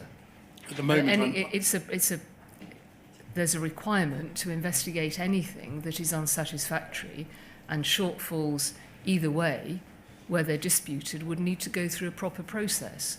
At the moment, I'm not talking about prosecution at all. I'm exploring at the moment your understanding of the contract and the extent to which it permitted recovery against the sub-postmaster, and in what circumstances. Was it your understanding that it permitted recovery of all losses, irrespective of cause, from a sub-postmaster? I honestly can't remember what it was at the time. I would have completely relied on the people whose job it was to determine what the contract did or didn't say and how it was applied. When you were network director, were you the ultimate line manager of such people? Yes, they reported through a general manager. There were contract managers, and they reported through three or four different levels through to me. And you can't say now what your understanding of the operation of the contract was. Is that right? I can't say now. What I'm saying is that I cannot recall now what I understood the wording to be in the contract, in the clause that applied to this. But I trusted that this was a process that had been in place for many years, and it was run by an experienced team. The inquiry has a witness statement from Lynn Hobbs, who was the general manager in charge of that team, and she was I knew Lynn, she reported to me, she was a very responsible and very assiduous general manager. So I had a number of different areas of responsibility, and I had to rely on the experts in those different areas. I wouldn't have trusted my own interpretation or memory of a contract in an individual case. Thank you. I wasn't involved in that level. Can we move on? Poll 0010 1783, please.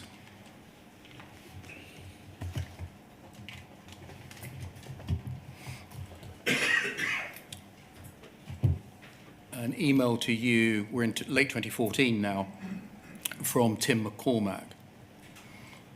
And if we scroll down, please. Thank you. Dear Paula, so it's directly to you. Yet again today, Mark Davis, speaking on behalf of the Post Office, relied on the defence that there are no systemic errors in Horizon, and that this is proved because we deal with so many customers per day in so many branches. Just stopping yet there, that was a frequent refrain of the Post Office at this time, wasn't it? It was, and it was one that I used, and it was true, and it was completely unfair in these cases. I think Mark and yourself might like to review the periodic message to branches that are sent out via Horizon. There are a catalogue of systemic errors that arise from time to time and are fixed, some involving automatic transaction corrections. Paula, as I keep saying, you're surrounded by people in your office that tell you all is well. You have no personal knowledge of operating Horizon, nor probably any in-depth technical knowledge. What if the people that are telling you all is well have the same attributes? Over the page, please. So forget systemic errors for the moment and consider intermittent errors, which by and large are caused by communication problems. I know of more than one, but one in particular. It exists. It occurs at different times in different branches. It is noticed. They're reported to the MBSC. I'd really like to see the number of times this has been reported. It causes financial loss to the sub-postmaster. They're not fixed, but the wise sub-postmaster knows how to get his money back, so you don't hear many complaints. You'd hear from the audit team if they caught someone doing it, though. So why haven't these intermittent errors been fixed? To put it simply, because they're intermittent. There's no sequence of events that can cause this error to reoccur in any particular branch. How can you fix something that you don't know what caused it in the first place? You have to throw the whole thing out and start all over again, the only way. On our chat forums, there are documented reports over the years of the same error repeating itself randomly in a wide number of branches. I'm pretty sure I can arrange for the error to be replicated, etc. What steps did you personally take in response to Mr. McCormack's email? I can't remember in terms of this particular email, but I'm aware that there are others that I responded to Tim personally. I responded to Tim personally and then asked for issues to be followed up. Did you, were you advised to stay away from Mr. McCormack by Mark Davis or Rob Williams? Rod Williams in 2016. And why was that?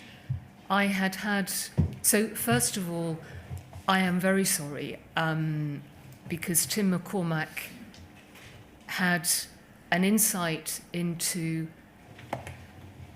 what I said earlier, which is the lesson of me being too trusting, I think. The comments he makes in this with hindsight ring true and are hard to see again. I had numbers of emails, but over the years, probably half a dozen. So when you add them all together, it looks to be quite a few over a period of time. I don't know that I noticed it that much, but I replied to Tim. And he has said this in his statement, his emails became more extreme in their tone to me. I understand today exactly why that's the case. And exasperated? Yes, yes. And I understand why that's the case. But what did you do? Sorry. But the tone of the emails became difficult to deal with, and I was advised that the best way of responding to this was to... so in every case, as far as I recall, we picked up the issues that Mr. McCormack raised. And properly investigated them? I beg your pardon? And properly investigated them? The one I can remember clearly was I think, around 2016, where a full investigation was put in place, and what I was told back was that we had found the explanation for the issue that he was raising. I can't remember in this particular case.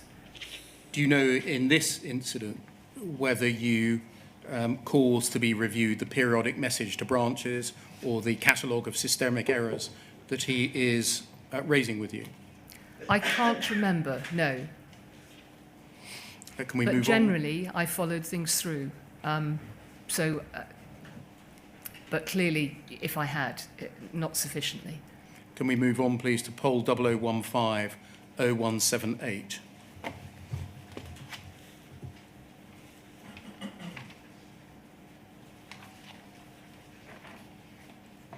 If we just look at page 2, please, there's an email from Hayley O'Brien. I'm not going to read it out now. It's long, it's 2 pages long. I just want to see what you did with it on page 1, please. And scroll up, please, to the top. Your email to Kevin Gilliland and others, summarising what Hayley O'Brien had said. She said that there was a shortfall of £33,000 at the Griffith Sub-post office being attributed to her.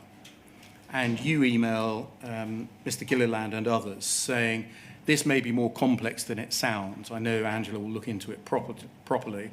I want to be really sure, not just on the individual case, but as much on the issues Hayley identifies in the whole process around this. I'd like you to sponsor the review of this case and see if it raises any wider issues.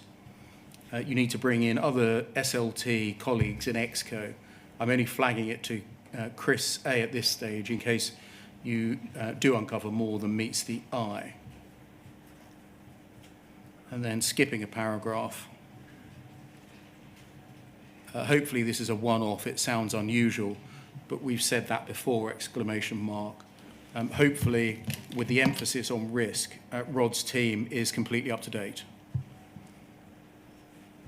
And then in the last sentence of the penultimate paragraph, I know I don't need to point out the sensitivity of this as we face yet more difficult times over Sparrow. What were the more difficult times over Sparrow you were referring to there? This is December 2014. Thank you. So we were a year into the investigation scheme. I'm not sure what I meant by more difficult times over Sparrow, but this was clearly, we were clearly dealing with sensitive issues in Sparrow, and we were looking into Sparrow being the name of the project name for the complaints mediation scheme. And what I'm flagging here is to make sure that we follow this through. It may be something that needs to be brought into the Sparrow scheme, and that I'm trying to, I imagine, keep a sense of proportionality around this.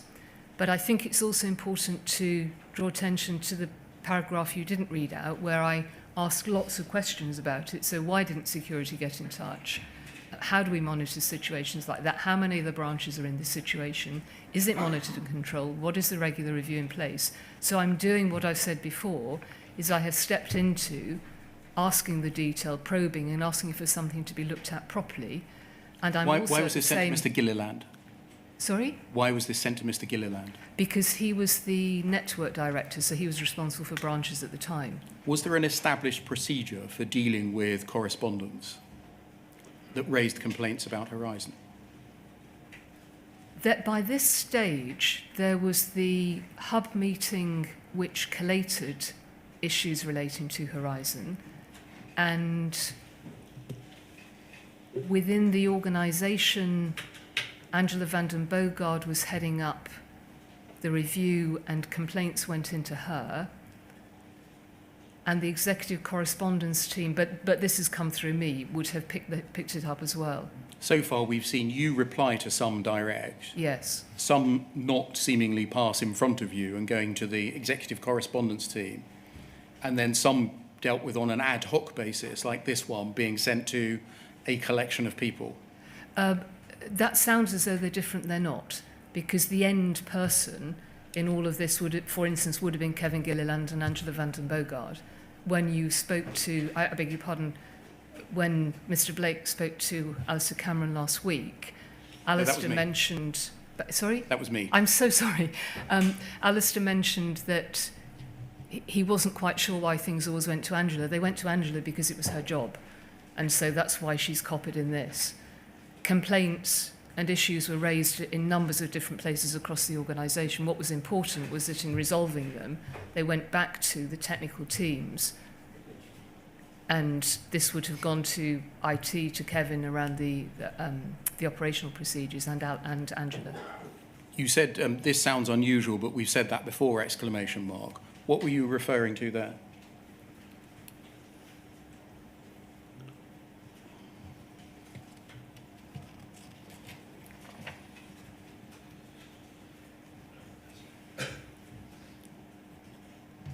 I don't know that it's anything more complicated than what I'm saying, which is that I presumably have raised issues previously which have been new news to me, and then found out that necessarily they wasn't.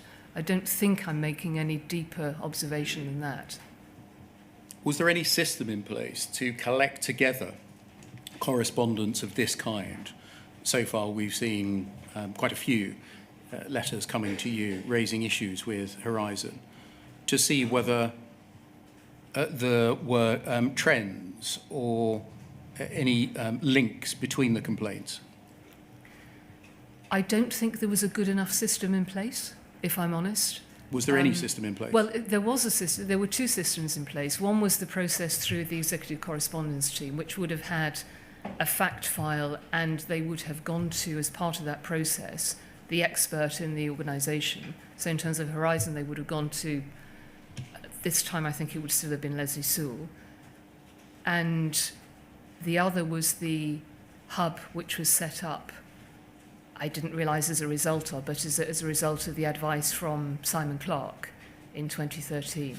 So this should have got sent to the hub, This should have been logged at the hub, yes.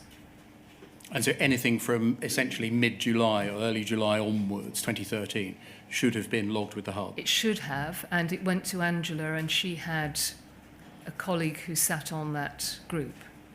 And so if in the inquiry we've seen a series of individual responses pass through the executive team, quite often with Mark Davis's input to them, which say Horizon conducts so many transactions a day, so many transactions a week, it processes so many millions of pounds a year, there isn't a problem with the system. Would that be the right process that's been undertaken? Mark would have only added, as he said last week, the communications overlay to that. I wouldn't have expected Mark to have got involved in the investigation of what had gone wrong. That was that was Angela's job. Can we move on, please, to poll 0015 0182?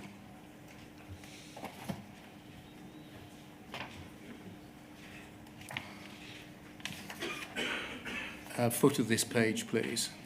It's the same chain of correspondence involving the Griffith Town Sub-Post Office. And by now, Kevin Gilliland has responded to you. And you say, thanks, just watch that Angela doesn't jump to any defence, or even worse, assume she knows the answer. She did say to me that the woman's daughter had caused the problem. If we've been negligent in following through, we should think about how we manage it. It also begs the question of how the business is now being run. Why did you ask Mr. Gilliland to watch that Ms. van den Bogaard doesn't jump to a defence? It was the right question to ask if I had a concern about it. Angela had... Did you have a concern about it? Angela had worked for the organisation a long time. She had very deep understanding and had come across, I think, most things. There is a danger and a risk with that, which is people become too close to something. Whether at the time I sent this email, I had been alerted to that in something else she had responded to. But my job is to call this out and to make sure that people don't get drawn into. I hesitate to use the word pattern or complacency, but that's always a risk with people who've worked in an organisation for a long time. They have a huge added benefit because of their experience and their expertise, but they don't necessarily always see things afresh. Was it simply that she had worked for the organisation for a very long time that caused you to write this? Or was there anything more specific which led you to think that she may be, by default, a Horizon defender? I don't believe so. So you would administer this warning for anyone that had worked for the company for a long time, would you? No, as I say, I can't place this in time, and there are many other things going on at the same time. Whether I had bumped up against something where Angela had been particularly defensive on something, and I mention here, she did say to me the woman's daughter had caused the problem. We shouldn't be just making assumptions. We should be looking into things in detail. But I can't remember the detail, whether there was something that prompted the comment.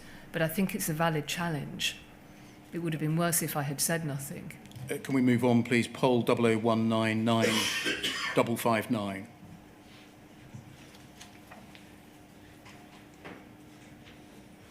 This is a letter to you from Toby Perkins MP, the member for Chesterfield, of the 16th of December 2014, about Mr. Harjinder Singh Bhutoi.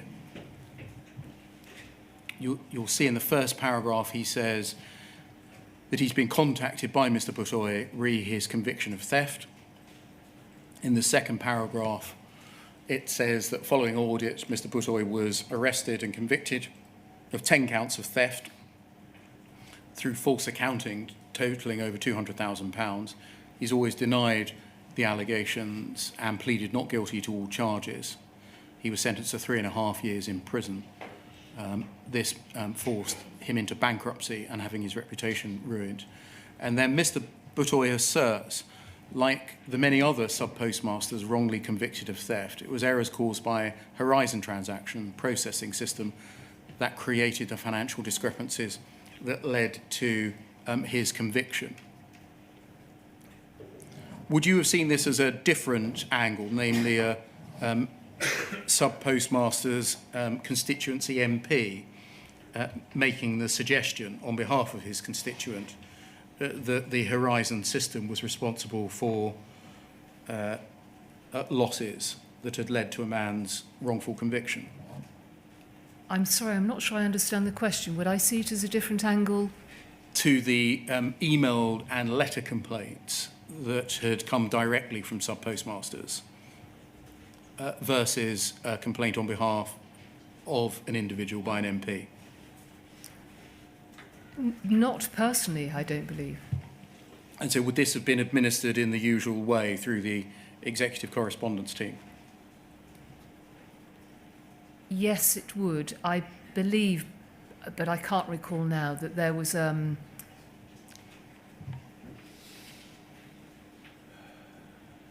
I think it would have been the same, actually.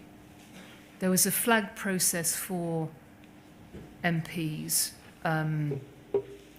because I think the Post Office had a commitment to copy it, to bring other people into the loop or something. But from a personal point of view, I wouldn't have seen this as any different. And so this would have, would you have even seen this letter? I don't know. It wouldn't. From memory, it wouldn't have made a difference that it was from an MP or a sub-postmaster.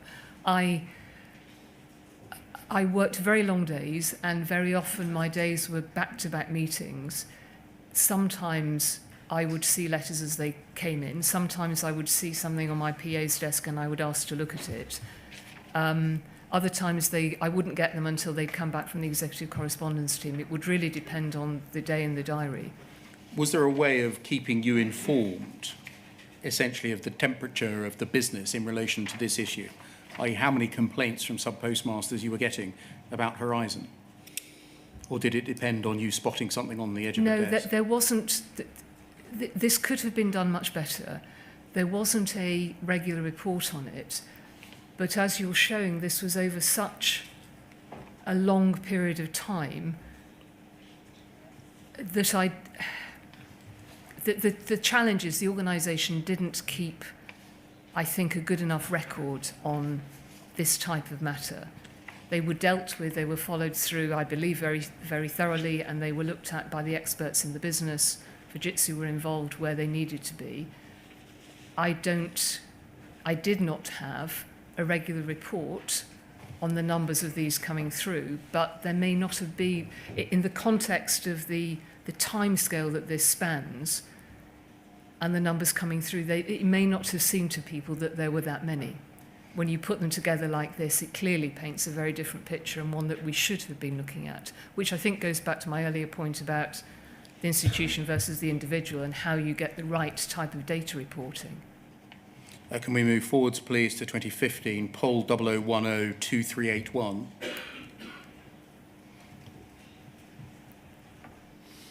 Page 2 at the foot, please. An email from you, if we scroll down a bit further, to Angela Vanden Bogard, Harry Clark, Rod Ismay, and others. In March 2015, it's about a complaint raised by the sub-postmaster at the Ashton-on-Trent sub-post office about scratch cards. You say, I'd really appreciate your help. This complaint simply shouldn't have reached me. It's my understanding that the MBSC and Chesterfield are supposed to be on the alert for any calls that relate to missing money, and especially any that relate to the sparrow themes, of which this is clearly one, and ensure they are dealt with, i.e. I understood there was an urgent escalation process in place so that we avoided any unnecessary additional noise or reference to Horizon, as all the investigations have so far shown problems to be mostly branch operational issues rather than the system. What was the basis of your understanding that there was an urgent escalation process in place at the MBSC and or Chesterfield? That this was part of the branch support programme that became the business improvement programme, and there were some changes that have been put in place, I understood, in the MBSC to look at or to deal with some of the issues which Second Sight had raised in terms of training and support to sub-postmasters. One I can remember was the number of times as a sub-postmaster would call through to the MBSC, that was logged and flagged, and the MBSC, and there was a separate team in place who they would then contact sub-postmasters proactively to see whether they could help and find out. So this was falling out of the work that was done on Horizon. And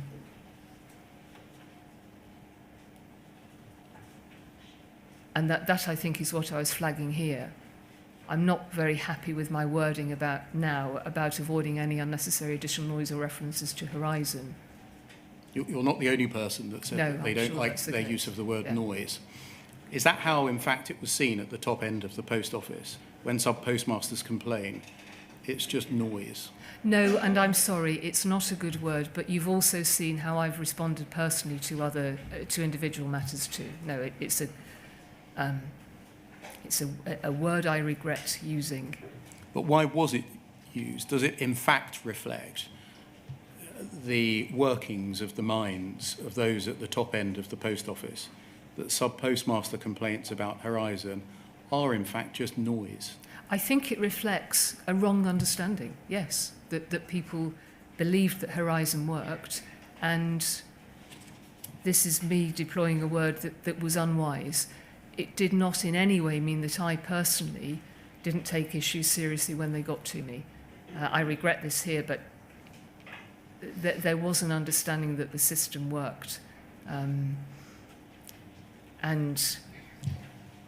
the word just shouldn't have been used by me and other people. Can we turn forwards, please, to poll 0035 5692.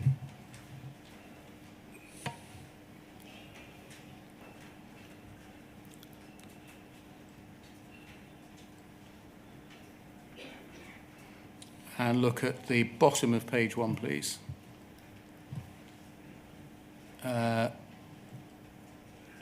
The MP for Ashfield, Gloria Di Piero, sent you an email of the 28th of August 2015 saying, I've been contacted by the above constituent, that's William Banville, in Eastwood, Nottinghamshire. And if we go over the page, please,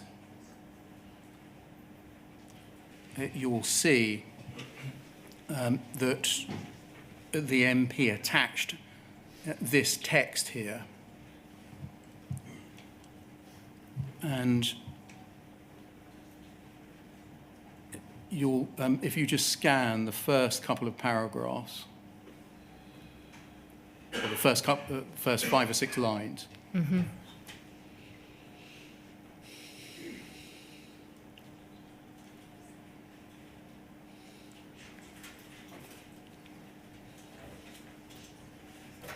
and then about 10 lines in, it says the entire losses had to be made good, which they were. My initial questions are, 1, 2007 to 12, the Post Office management knew of many offices in a similar position. So was this a pre-arranged standard riposte from the ASM, as most sub-postmasters were told this? Was this to isolate us? And you'll see that's a reference to, I think, the 6th line, quote, he was told, we were the only office in the country experiencing such problems.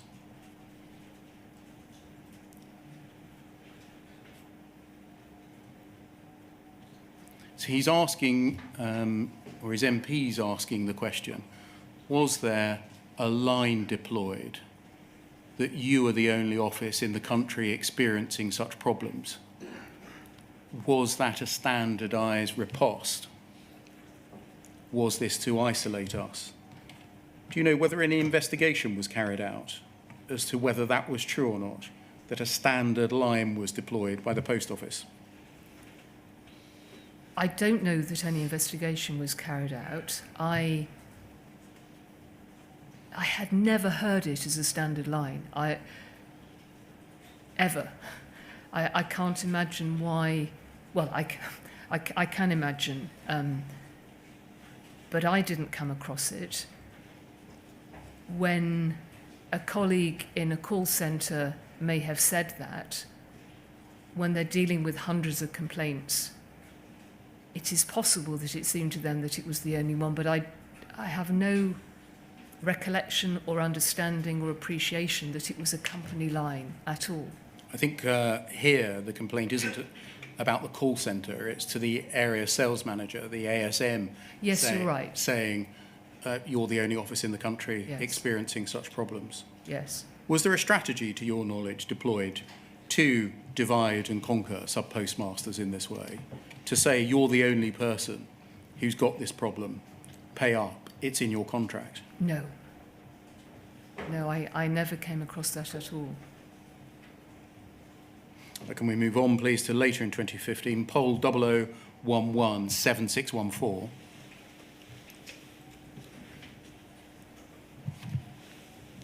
This is Mr. McCormack again. If we start at page 3, please.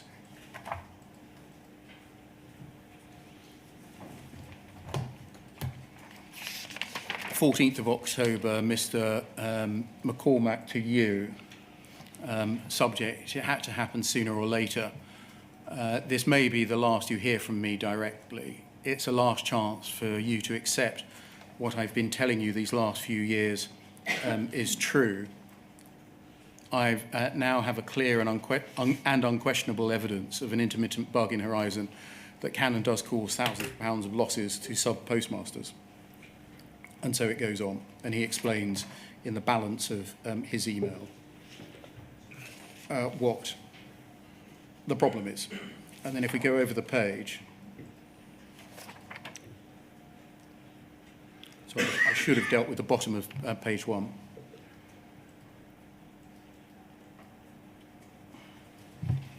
Sorry, the bottom of page 3. I have 3 options. A, this email's the first option: appeal to your sense of decency and compassion, to accept that many of the claimants in the JFA are honest and decent citizens whose lives were destroyed by your organisation. B, go to press and see what happens, or over the page. C, await the inevitable judicial review where you'll be personally exposed and perhaps leave yourself open to criminal charges. We can stop this farce now. You can wake up and realise that the people you rely on to tell you the truth about what's happening don't have the ability to do so.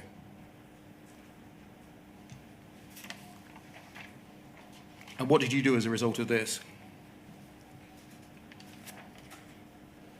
I don't recall. Genuinely, I don't recall what if you have further emails, I'm happy to be taken to them. I mean, this is quite a direct form of communication, isn't it? Yes, it is, yeah. Would you take from that that this is a person to be put to one side No, and ignored, or would you think the way he's expressed himself means that I should take what he is saying seriously? You will find an email from me, I don't know if it's in response to this, where I say to my team, we must take Mr. McCormack professionally and I can't remember the other word I used. No matter how rude people were, and sometimes it felt like that, because he would say other things than are necessarily here. First of all, in hindsight, I think he was right. And I regret that the matters he was raising took too long to address. But I would always respond to people courteously. And I don't know genuinely what happened to this email, whether it was picked up by the team, whether I sent it on to somebody, but I would never ignore something. So if we look at the foot of page 2,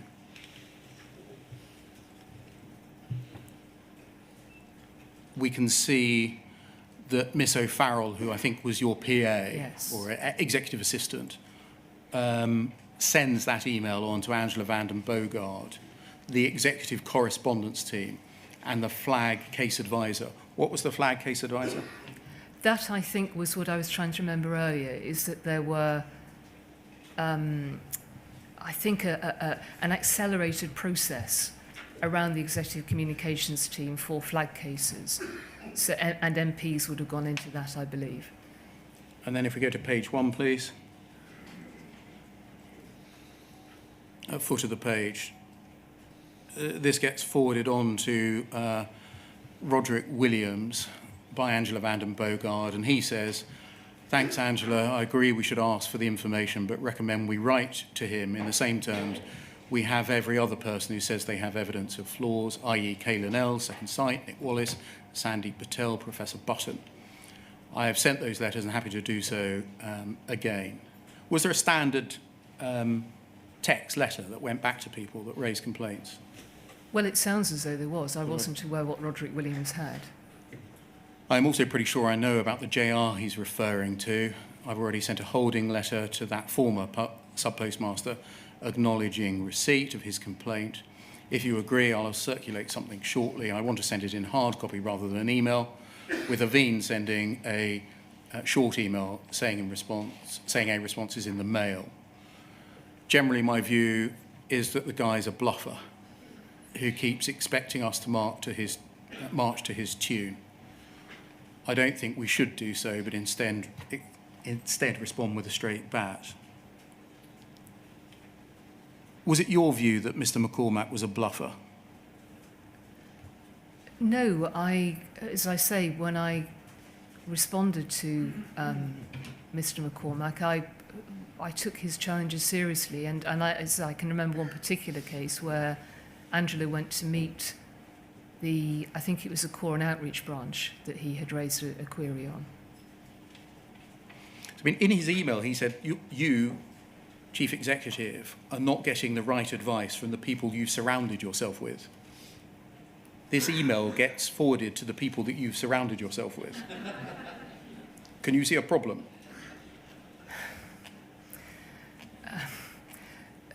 I can, yes. Can we move on, please? Sorry, I should have said top of page 1.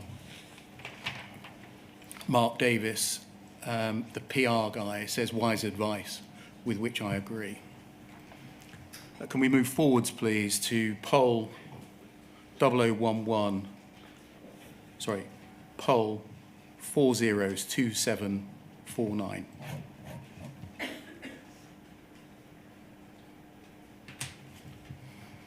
And look at page 2, please, at the top. This is mid-2016 from Mr. McCormack directly to you. He says, a typical head-in-the-sand reply from the team you've placed too much trust in. Let me be very clear. Once the police investigation is completed, it's highly likely, indeed probable, that members of your staff will be sent to prison. A custodial sentence is mandatory for this offence. Your role in this will not escape attention. This is Seema Misra's phone number. Call her and apologise and ensure her suffering is ended as soon as possible. I do wonder what kind of God you worship. What happened as a result of this being sent to you? I believe this is the one I referred to earlier, where I forwarded, I think, to Tom Weschler and asked him to suspend any preconceptions he may have as a result of some of the Sparrow work that had been done, meaning, although we have said we haven't found any issues, that we should look again. And I can't remember what happened, but I'm reasonably sure that Mrs. Misra's case by this stage had gone to the CCRC.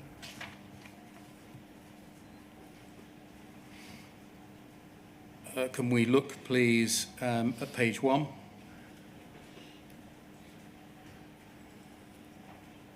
And scroll down. Thank you. follow-up email from Mr. McCormack. What I've heard today is frankly totally unbelievable. By now, you should have acquainted yourself with the Dow-Mellington error and its consequences. You should know that Fujitsu said they were going to fix this earlier this year. You should know I stated it would be highly unlikely they managed to do this, as they didn't know what caused the error in the first place. You know, because I'm about to tell you, that the same error has just reoccurred in another branch in far more serious circumstances. If you want details on this, I'll be glad to help just as soon as you call Seema Misra and put her out of her misery. You're a complete bunch of idiots playing havoc with the lives of people you have little interest in.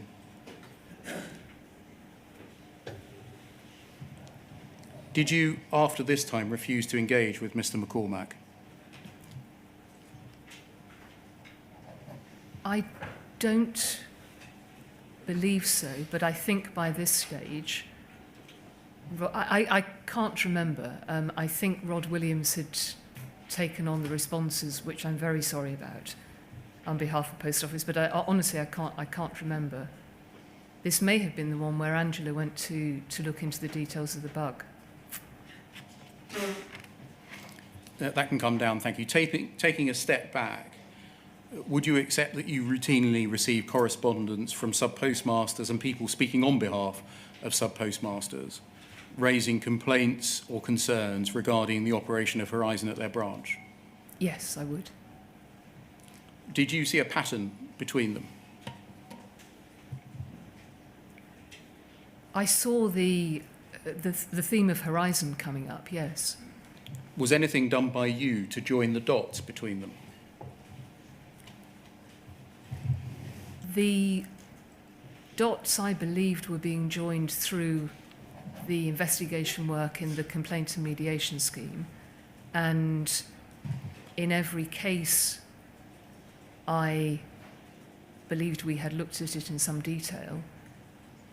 And I regret today that clearly neither of those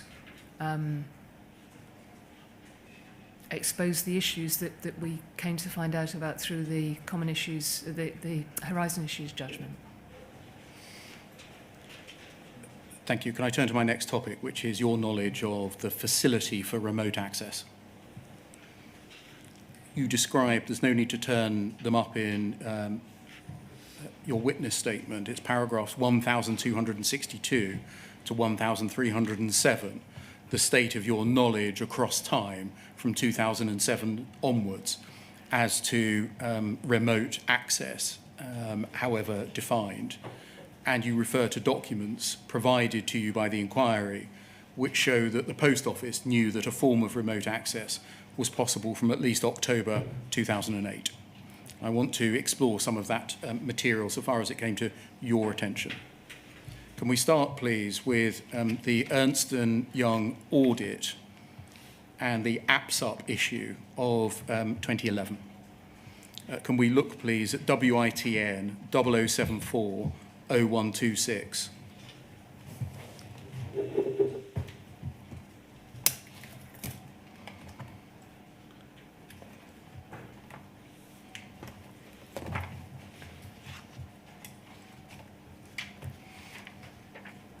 If we look at the foot of the page, please. There's an email from Donald Bryden in September 2011. Can you remind the inquiry the function that Mr. Bryden performed at that time? At this time, he was the group chairman of Royal Mail, which included Post Office. Yeah, so he was chair RMG, would that be right? And if you read, he says, I was a bit surprised to see the article in Private Eye this week about a class action by sub-postmasters. It may be a bit after the horse has bolted, but it may be appropriate to have an explicit litigation/legal report in the Post Office board papers for the future. Obviously, Alice's call.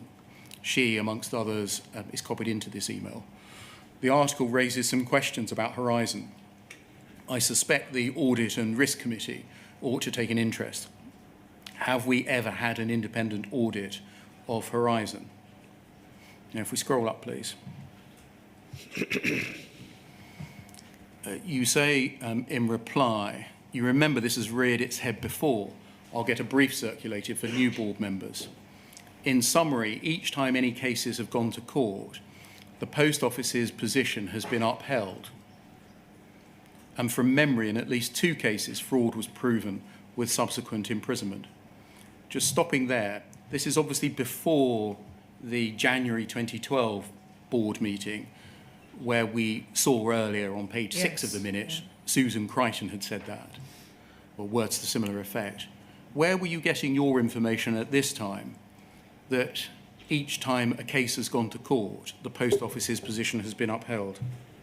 I can only imagine it would have still been Susan Crichton, because she was the either head of legal, or I think she was at this time head of legal. It may have been Claire Wardle, I'm not sure. But it isn't something that I would have known without either having heard it or spoken to someone who headed up legal for the Post Office. I'm not sure I caught the surname of the other person. Claire Wardle. Wardle, yeah. And was this kind of thing said in conversation? We always win, or we have always won? No. It's obviously a fact that I had either in my head because it had been discussed, presumably in a meeting somewhere, or I had gone to somebody. I'm just looking at the time when yes, it's possible I spoke to somebody before I replied. I don't know.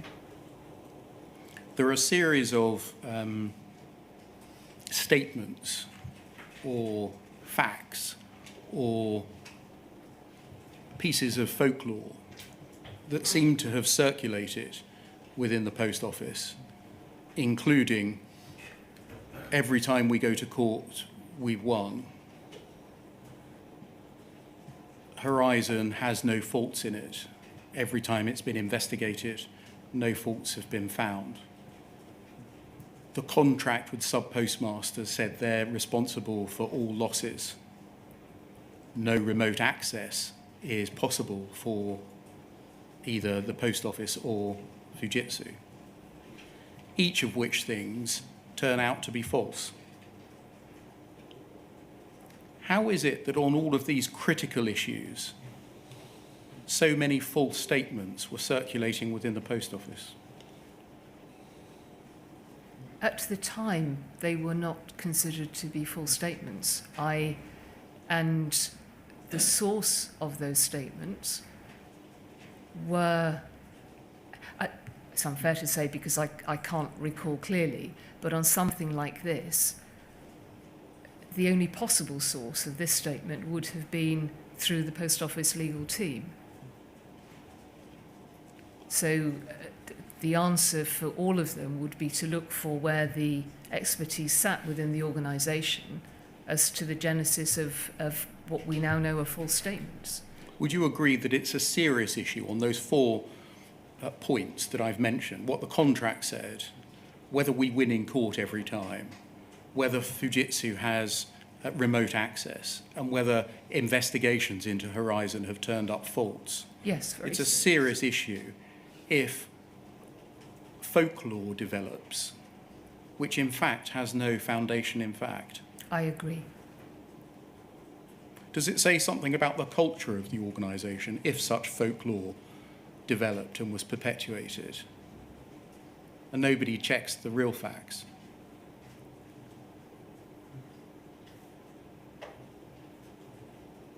That's a difficult question to answer because in hindsight it is completely valid. At the time, certainly where I was concerned, I believed that I was getting information from the people who were employed to give me the best advice because of their expertise. I didn't believe that any of those statements were folklore at all. You say in the last paragraph, however, to avoid future doubt, the Post Office took a decision several months ago to have Horizon and the newer Horizon Online independently verified by an external systems auditor. This is currently in process and we should have the results at the end of next month. is that a reference to work recommended by Ernst & Young in their 2011 audit letter? I cannot remember at the moment when I've seen this in the bundle, and I can't remember what it's a reference to. That can come down. In your witness statement, it's paragraph 1276 at page... Excuse me, yes. I did see there is another document in the bundle which refers to a piece of... I go back to Mike Young and Leslie Sewell and ask why a particular piece of work is late. And I think I mentioned KPMG. I don't know whether this referred to that or to a piece of work by Ernst & Young. Can we look at your witness statement? Page 546, paragraph 1276.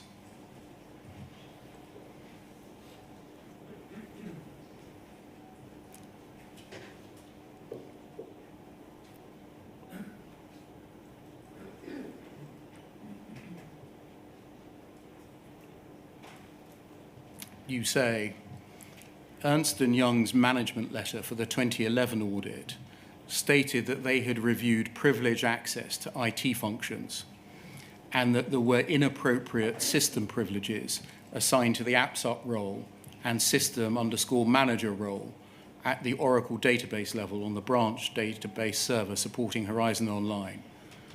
The risk identified by Ernst & Young was that unrestricted access to privileged IT functions increased the risk of unauthorized or inappropriate access, which could lead to the processing of unauthorized or erroneous transactions. And then you go forward to look at the 2012 audit. Do you accept that what you were told in the 2011 Ernst & Young audit was that Fujitsu had an ability remotely to access and make changes to the Horizon Online live estate?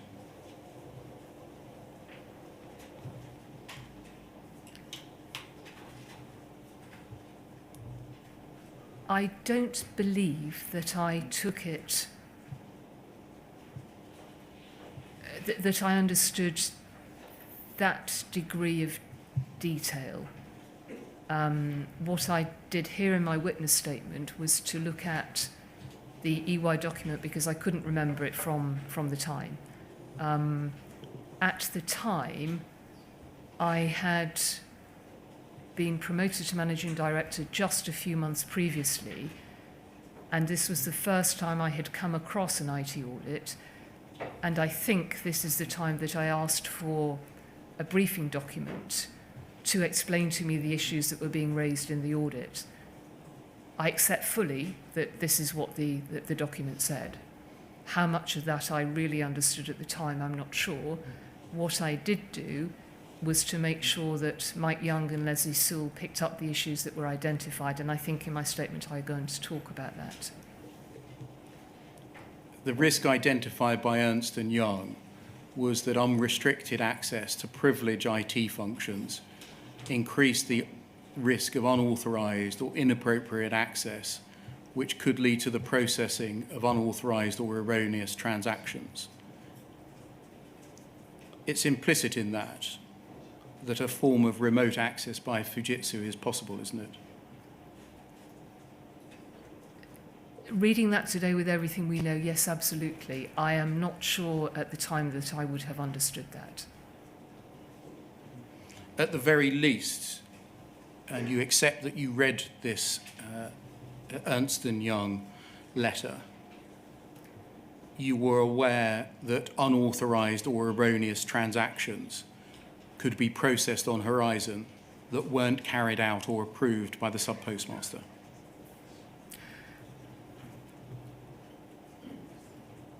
I don't want to challenge because I don't want to be seen to be being defensive in any way about this. This was my first audit that I was involved in, of any kind, actually, of an IT system, and I fully accept what the document said.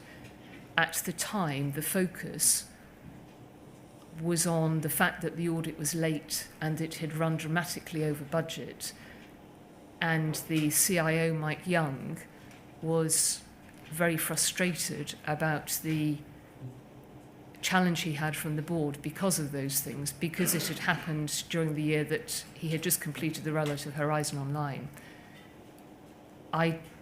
I'm fairly sure that, or it says this, I absolutely wouldn't challenge that at all, that I didn't pick this up at the time as something that I was unduly concerned about. It talks about a risk and the role of businesses to manage risk. I asked for a briefing document to help me understand the nature of the technicalities, but I accept the proposition that you're putting to me. i.e. that there was a facility for unauthorised access and therefore the facility to carry out unauthorised or erroneous transactions.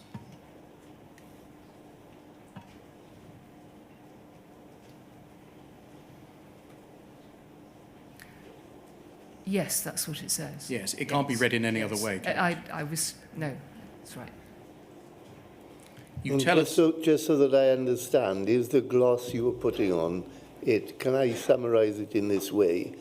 Anyone with the relevant knowledge and or expertise in Post Office reading that Ernst & Young report would have understood it as Mr. Beer describes?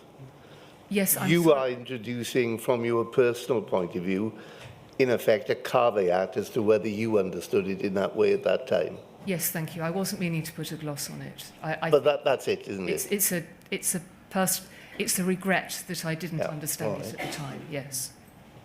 Okay, so that's what I'm going to call Remote Access 1, the Ernst & Young management letter. Can we turn to Deloitte, Project Zebra in 2014? Can we turn to paragraph 883 of your witness statement, which is on page 395?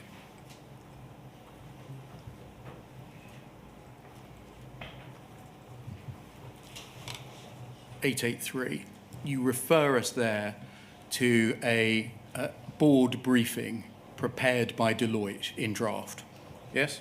Yes. And just by way of background, and if I can summarise what's happened before, Deloitte's 2014 report was the product of a request by the board to determine if Horizon was robust, fit for purpose, and operated in an appropriate control framework.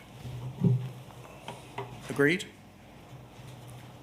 That's the genesis of the Deloitte 2014 report. Yes, it was a desktop exercise to look at existing documentation and assurance material.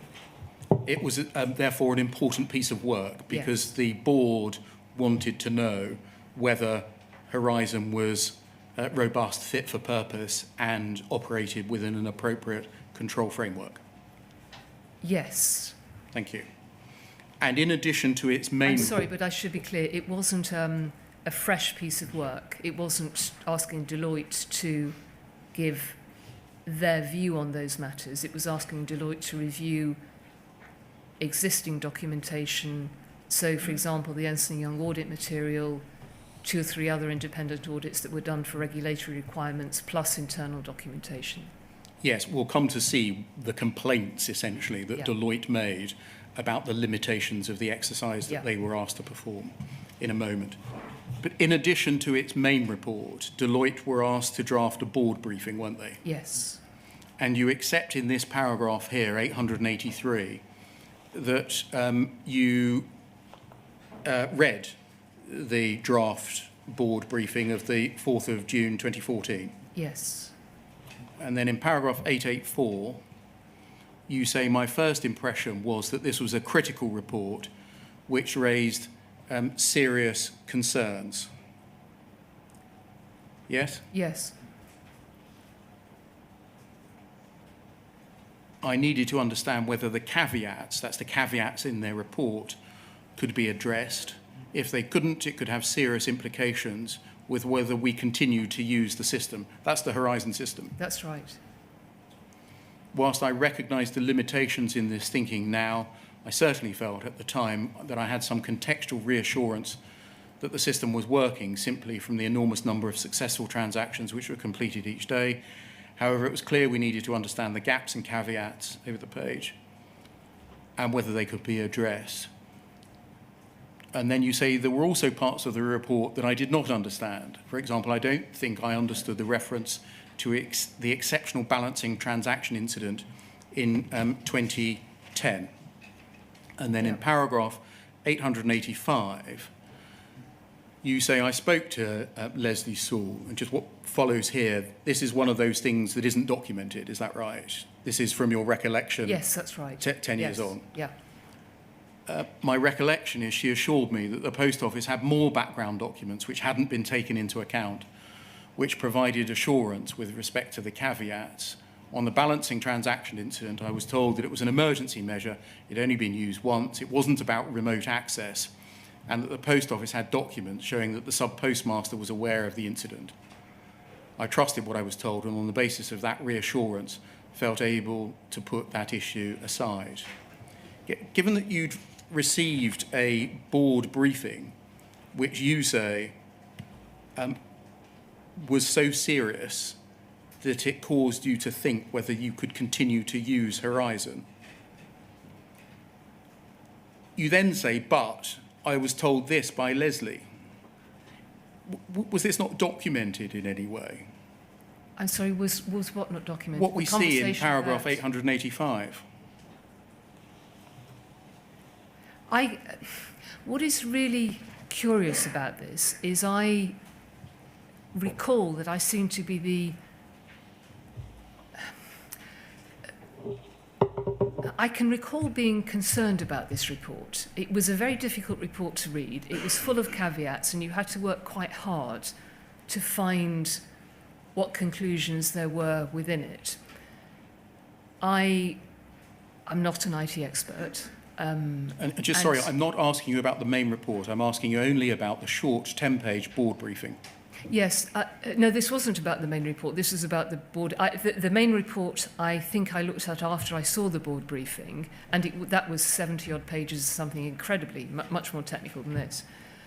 But my recollection is that I was concerned about this, and others seemed to be less concerned. There was reassurance taken that if you could find your way through the paragraphs in this report, it said, or perhaps it was in a covering email, that Deloitte had not found anything to show that the Horizon system was not working as it should, but it flagged 2 or 3 issues that needed to be looked at. And the balancing transaction was one that I picked up, and I spoke to Leslie Sewell about. And the reason I remember this clearly is because I had to go back to her twice. I spoke to her twice about it. To your question, and I can talk to you about that if that's helpful, but to your question about why there was nothing documented on this, there isn't, and I find it puzzling because it was discussed at a board meeting very briefly, and I can remember that the board essentially were disappointed that this report could not be used in the way that they had hoped it would, which was alongside the Linklaters report. And so the business was asked to pick up the details that were in this and to progress it, which became the project, some of it became the project's action report. But I'm not sure that I would have documented my conversation with Leslie Sewell, because by the time I'd spoken to her twice on the balancing transaction, I came away quite reassured as to what it was. This is one of the incidents that I referred to earlier as exculpatory evidence for you, i.e. you receive something in writing that's very serious and warrants attention. You say you spoke to somebody that reassured and calmed you, but there's no record of it. No, because I'm not sure why I would have put the record of a conversation. The reason, to your challenge earlier about me only remembering elements that might assist what I might like to say, the reason I can recall this is because I had to go back twice, and the first time Leslie explained it to me, which was that it was similar to a transaction correction. I understood transaction corrections were about remote access, but they had to be accepted by the branch. This one was, I didn't understand the technicality of how it happened, but it was a similar process. But for whatever reason, this single incident, permission was still sought from the sub-postmaster because for whatever reason it didn't happen through the normal process of automatic acknowledgement in branch. I took that information, I went away, and then I thought, I actually want to know that what she has said is right. So I went back to Leslie and I asked her to check that this documentation was right, that we had got it documented, and the inquiry has that document in its disclosure, which shows that the sub-postmaster had approved it, and this was what had happened. And that it's because I had to go back twice that I have that quite clear recall in this example. We'll look at the board briefing itself after the break, so I wonder whether we could break until 22. Thank you, sir.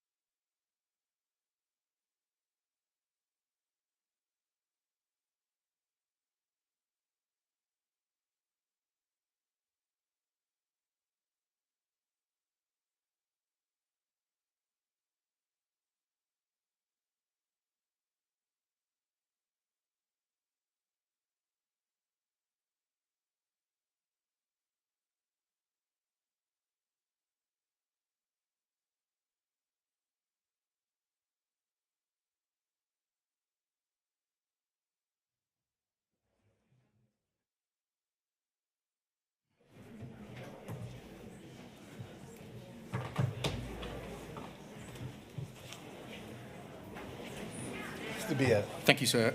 We were dealing, Ms. Vennells, with the Deloitte board briefing of June 2014. Yes. Can we look at it, please? Poll 0003 0159.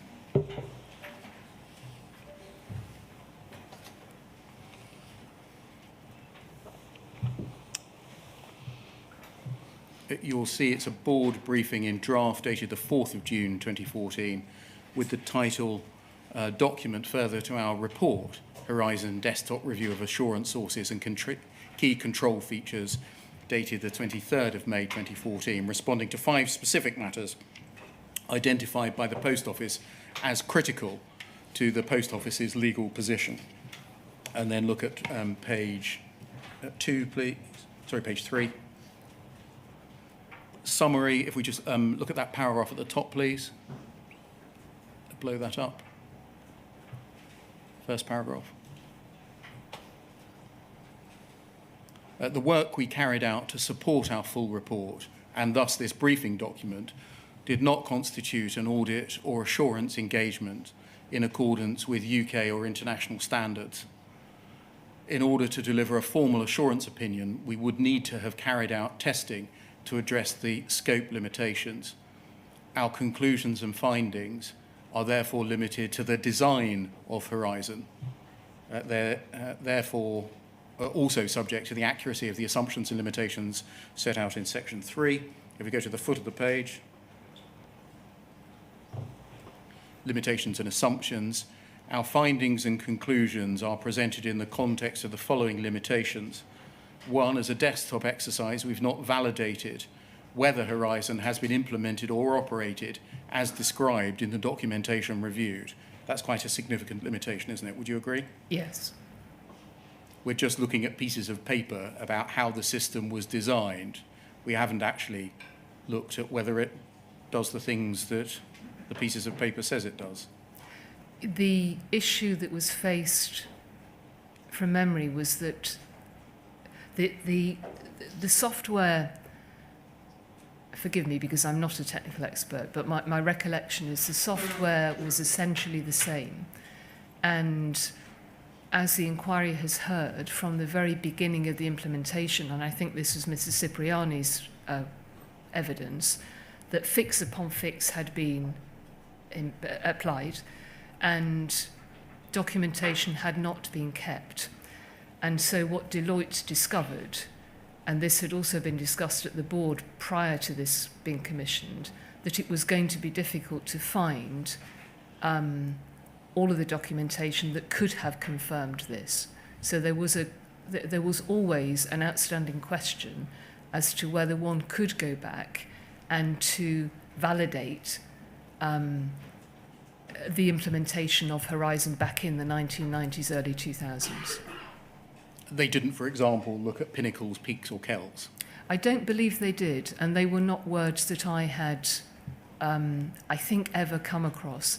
I believe that the word kell may have been mentioned once in an email right towards the end of my time at the Post Office, but they were not words that I had understood. I am sure that there are people who were involved in this piece of work and who were talking to Deloitte who did, but I wouldn't have been able to point them to those individuals because I didn't know.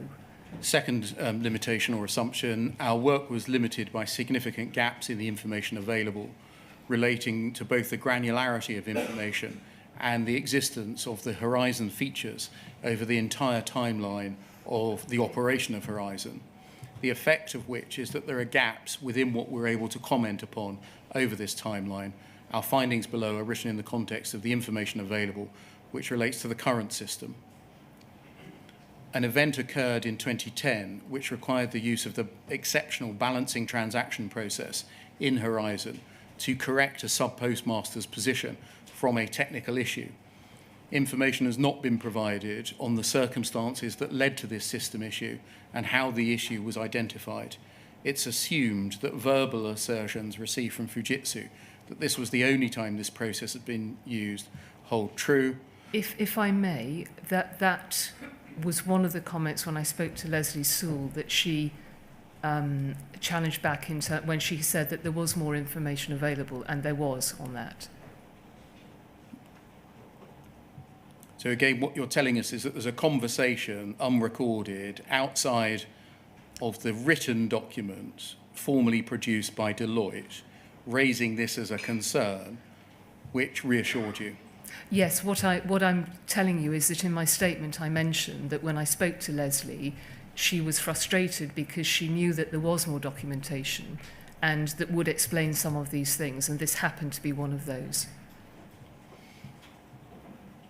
Fourth, we've not had any direct contact with third parties other than named contacts you provided to us. Fifth, we've not validated or commented on the quality of the documentation supplied to us. The line in the third bullet point, last line, it's assumed that verbal assertions received from Fujitsu, this was the only time this process has been used, hold true. It's not much reassurance, is it?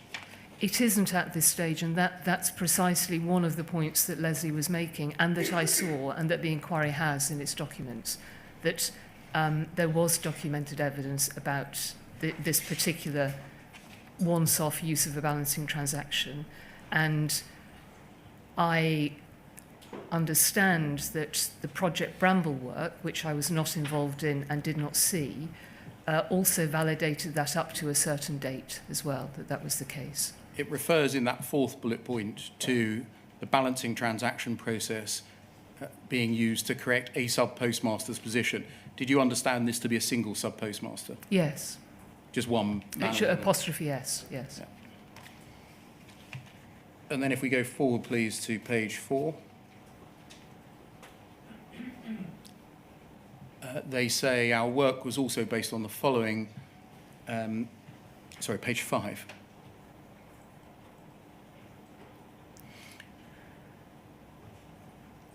You say, or it says, these errors were reviewed in the context of 5 matters. They're the 5 specific issues, I think, raised by the Post Office as relevant to its legal position.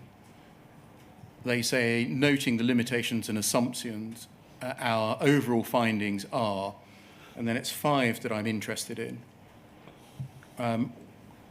Matter 5, Horizon provides visibility to sub-postmasters of all centrally generated transactions processed to their branch ledgers. That statement in quotation marks, that's what the Post Office wished to be assured about. Is that right? I believe that's correct, yes. And then the answer comes back. From the documentation we've reviewed, it appears that Horizon is designed such that the sub-postmaster has visibility of all centrally generated transactions to their branch ledgers in that accounting period. So that's reassuring, isn't it? Yes.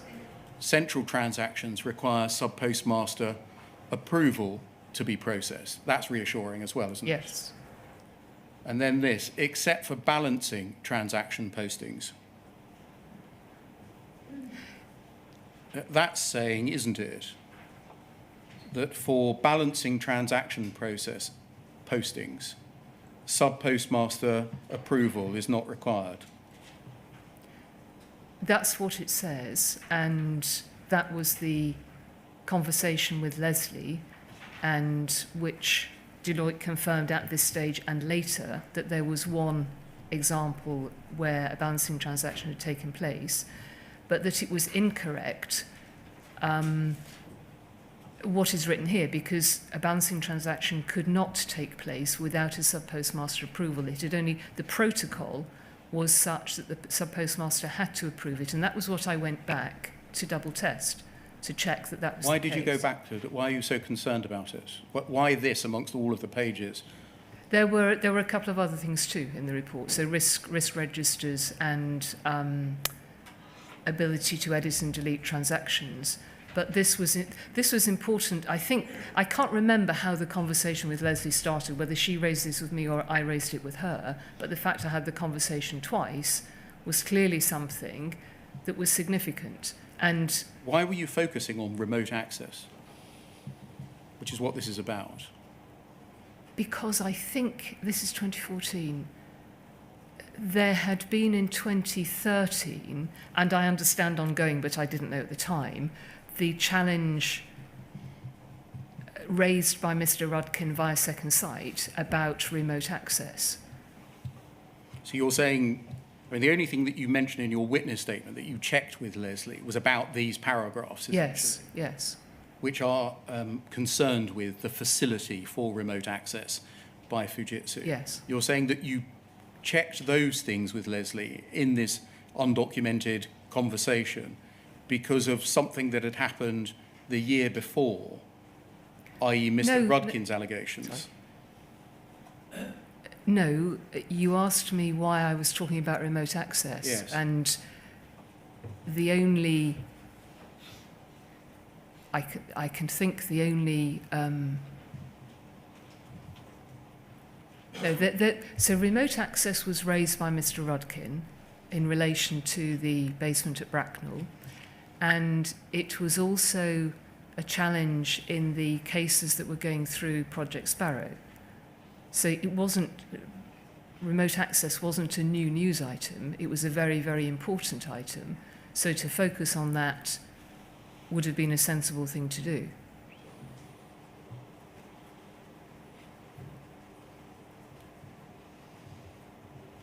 You know that this issue that we're addressing now is directly relevant to evidence that you were subsequently to give to Parliament.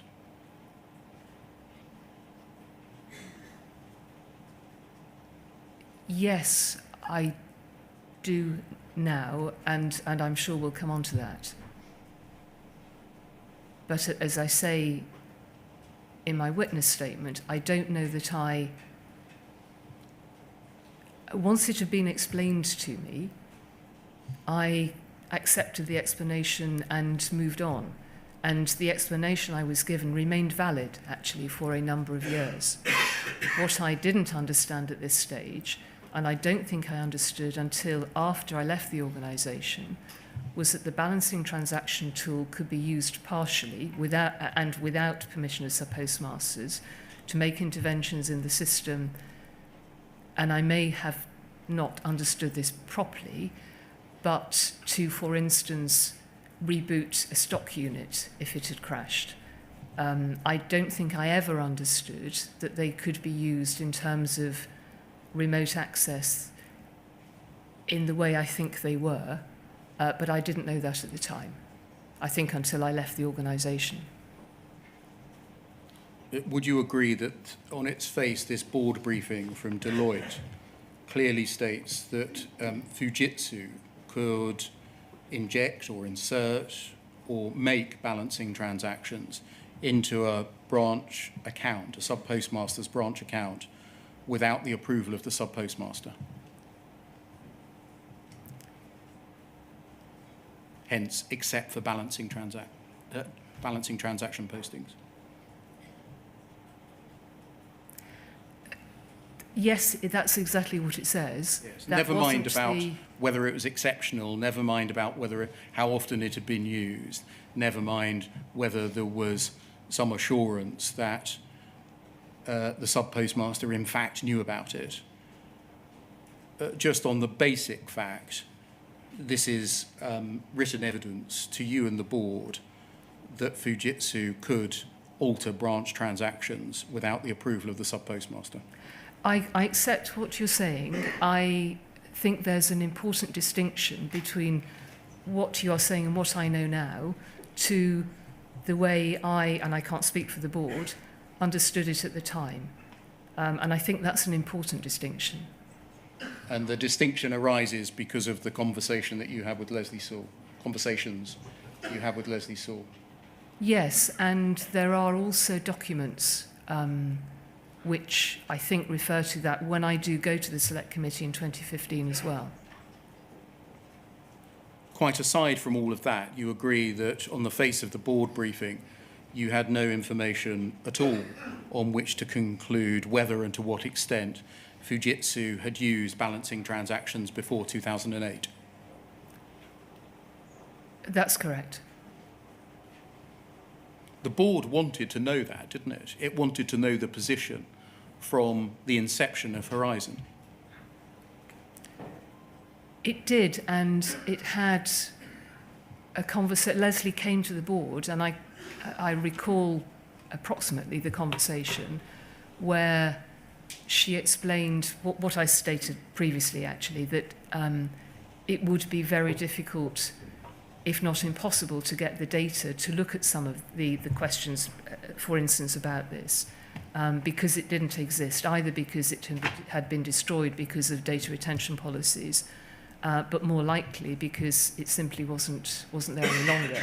And do you know what I'm so sorry. Do you know what investigation was carried out to find that documentation? Because we've got it. We've got the documentation which shows, one witness described it as the Wild West, the extent to which Fujitsu could inject, amend transactions pre-2010, completely before 2004, unregulated, unaudited and unauditable. And we've got those documents that show that. Yes, and the Post Office, I should have seen those documents. I didn't know they existed. I don't know whether my CIO at the time knew they existed, but she was very clear in her communication to the board that it would be very difficult. And I can recall the chairman asking the question and how much it might cost us to get that data, well, it wouldn't be extracted, but to recreate that data. And it may even be in one of the minutes, a six-figure sum was talked about to be able to do that, which in hindsight would have been an incredibly wise investment to make. So it wasn't but actually it didn't need to be made, did it? Because, as you say, the information was there. So it wasn't that the documentation wasn't available, it was that it would be costly to find it. No, it would be costly to recreate it. Recreate in what sense? What was explained was that the documentation was not there in terms of whether the system... It was the point that Mr. Cipriani was making in his evidence statement, which is that when the system went in, there were multiple faults and fixes were applied, and documentation, which I understand is a frequent issue with systems, documentation was not updated as each fix was applied.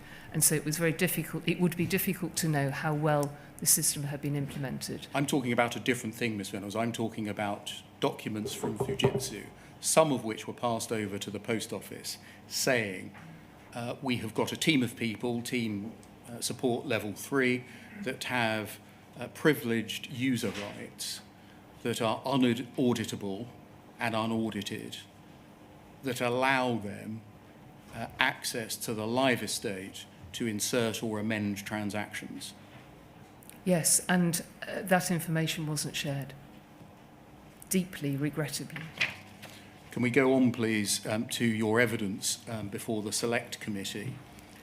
At paragraphs 1,000 to 1,307, sorry, that document can come down, you refer to your evidence before the Select Committee, including an email that you sent to Mark Davis and Leslie Sewell on the 30th of January 2015, requesting help in preparing for the committee hearing.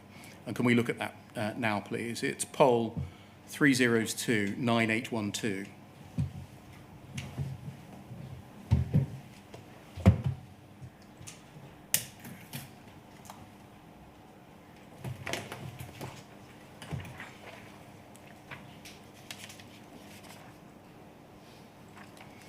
Can we look at page 5, please?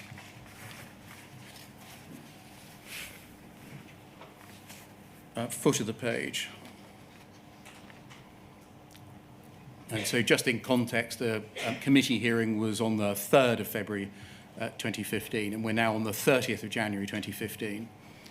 To Mark Davis and Leslie Sewell, urgent, accessing Horizon. I think this is the first email in the chain.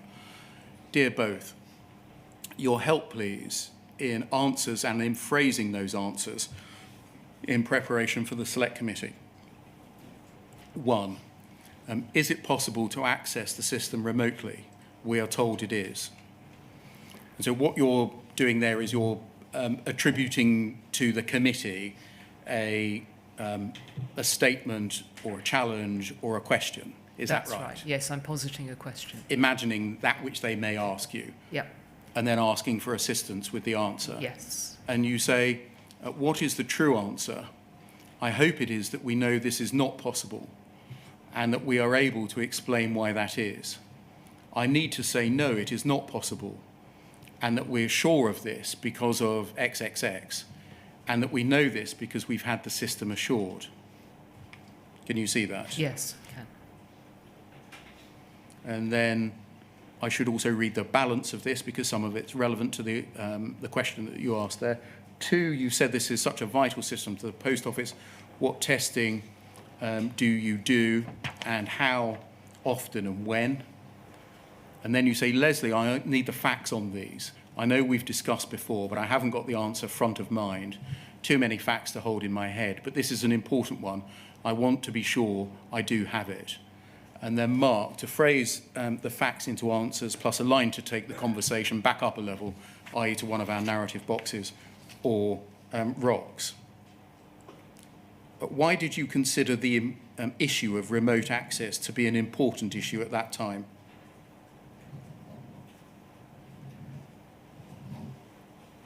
It was, as I said earlier, it was an ongoing question. It was something that was raised by postmasters in the cases that were being looked at. It was a question that Mr. Rudkin had raised. I may well have been reminded that Second Sight were going to ask about it or would have been asked about it. It was an important matter to know about and to be able to answer honestly and truthfully to the Select Committee. Hadn't Mr. Rudkin's allegations been put to bed by the Post Office? I thought they had, yes. He was Yes. either lying or mistaken, according to the Post Office. He either hadn't been to the building, or if he had, he'd got it all wrong when he went there. I think the Post Office had explained to him that there was a test rig in the basement and that it wouldn't have been possible to access the system at that stage. But you thought this was an obvious question you were going to be asked. Yes. And going back to the previous page, please, at the foot of the page. You say, what's the true answer? I hope it is that we know that this is not possible and we're able to explain why that is. I need to say, no, it's not possible. Why did you need to say publicly to evidence to a Select Committee that remote access was not possible?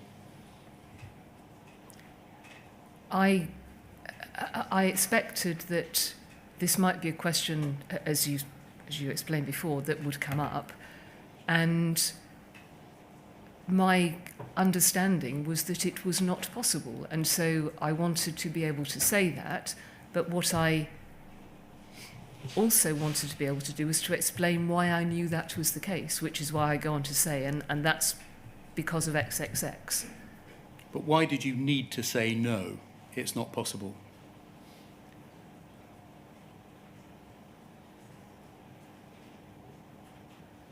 I phrased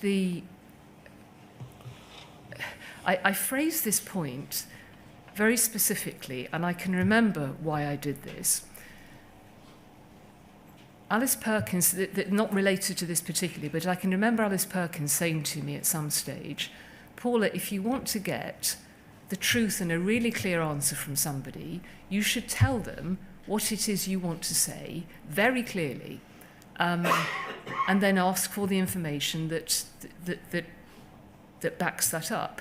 That was why I phrased this that way. That's an odd way of going about things, isn't it? I beg your pardon? That's an odd way of going about things, isn't it? It I was want to a know piece the of answer to the advice. question. Here's the answer to the question. Tell me I'm wrong. Well, yes, I hope they would do.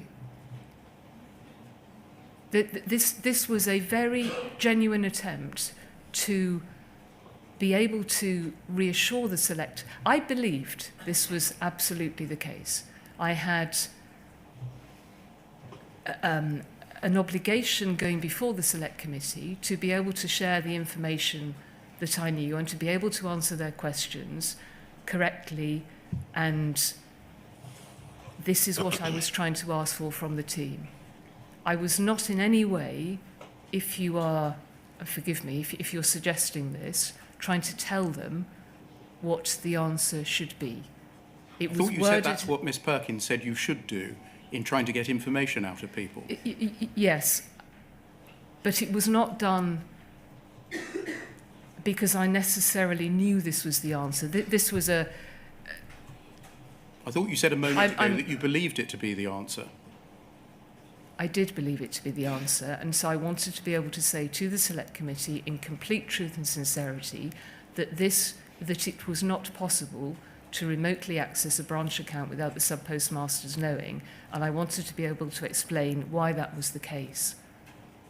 Wouldn't the honest and straightforward thing to have done would be to stop your reply to the question that you asked with the question mark after the word answer?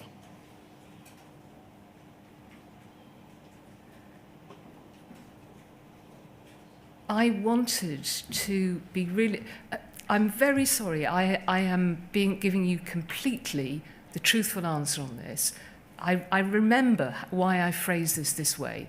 Not because I was trying to tell people what the answer was at all, but because I was trying to get them to phrase something in a way that said, from my understanding, this is what it should be.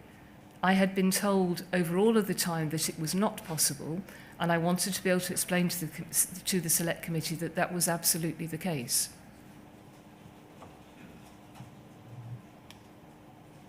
You refer to a briefing that you received, a briefing pack, and then an addendum to the briefing pack that you received. You refer to that in your witness statement for the Select Committee hearing. And you tell us in your witness statement, sorry, this can come down. You tell us in your witness statement that you have no memory of seeing the addendum to the briefing pack, which addresses remote access, at the time of the Select Committee, yes? I simply don't recall. I don't know whether I did or I didn't. Well, in your witness statement, you say you have no memory of seeing it. By that, do you mean I undoubtedly got it, but I just can't recall its contents? Yes, I now? think so. Right. Yes, I think so. Can we look at how you got it first? Poll 0011 7096.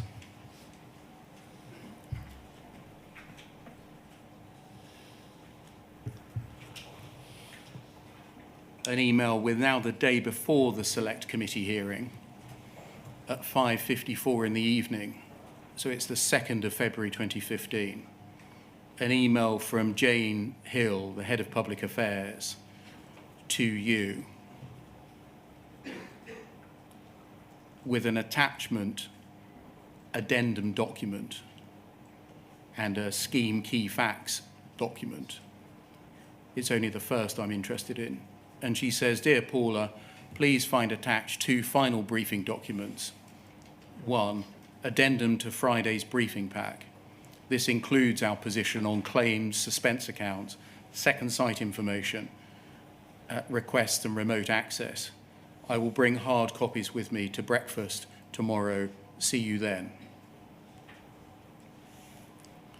Just looking at the distribution list on that, given that the document is significantly about IT issues, do you know why Leslie Sewell isn't one of the people mentioned? I don't. I assume that Leslie Sewell was involved in the process. But these are the... No, I don't know why Leslie's not copied, actually. I hadn't noticed that before. You, is this right, wouldn't have known how the document itself had been created, i.e. what work had gone into it? No, I do now, but I didn't at the time. Let's look at that addendum, please. Poll 0011 7097.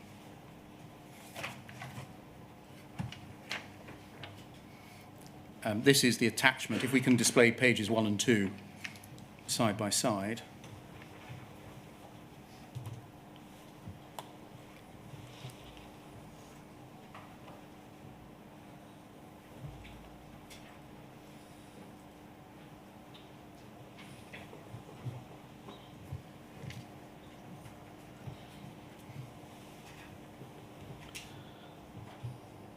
Looks like we can't display the whole of page 1.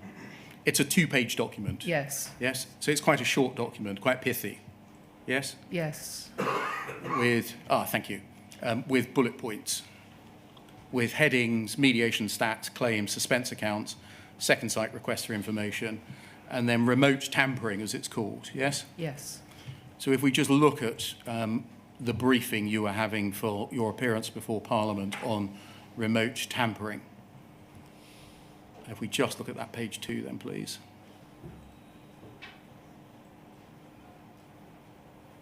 And blow up a bit, thank you very much. So this is essentially the answer to your email. Yes. And just looking at the way that it's arranged, would you agree that the first 4 bullet points set out what you're to say? If you're pushed, you can then say the next 3 things. And then if injection of new transactions into a branch account is raised, then you can say the next things, yes? Yes. So just looking at the scheme of the document, it contains a top line, essentially, of what you're to volunteer, then an account of what you're to say if you're pushed, and then what you're to say if you're really pushed. Is that right?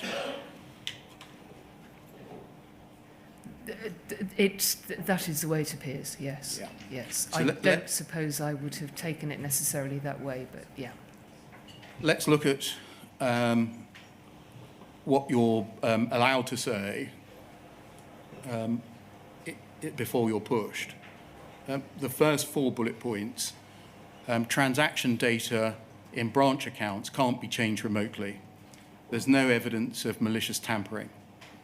There is no functionality in Horizon for the Post Office or Fujitsu to edit, manipulate, or remove transaction data once it's been recorded in a branch's account. There's also no evidence at all of any malicious remote tampering. If pushed, stress again that there is no remote access that enables branch transaction data to be edited, changed, or manipulated. As you'd expect, support staff can review and monitor the system, part of the standard service contract, but as above, transaction data cannot be manipulated. As part of day-to-day business as usual process, Post Office can post correcting transactions to a branch account. These are transaction corrections and transaction acknowledgements visible to the postmaster, which enable accounts to be brought into balance. These have to be accepted by a user logged into the branch Horizon terminal before they're recorded in the branch accounts, so they're fully visible to the branch.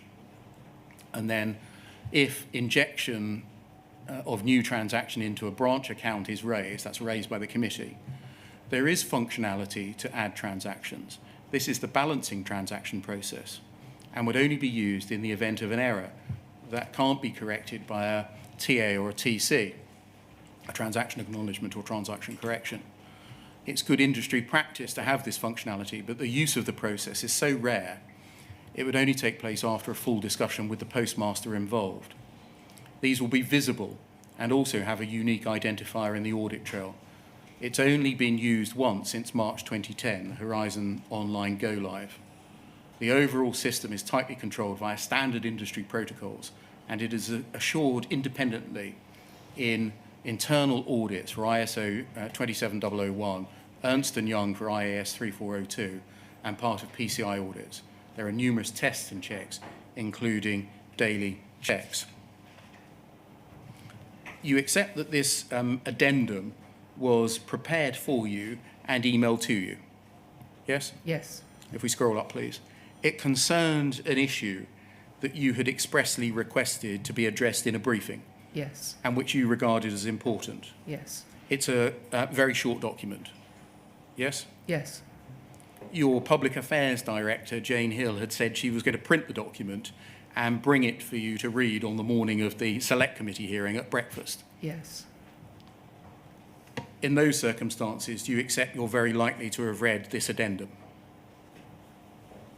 I'm sure. How much I read and how much I took in, I have no idea, because it was the inquiry scene, there was a lot more documentation than just this. But yes, I would have tried to prepare it as best as I could. As we've discussed, the addendum includes a strategy to hold to hold 4 lines, the first 4, give certain information when pushed, and further information if pushed further. Did you agree with that strategy? No, as I said, I'm not sure that I would necessarily have taken it this way. I didn't ask for that strategy. I don't suppose I even considered it on the morning of the Select Committee. Why did you think you wouldn't consider it, having identified the topic as an important one, having asked specifically for a briefing about it, and having been given a briefing? I meant I wouldn't have considered the strategy and the way this is set out in terms of 3 different ways of approaching it.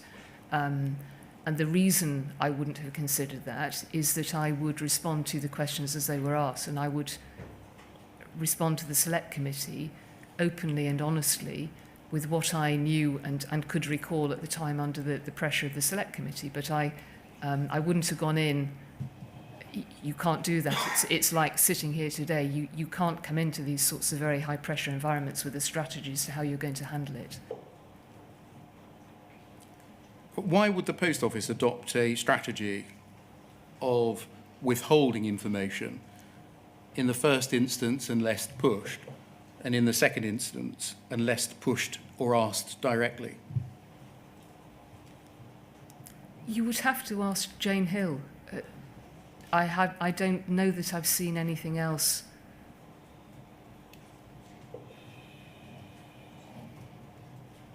Would that be an appropriate strategy? No, I've simply said that I've just said that I would have approached I did approach the Select Committee with an intention to answer their questions as openly and honestly as I knew. You say in your witness statement that this document would have reinforced your belief that it was not possible to change branch accounts without the sub-postmaster's consent. Yes? Yes, if you say so, yes. Yes. Where does it say in the document that it was not possible without the sub-postmaster's consent? The thing that I remember very clearly from this was, is the point about the function. There is no functionality in Horizon. Was a very reassuring line to have read. The point that it made further down about the balancing transaction process would have reminded me what I knew from 2014, from the conversation with Leslie from the Deloitte report. But if we just go to the top of the page, please. Bullet point 3, there is no functionality. And if we scroll down,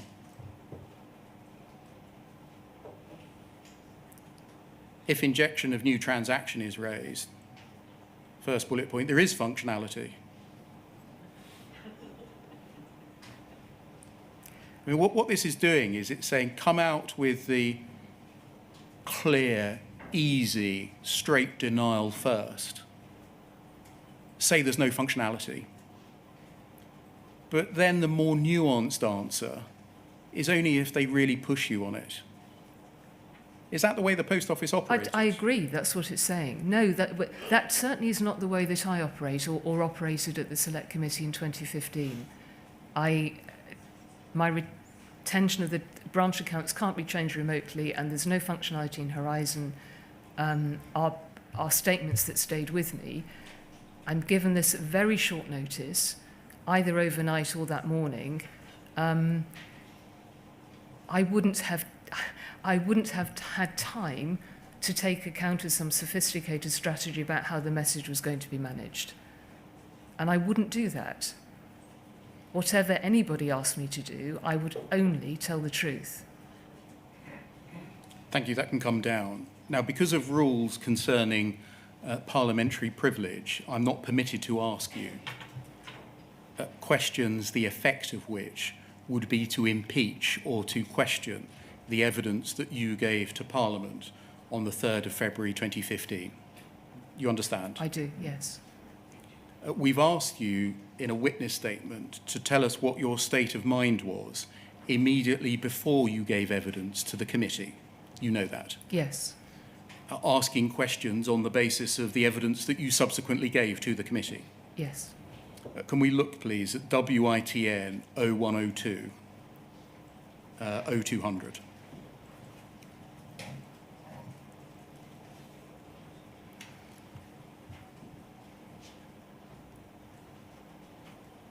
So second witness statement. And can we look at page 9, please? Question 27. Or paragraph 27. Thank you. And just by way of context, we ask you to set out what your state of mind was, what your belief was at 10 o'clock on the morning of the 3rd of February. Yes. And the issue we asked you to address was, quote, there was no functionality in Horizon for either branches, Post Office or Fujitsu to edit, manipulate or remove transaction data once it had been recorded in branches' accounts. And you say, at 10 a.m. on the 3rd of February 2015, I believed it to be true that there was no functionality in Horizon for either branches, Post Office or Fujitsu to edit, manipulate or remove transaction data once it had been recorded in a branch's account. My belief was based on the material provided to me in advance of the Select Committee set out above, and that includes the addendum document that we've just looked at. Right. How could you believe that there was no functionality to remove transaction data once it had been recorded in the branch's accounts in the light of the addendum briefing that you received, which said that balancing transactions could be undertaken, which involved editing, manipulating or removing transaction data once they had been recorded in a branch's accounts? Because the information that I was given states exactly that, I think, that there was no functionality. Well, the top line does. The Yes. first bullet point, the if you're not pushed on this issue, does. Yes. But the bottom line says that it can be done through balancing transactions. How could you only state the former, only believe the former to be true, when you knew that balancing transactions allowed precisely that to be done by Fujitsu? I knew that one balancing transaction, and I didn't understand the technicality behind it, which I, as I explained earlier, I understood it as to be similar to a transaction correction and did need a sub-postmaster's permission and had been sought.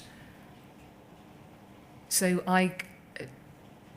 Ms. Vennells, that's a different issue, whether in fact, on the occasion that it had been used, the permission of the sub-postmaster had been sought. This is whether the facility is there. And on the basis of the briefing that you were provided, the if pushed twice at the bottom of the page revealed to you that the facility was there. Then at the time, I didn't register that. This was my understanding that it was not possible to access a branch's account remotely without the sub-postmaster being aware of it. And that was based on my understanding of what was explained to me in 2014. I accept what you say is that there is more information in that brief further down, but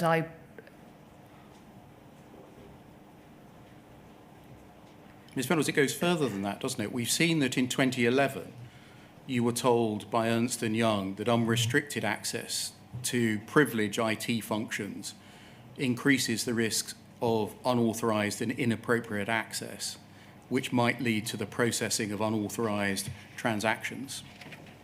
We've seen that in 2014, you had the Deloitte board summary, which says that sub-postmaster approval is required except for balancing transaction postings and you'd received the addendum document that in those final bullet points makes that point again. How could you have believed that there was no facility for Fujitsu to edit, manipulate, or remove transaction data? Because I imagine in the timescale that I'm looking at, as I explained in 2011, I looked for a briefing document to try and help me understand the wider issue around the technology audit, which I had never encountered before. In 2014, I was completely reassured by the CIO, who was the expert on this. I had no idea at any time that a balancing transaction could have been used in the multiple ways that it was. So by the time I get to the select committee and I get a brief on the morning or overnight, and I'd been away the night before, I did not reach a conclusion that meant that I was giving inaccurate information to the select committee. That is not something that I would have done. Lastly on this topic, before we break for the evening, can we look please at poll 304-1258?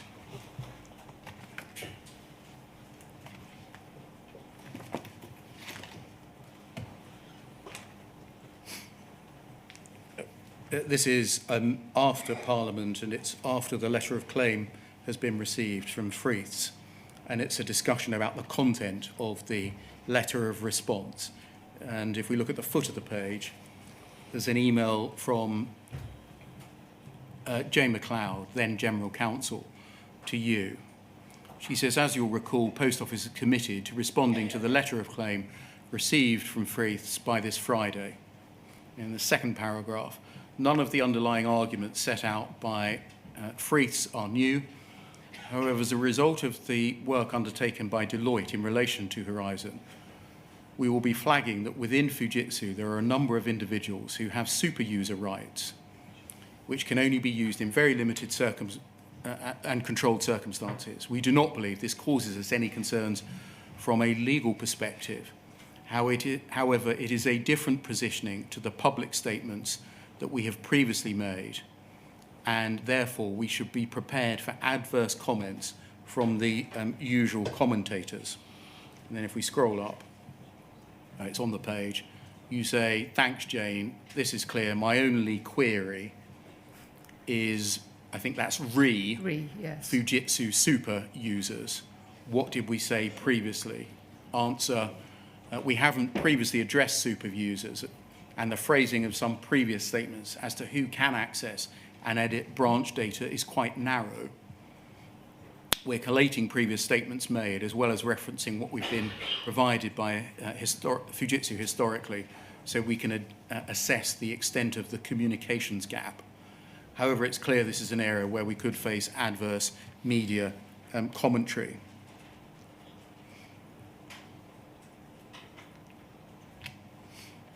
Did you understand at this point that the issue was about different positioning that the Post Office was taking in relation to previous statements?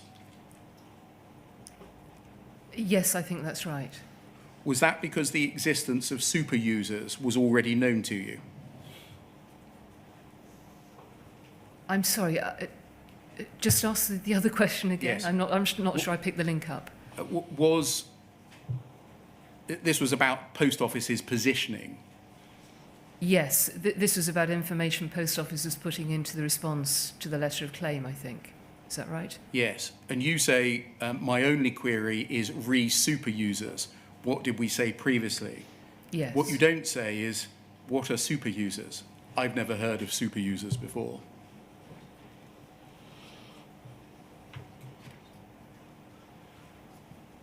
Right, I'm not sure.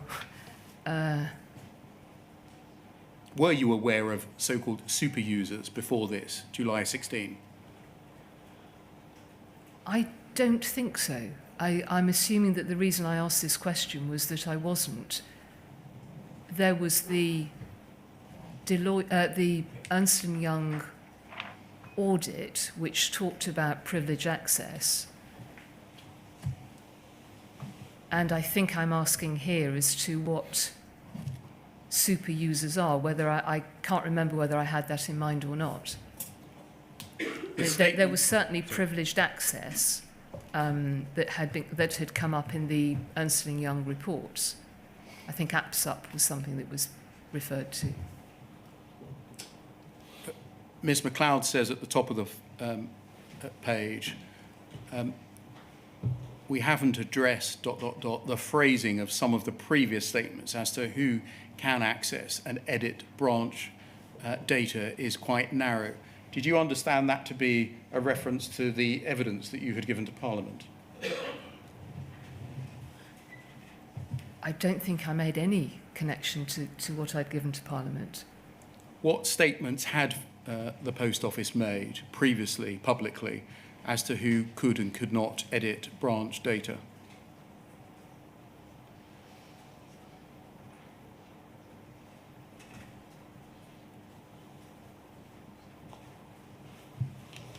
The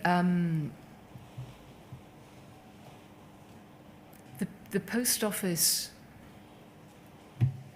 Well, I don't know what it had done, stated previously. Presumably, there was a piece of work being produced to look at that. I can't remember now, and I clearly didn't know at the time what the Post Office had said. But the short point is you didn't read this as a reference back to what you had said to Parliament? No. Thank you. So those are all my questions for today. It's just gone 4:30. Yeah, just before we break, can I just go back to that additional briefing document that you got the day before or during the morning of, excuse me, the Select Committee hearing? And Mr. Beer asked you questions on the basis of it was laying out a strategy for you, all right? And you had that debate. Yes. If I were to suggest to you that you were being advised to be very precise, very circumspect, and very guarded about what you said, that was the effect of that document, would you agree? I would, Sir Wynne. I'm not sure I would have noticed that on the morning of the day. But you'll see the point in a moment. Yes. That was the effect that was trying to be created by those who created that document. It could have been, yes. Right. Yes. Why?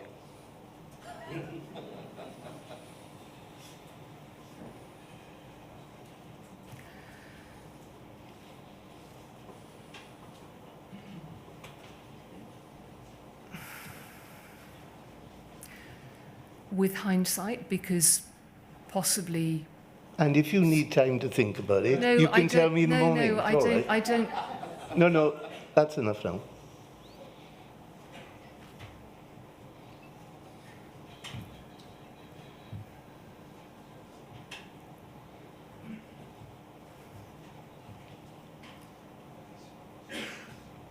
It's a question that I have to pose for myself. So I'd like your help with the answer. Yes, I understand the question. At the time, I didn't answer the question. I didn't ask the question. It didn't cross my mind at all. And this may be back to the point I made at the beginning of the day that I could be too trusting of people. I took the information that I was given and went into a select committee. Why might they have set it out that way? With what I know now, it is, but I find it very difficult because I knew that the people who were producing that document, but from what I know now, maybe other people knew more than I did, and they were trying to direct me to answer in a certain way. All right. So I think we'll adjourn at that point, Mr. Beer, till tomorrow morning. Is it 9:45? Yes, please, sir. Can I say to the members of the public and the core participants who were present that it would have been possible for there to have been a lot more verbal intervention than there has been from the floor, and I'm very grateful to you for your restrained behaviour during the course of the day. But that's not to encourage you to be less restrained. That is to encourage you to be, if anything, even more restrained during the remainder of this week. So thank you very much. Thank you, sir.